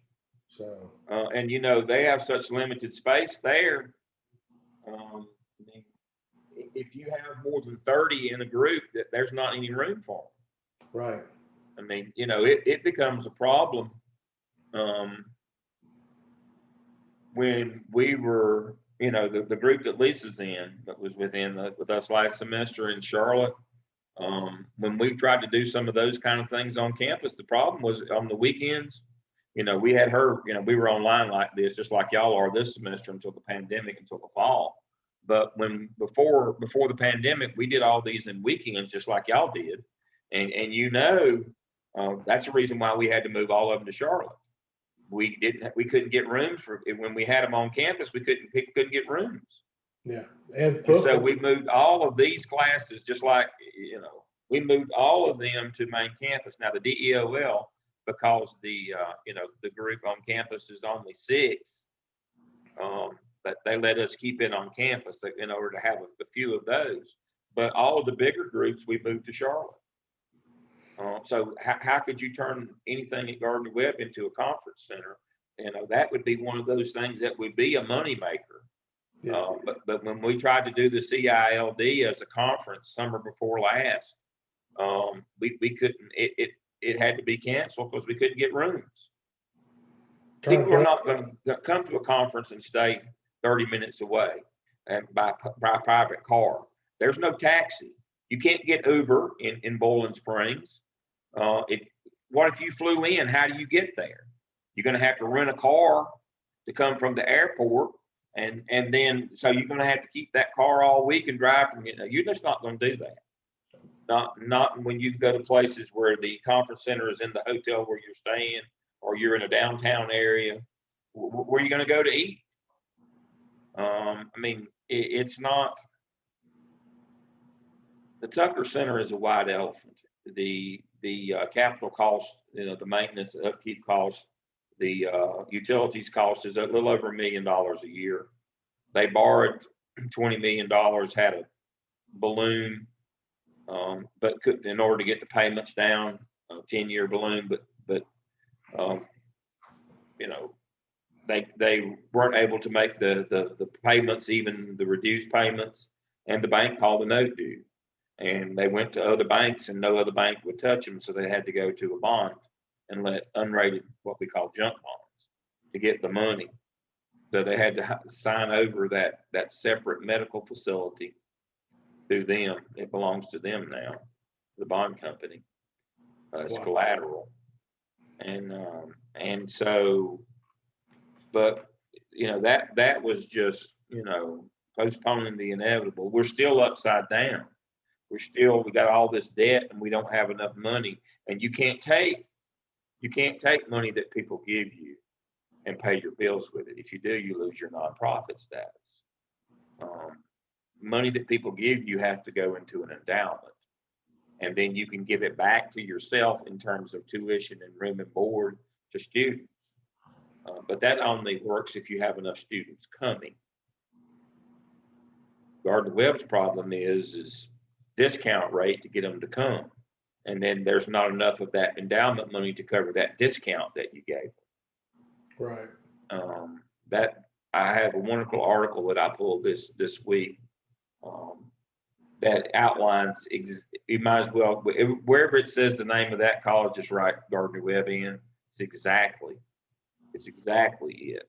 I'll forward it to you. It's exactly the problem.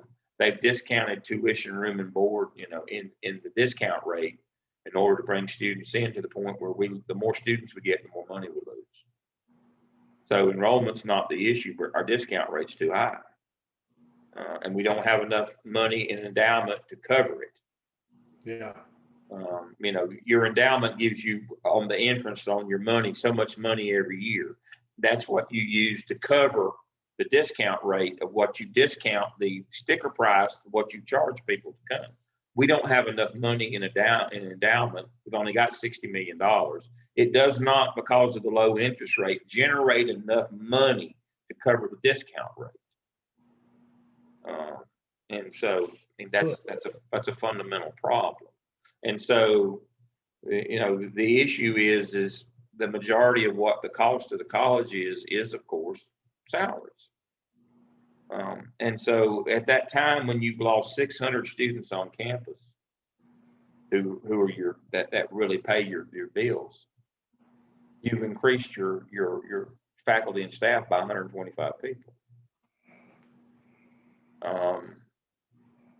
In nobody's economic book does that make sense. Suicide. It really is. It is an absolute recipe, and that's why one private college like Gardner-Webb goes out every week now, goes out of business, or gets assumed, like St. Andrews down in Laurinburg gets bought out by a group out of Florida. And so when you drive by there, if you get off in Laurinburg to pee, and you have to because it's 2 hours to the beach and there's not another place to stop. So when you stop there at Jersey Mike's or one of those places in Laurinburg at 584, when you're on 74 heading to the beach, when you stop there to pee, if you get off and you go south on 504 down to the Jersey Mike's, Laurinburg College is on the left-hand side of 504 heading toward Bennettsville or whatever, heading toward South Carolina.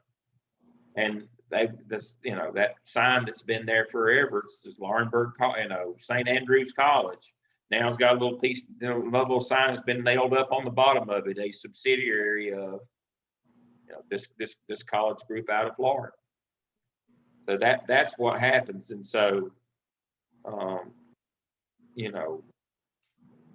a lot of people thought that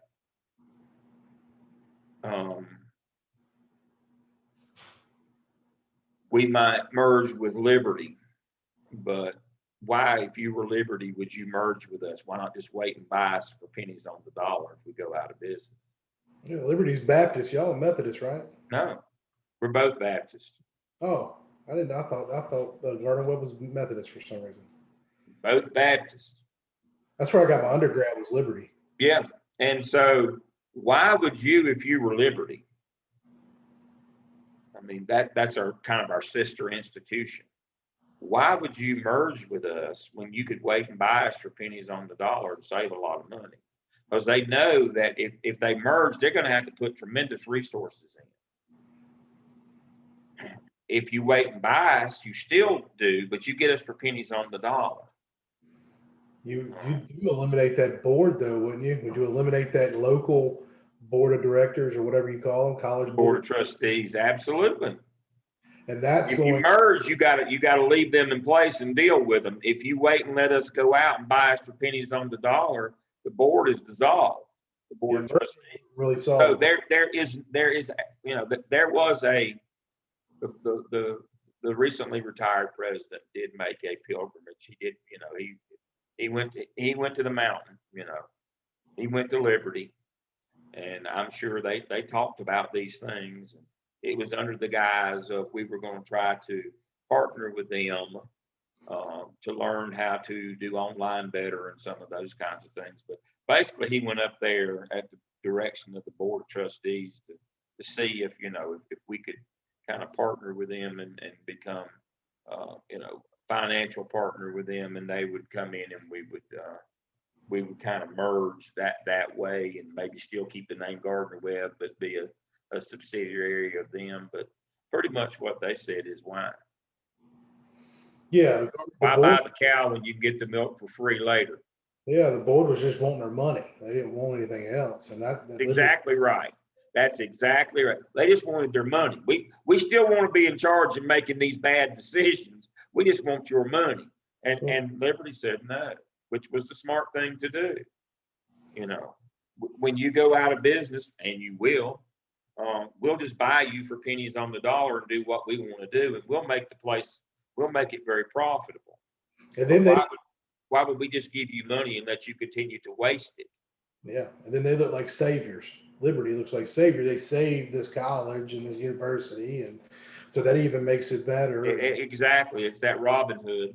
But they get rid of that board that's making all those horrible decisions and prohibiting the good decisions to be made. And that's what I mean. And so why would they give you money and let you continue to waste it? You've proven that you haven't been good stewards of what you have. Why would we give you more? Right.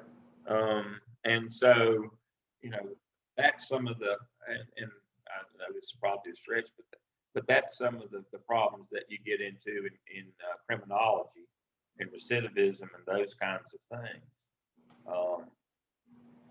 When do you stop throwing good money after bad? Yeah. And basically, Gardner-Webb's board of trustees has proven that they can't be trusted to make good decisions. And so there's nobody going to merge with us that I can figure out. It's more going to be a buyout kind of thing for pennies on the dollar when you can't make we'll step in and it'll become our place. But if there'll be no board of trustees making bad decisions for us. Yeah. Liberty does a good job. I enjoyed it. I went there with a 2-year degree, and it was because of them I was able to get a good, what I thought legitimate, bachelor's degree, and not some kind of buy off the online thing. But I did online and really good program, was able to go through it. It was, you know, rigorous. It was rigorous enough, you know. There's a reason why they're the biggest player in the game. They have, I mean, you know, I'm not a Jerry Falwell Jr. fan, but now I am a Liberty fan, and I've made that very clear that I can separate the two, his behavior. But now Liberty offers quality programs at reasonable prices. They have a Baptist back underpinning that I like. I actually was up there the fall before the pandemic, on the way to and from Charlottesville, and I have been and will be a Liberty supporter in terms of their educational programs and the college. I'm not a supporter of Jerry Falwell Jr.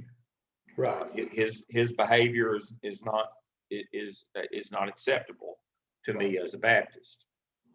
I'm sorry. And you have to be more responsible in positions of leadership than that. And so, but what I hate about that whole thing is people threw Liberty under the bus with him, and Liberty did not deserve that. There's a reason why they're the biggest online provider. Back in the days when we could actually came to work every day, once a month, we would take our admin support. I remember, if you remember Seth Opry or not, that was our admin support in the School of Ed. Once a month, me and Jeff Hamilton, and usually sometimes Tubbs would go with us. We'd take him to lunch once a month as a thank you for being our admin support. And he always wanted to go to Barley's in Spindale. That's in Rutherford County, not far from where my wife is from, and we lived all those years in Forest City. But anyway, we'd go to Barley's in Spindale, and there was a lady there that worked the lunch shift as a waitress, and she had a local business right behind Barley's there, you know, making ends meet. And we were talking with her one day, and she was talking about, you know, she really wanted to do the MBA program at Gardner Webb, but she was at Liberty. And I said, well, you know, can you tell us what was the decision maker for you? Now this is a lady who's, you know, got a little business going. She's working a second job to try to get things, you know, she's a hustler. She's got it going. I don't know, 35 years old. And she said, Liberty is less than half what Gardner Webb charged per credit hour. And she said, I wanted that Baptist, you know, I wanted that Christian Baptist heritage, but said I could, you know, that you know, it's too much of a premium at Gardner Webb. Yeah. But because of what they have to pay the faculty, not how much they pay us individually, but collectively, in terms of we've got 125 too many people. Right. And that greatly influences how much the credit hours cost. It's not, you know, it's not that they're paying each of us $1 million salaries. It's that we're paying 125 too many people.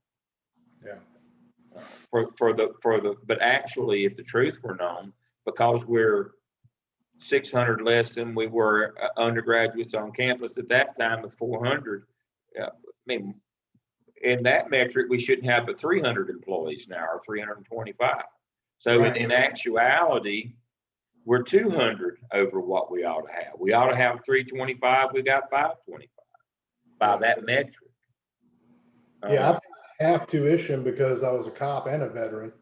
So I was able to pay half of that. So I paid $180 a credit hour to go online. What I mean.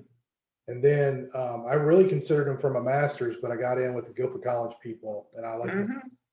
And then, of course, Lisa went to Gardner Webb, so I like the program down there. But I looked at Liberty's program, and it was well under, because of my discounts, well over half cheaper to go there. But it was all 100% online. I wanted that little bit of in-person instruction.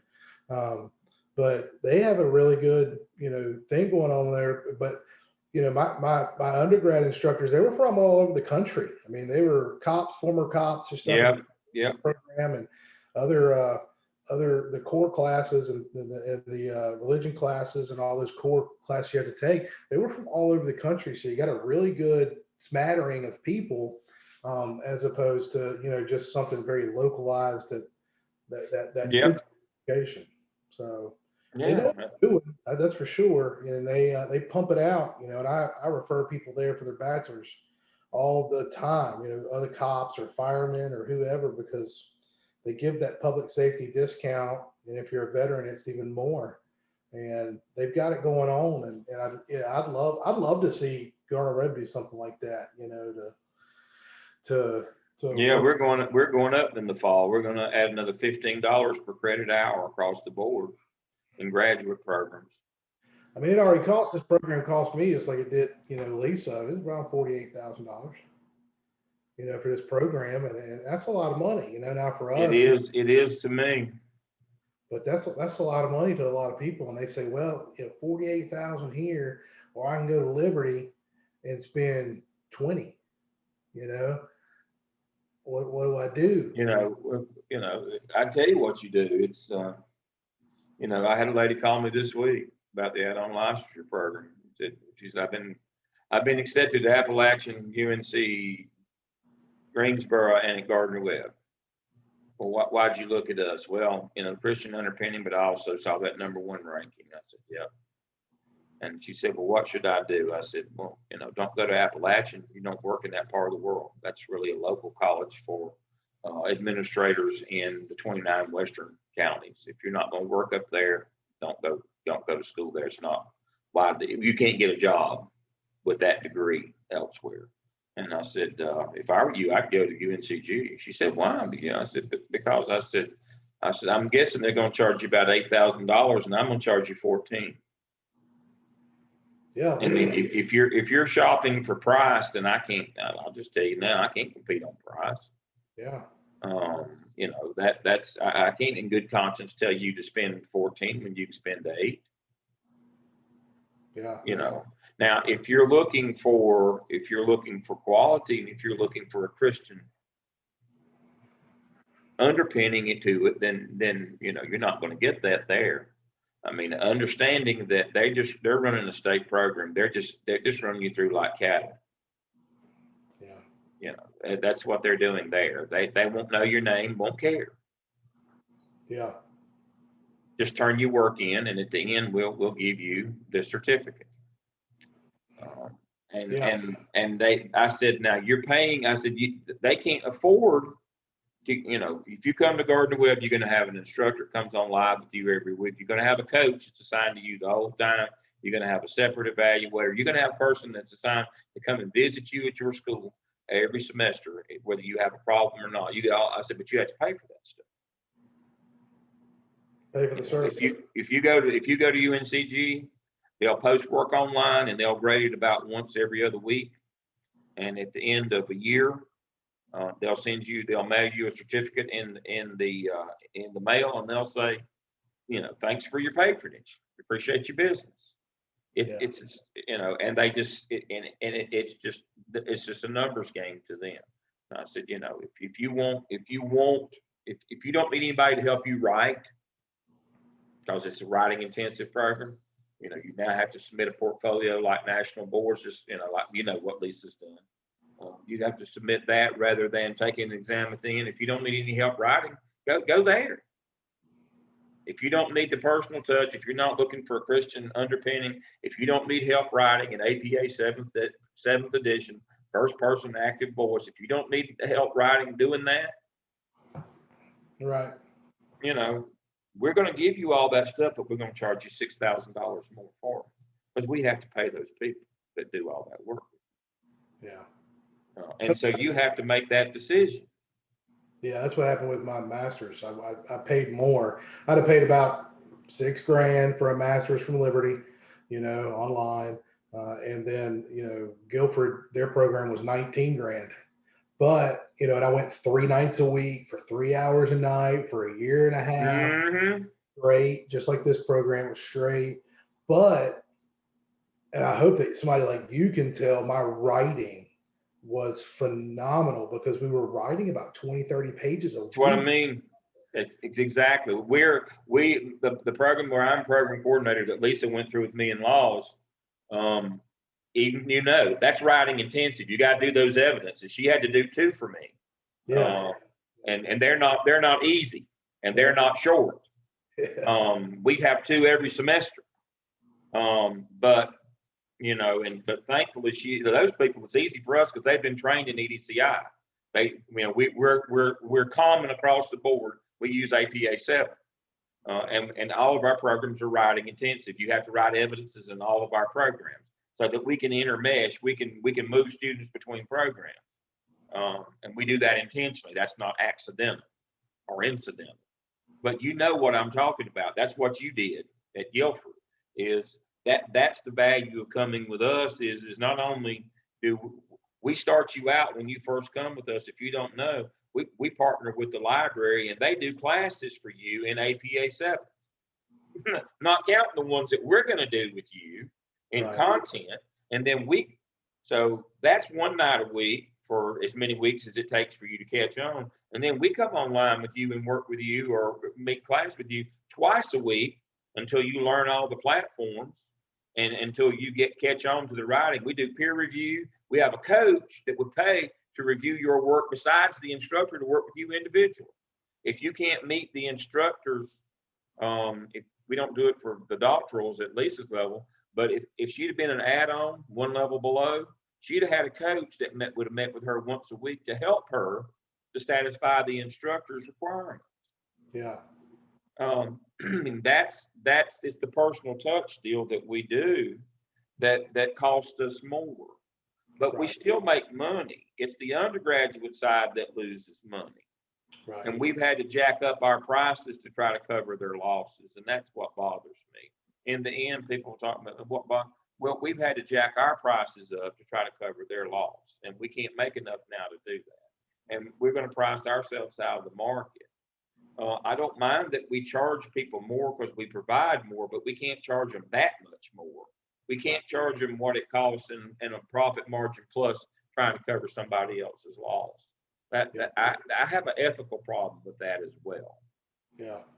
One thing that would be nice is, with me being a lateral teacher, it's been really, really hard to find a good quality online program to get that lateral stuff out of the way, that certification stuff out of the way. Now I found one state, Carolina's merged. They've got this pathway to practice or something. Yes. Alternative pathway. Yes. It's $5,000. It's going to cost me to do that. CP3. Yeah. It might be something, went to Gardner Webb first to look at it, but you only combine it with a master's. And if they did just a program like that, we might have a lot, because that's been a big. Our problem is we don't offer any secondary education. That's it. Yeah. We do have it for the elementary people. Okay. We have it all the way through.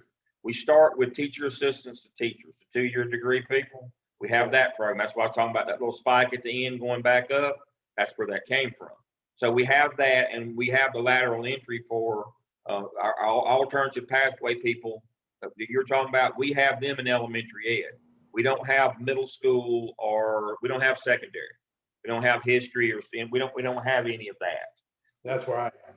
What we do for those people who come to us and want to major in that, we partner with the College of Arts and Sciences, and we have what's known as the Professional Education Committee, the PEC, that we all meet together. And so if you came to us and you wanted to be a social studies teacher, you would major basically in gen ed, and then that person, you would take some social study courses, and that person from the social studies department would be your mentor.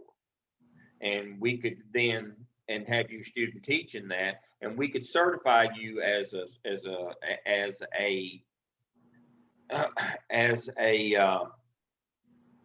social studies teacher. But the rules are very clear. If we don't offer we can't do lateral entry for programs that we don't have a major in.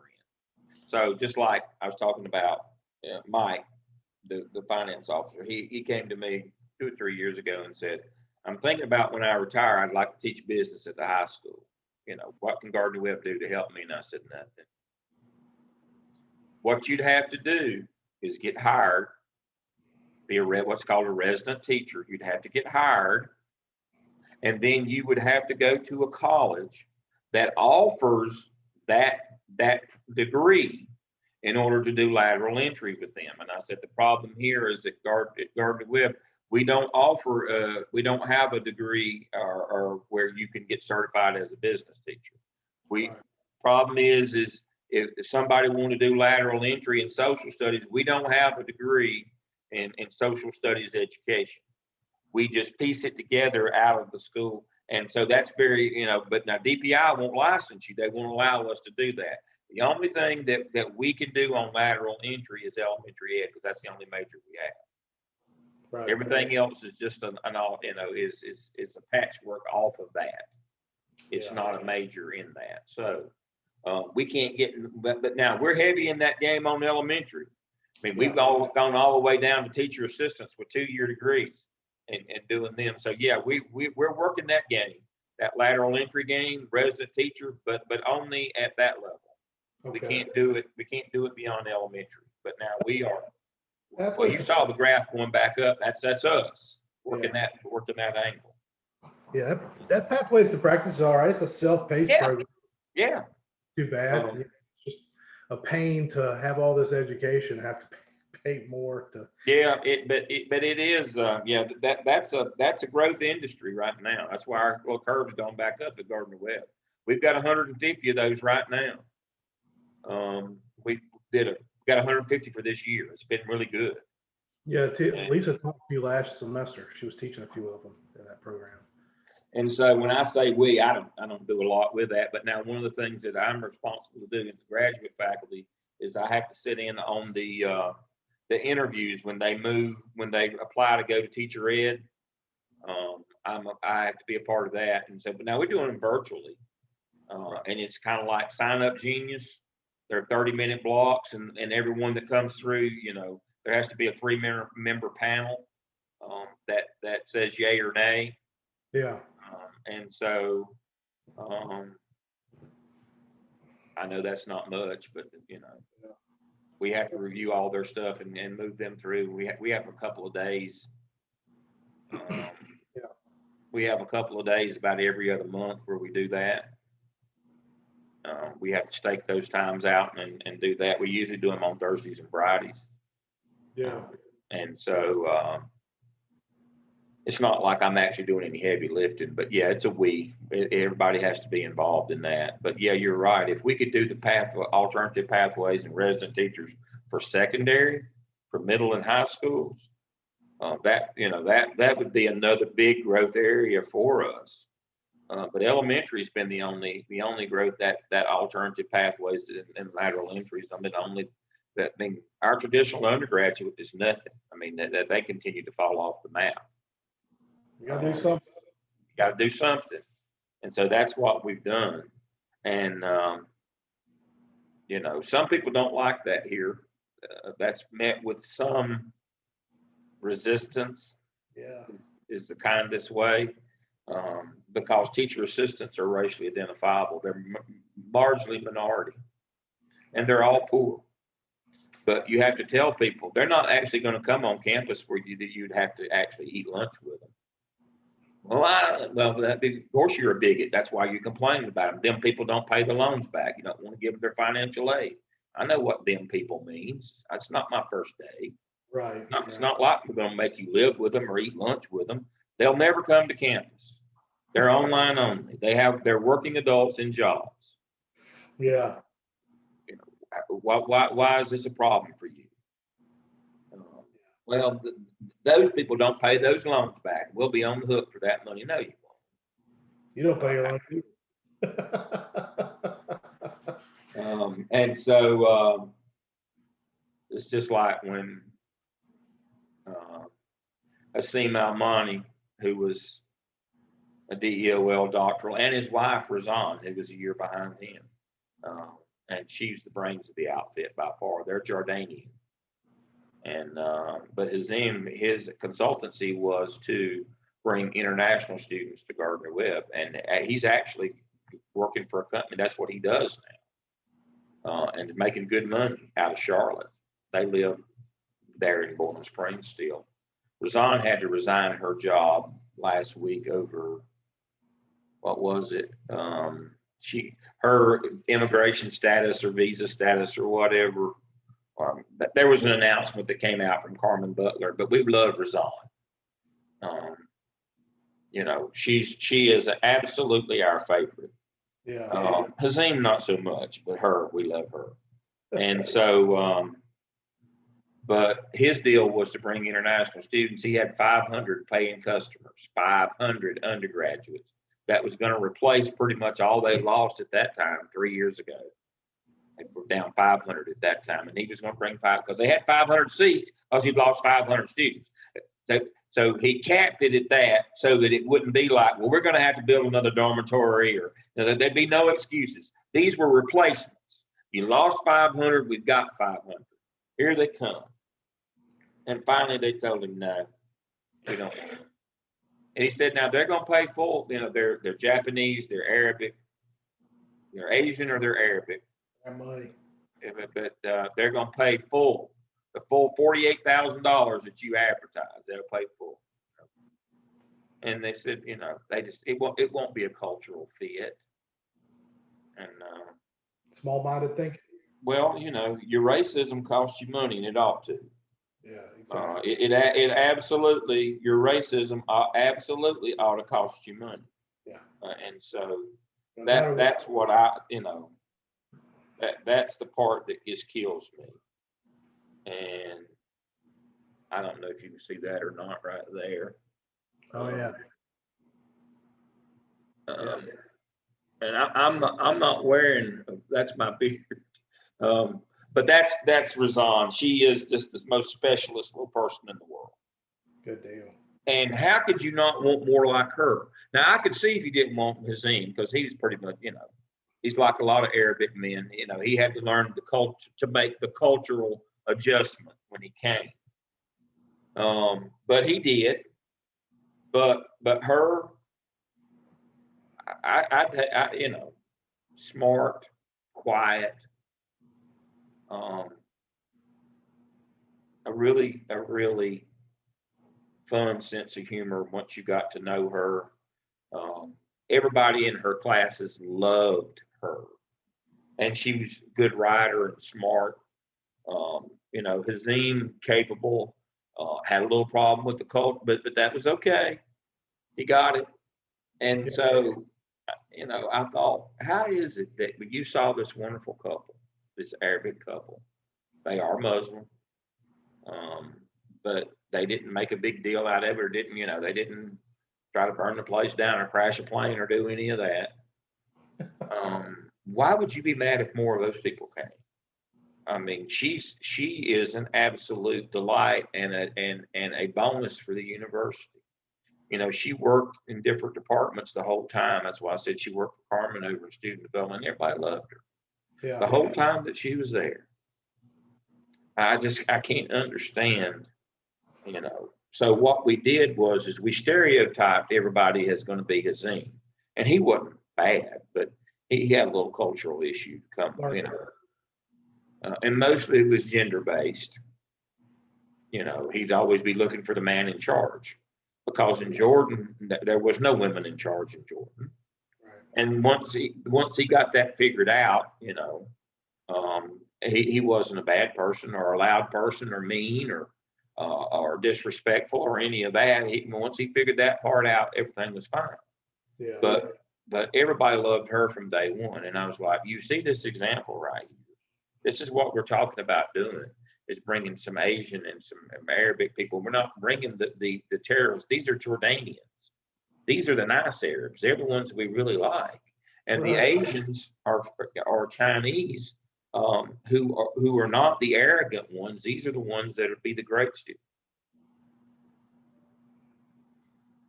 And so, you know, in many ways, you get what you deserve. And so I'll kind of wrap this up. I'm going to call Jeff back here. You've heard the old parable of the fellow that you know, that I guess fell down or whatever, and 3 people came along to help him, and he said no, and the Lord will provide, he'll come along, and didn't recognize that the Lord was represented in each of those 3. Right. Well, Gardner Webb didn't realize that that the Lord was represented in Hazim Almani and Razan. That there was a reason why that it wasn't random that the Lord put them at Gardner Webb. And this was your hand up. It wasn't a handout. This was your hand up. But you're going to have to change from your, in order to accept that help, you're going to have to grow and be different and move away from some of the bad parts of your character, the xenophobia, the racism, the classism. That you're going to have to move now. And I'm going to give you help, but in return, you got to let go of some of that stuff. Right. Didn't recognize it. No, didn't recognize this. This was the sign from God. Yeah. When Anthony de Benabor got up and said, "We'll make it this time because we've always made it."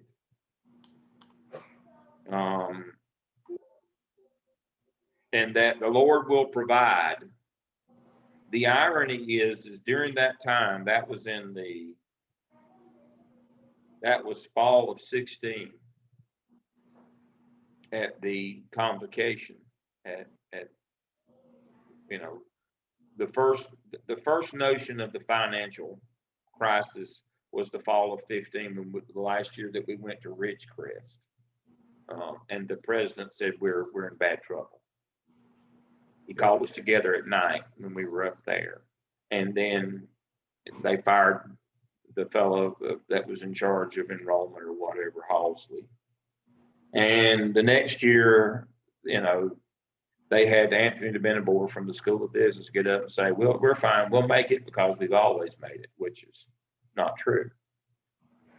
That is not borne out in research or statistics. That's a fallacy.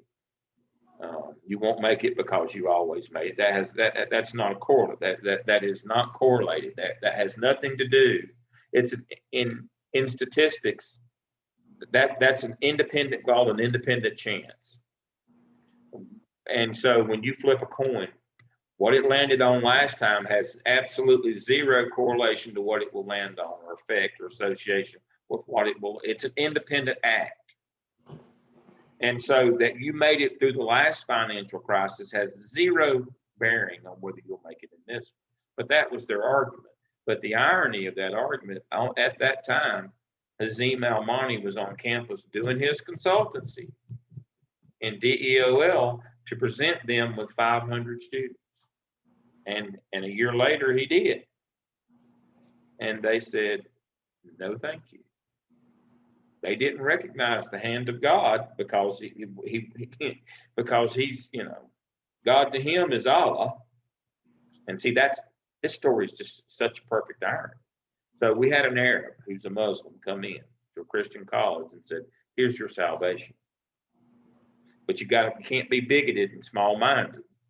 Nobody's asking you to lose your Christian heritage, but you've got to expand what you believe Christianity is, and evangelism and the Word of God. You've got to think beyond, the end of your nose. If you can, here's the 500 that you lost. And not only is it the 500 you lost, they'll pay you full price. And we said no. That's crazy. It's just crazy. I told you Republicans don't do irony. Yeah. I probably insulted somebody this morning, maybe myself, but that's one of the things you have to respect about them. That's 24 million. They're students. That's correct. And that's what we told them at the time is this will pay off that debt that you can't over at the Tucker Center. Yeah. They had to borrow $26 million. 2 years later, they had to borrow $26 million.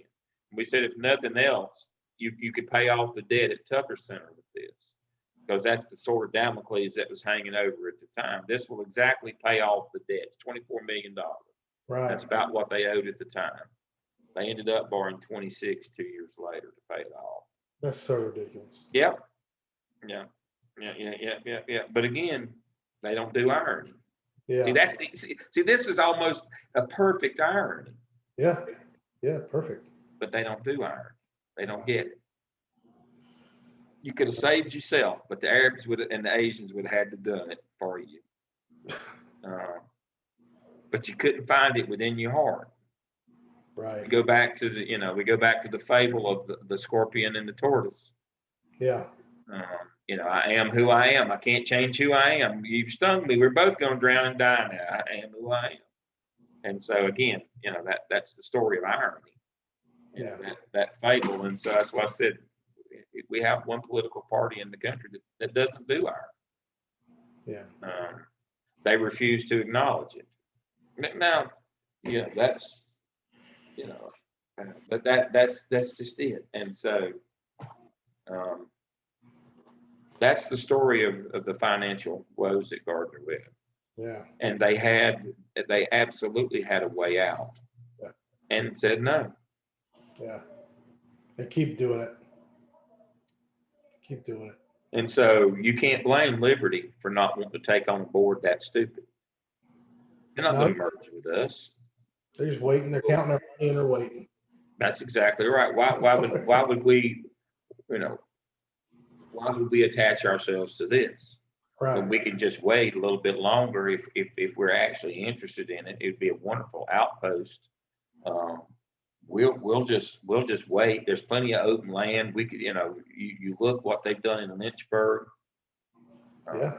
You look and see what High Point's done. I mean, in High Point. Yeah. If you've got available space, and they've got almost unlimited resources, you think what they could do, but they can't allow themselves to be hamstrung by a board who makes these kind of bad decisions. And High Point's right in the middle of the highest crime rate in Guilford County. That's right. It's right in the middle of the hood. It's hard. Yeah, and here's the irony of that is during the same period of time that Gardner Webb has lost 800 undergraduates, they've doubled theirs. Yeah, they've gone up during the same period of time. Yeah. But they expanded their vision of what the place could be. They partnered with business. They did a lot of things. Nuno did a lot of things that you just don't normally traditionally do. Brought people in, brought in a lot of foreign students. Oh, yeah. Do a lot of things that liberal arts, Baptist Southern liberal arts schools just didn't do. And being, not being being an immigrant himself. Right. And so one of the things that they did at High Point was take in international students and charge them full boat. Yeah, they've got a lot. Yeah, but they do a great job over there. And yeah, they do. It's a great place. It's cool. And they don't. I'm not throwing dirt on them. They understood that their vision of who they were and what they did had to change in the modern world. They couldn't, there wasn't enough kids from the Baptist colleges, the Baptist churches within 100 miles to keep the enrollment up. And see, that's the thing about it is Gardner Webb, 75% of the undergraduate enrollment, TUG enrollment comes from a Baptist church within 75 miles of the university. And so as Baptists and all church enrollment goes down and the number of students graduating from high school goes down every year, your potential client system is shrinking every year. How do you think you can grow enrollment? So Gardner Webb's traditional undergraduate enrollment has shrunk at a greater rate than the number of the people leaving the Baptist church and the fewer people graduating from high school. It was accelerated by the economic collapse. And so now we have the effect of fewer people attend the Baptist church, fewer people attend high school because of the birth rate, but that was accelerated. People saw that coming, but that was accelerated by the economic collapse of 2009, so that now we have people who at one time would borrow money or go into debt who are now no longer private school shoppers of any kind. They're going to public colleges to save the money.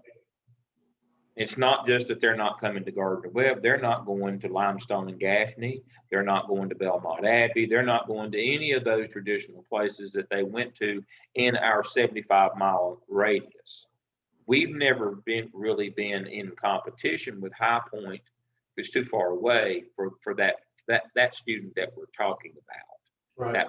That's in the 70. So Gaffney, Limestone, in Gaston County, Belmont Abbey, a couple of the smaller schools in Charlotte, and a couple of more. That was really Lenoir and Hickory. That was within 75 miles. That was our competition.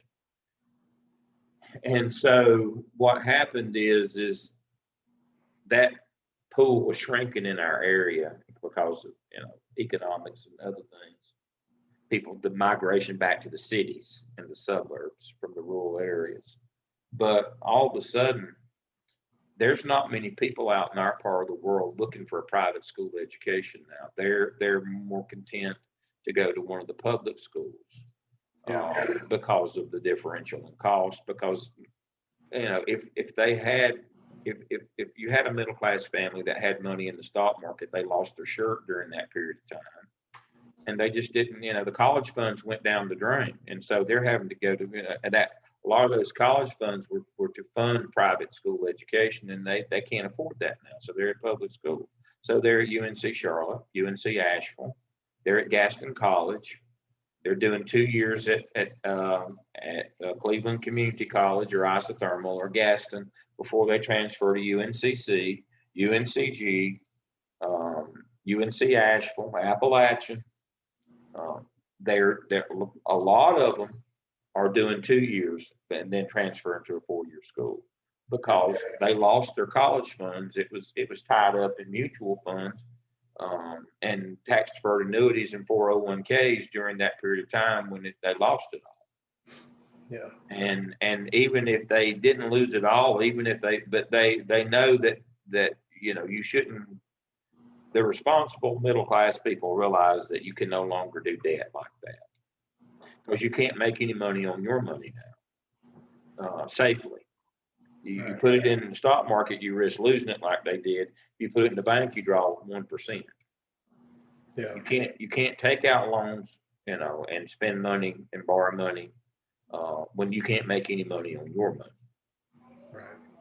And so we don't have a population to draw from. Our salvation could have been international students. High Point saw that because they had a president who was international. They saw that. And so if you look at their enrollment, that's what saved them and got them turned around and got them going is they expanded their view of who their client base was. They weren't tied to, it's got to be Southern white people from then 75 miles from here. Yeah. And so that's one of those economic lessons that you have to learn. But yeah, they had, the help, the salvation came. It was in the form of a Muslim, and so we decided we wouldn't do it. It's too bad. The way it goes. All right. I've enjoyed talking with you. I'll talk to Barry. And so what you want me to do is talk to him about you shifting your consultancy to Gardner Webb. And then you would do the survey. He wouldn't have to be involved in that, but that you would like to partner with him. Yes. Yeah, I think. All right. As soon as he's back on the job, I'll be talking with him. Yeah. Thank you. Appreciate it. All right. Good talking to you. All right. Bye-bye. Bye-bye.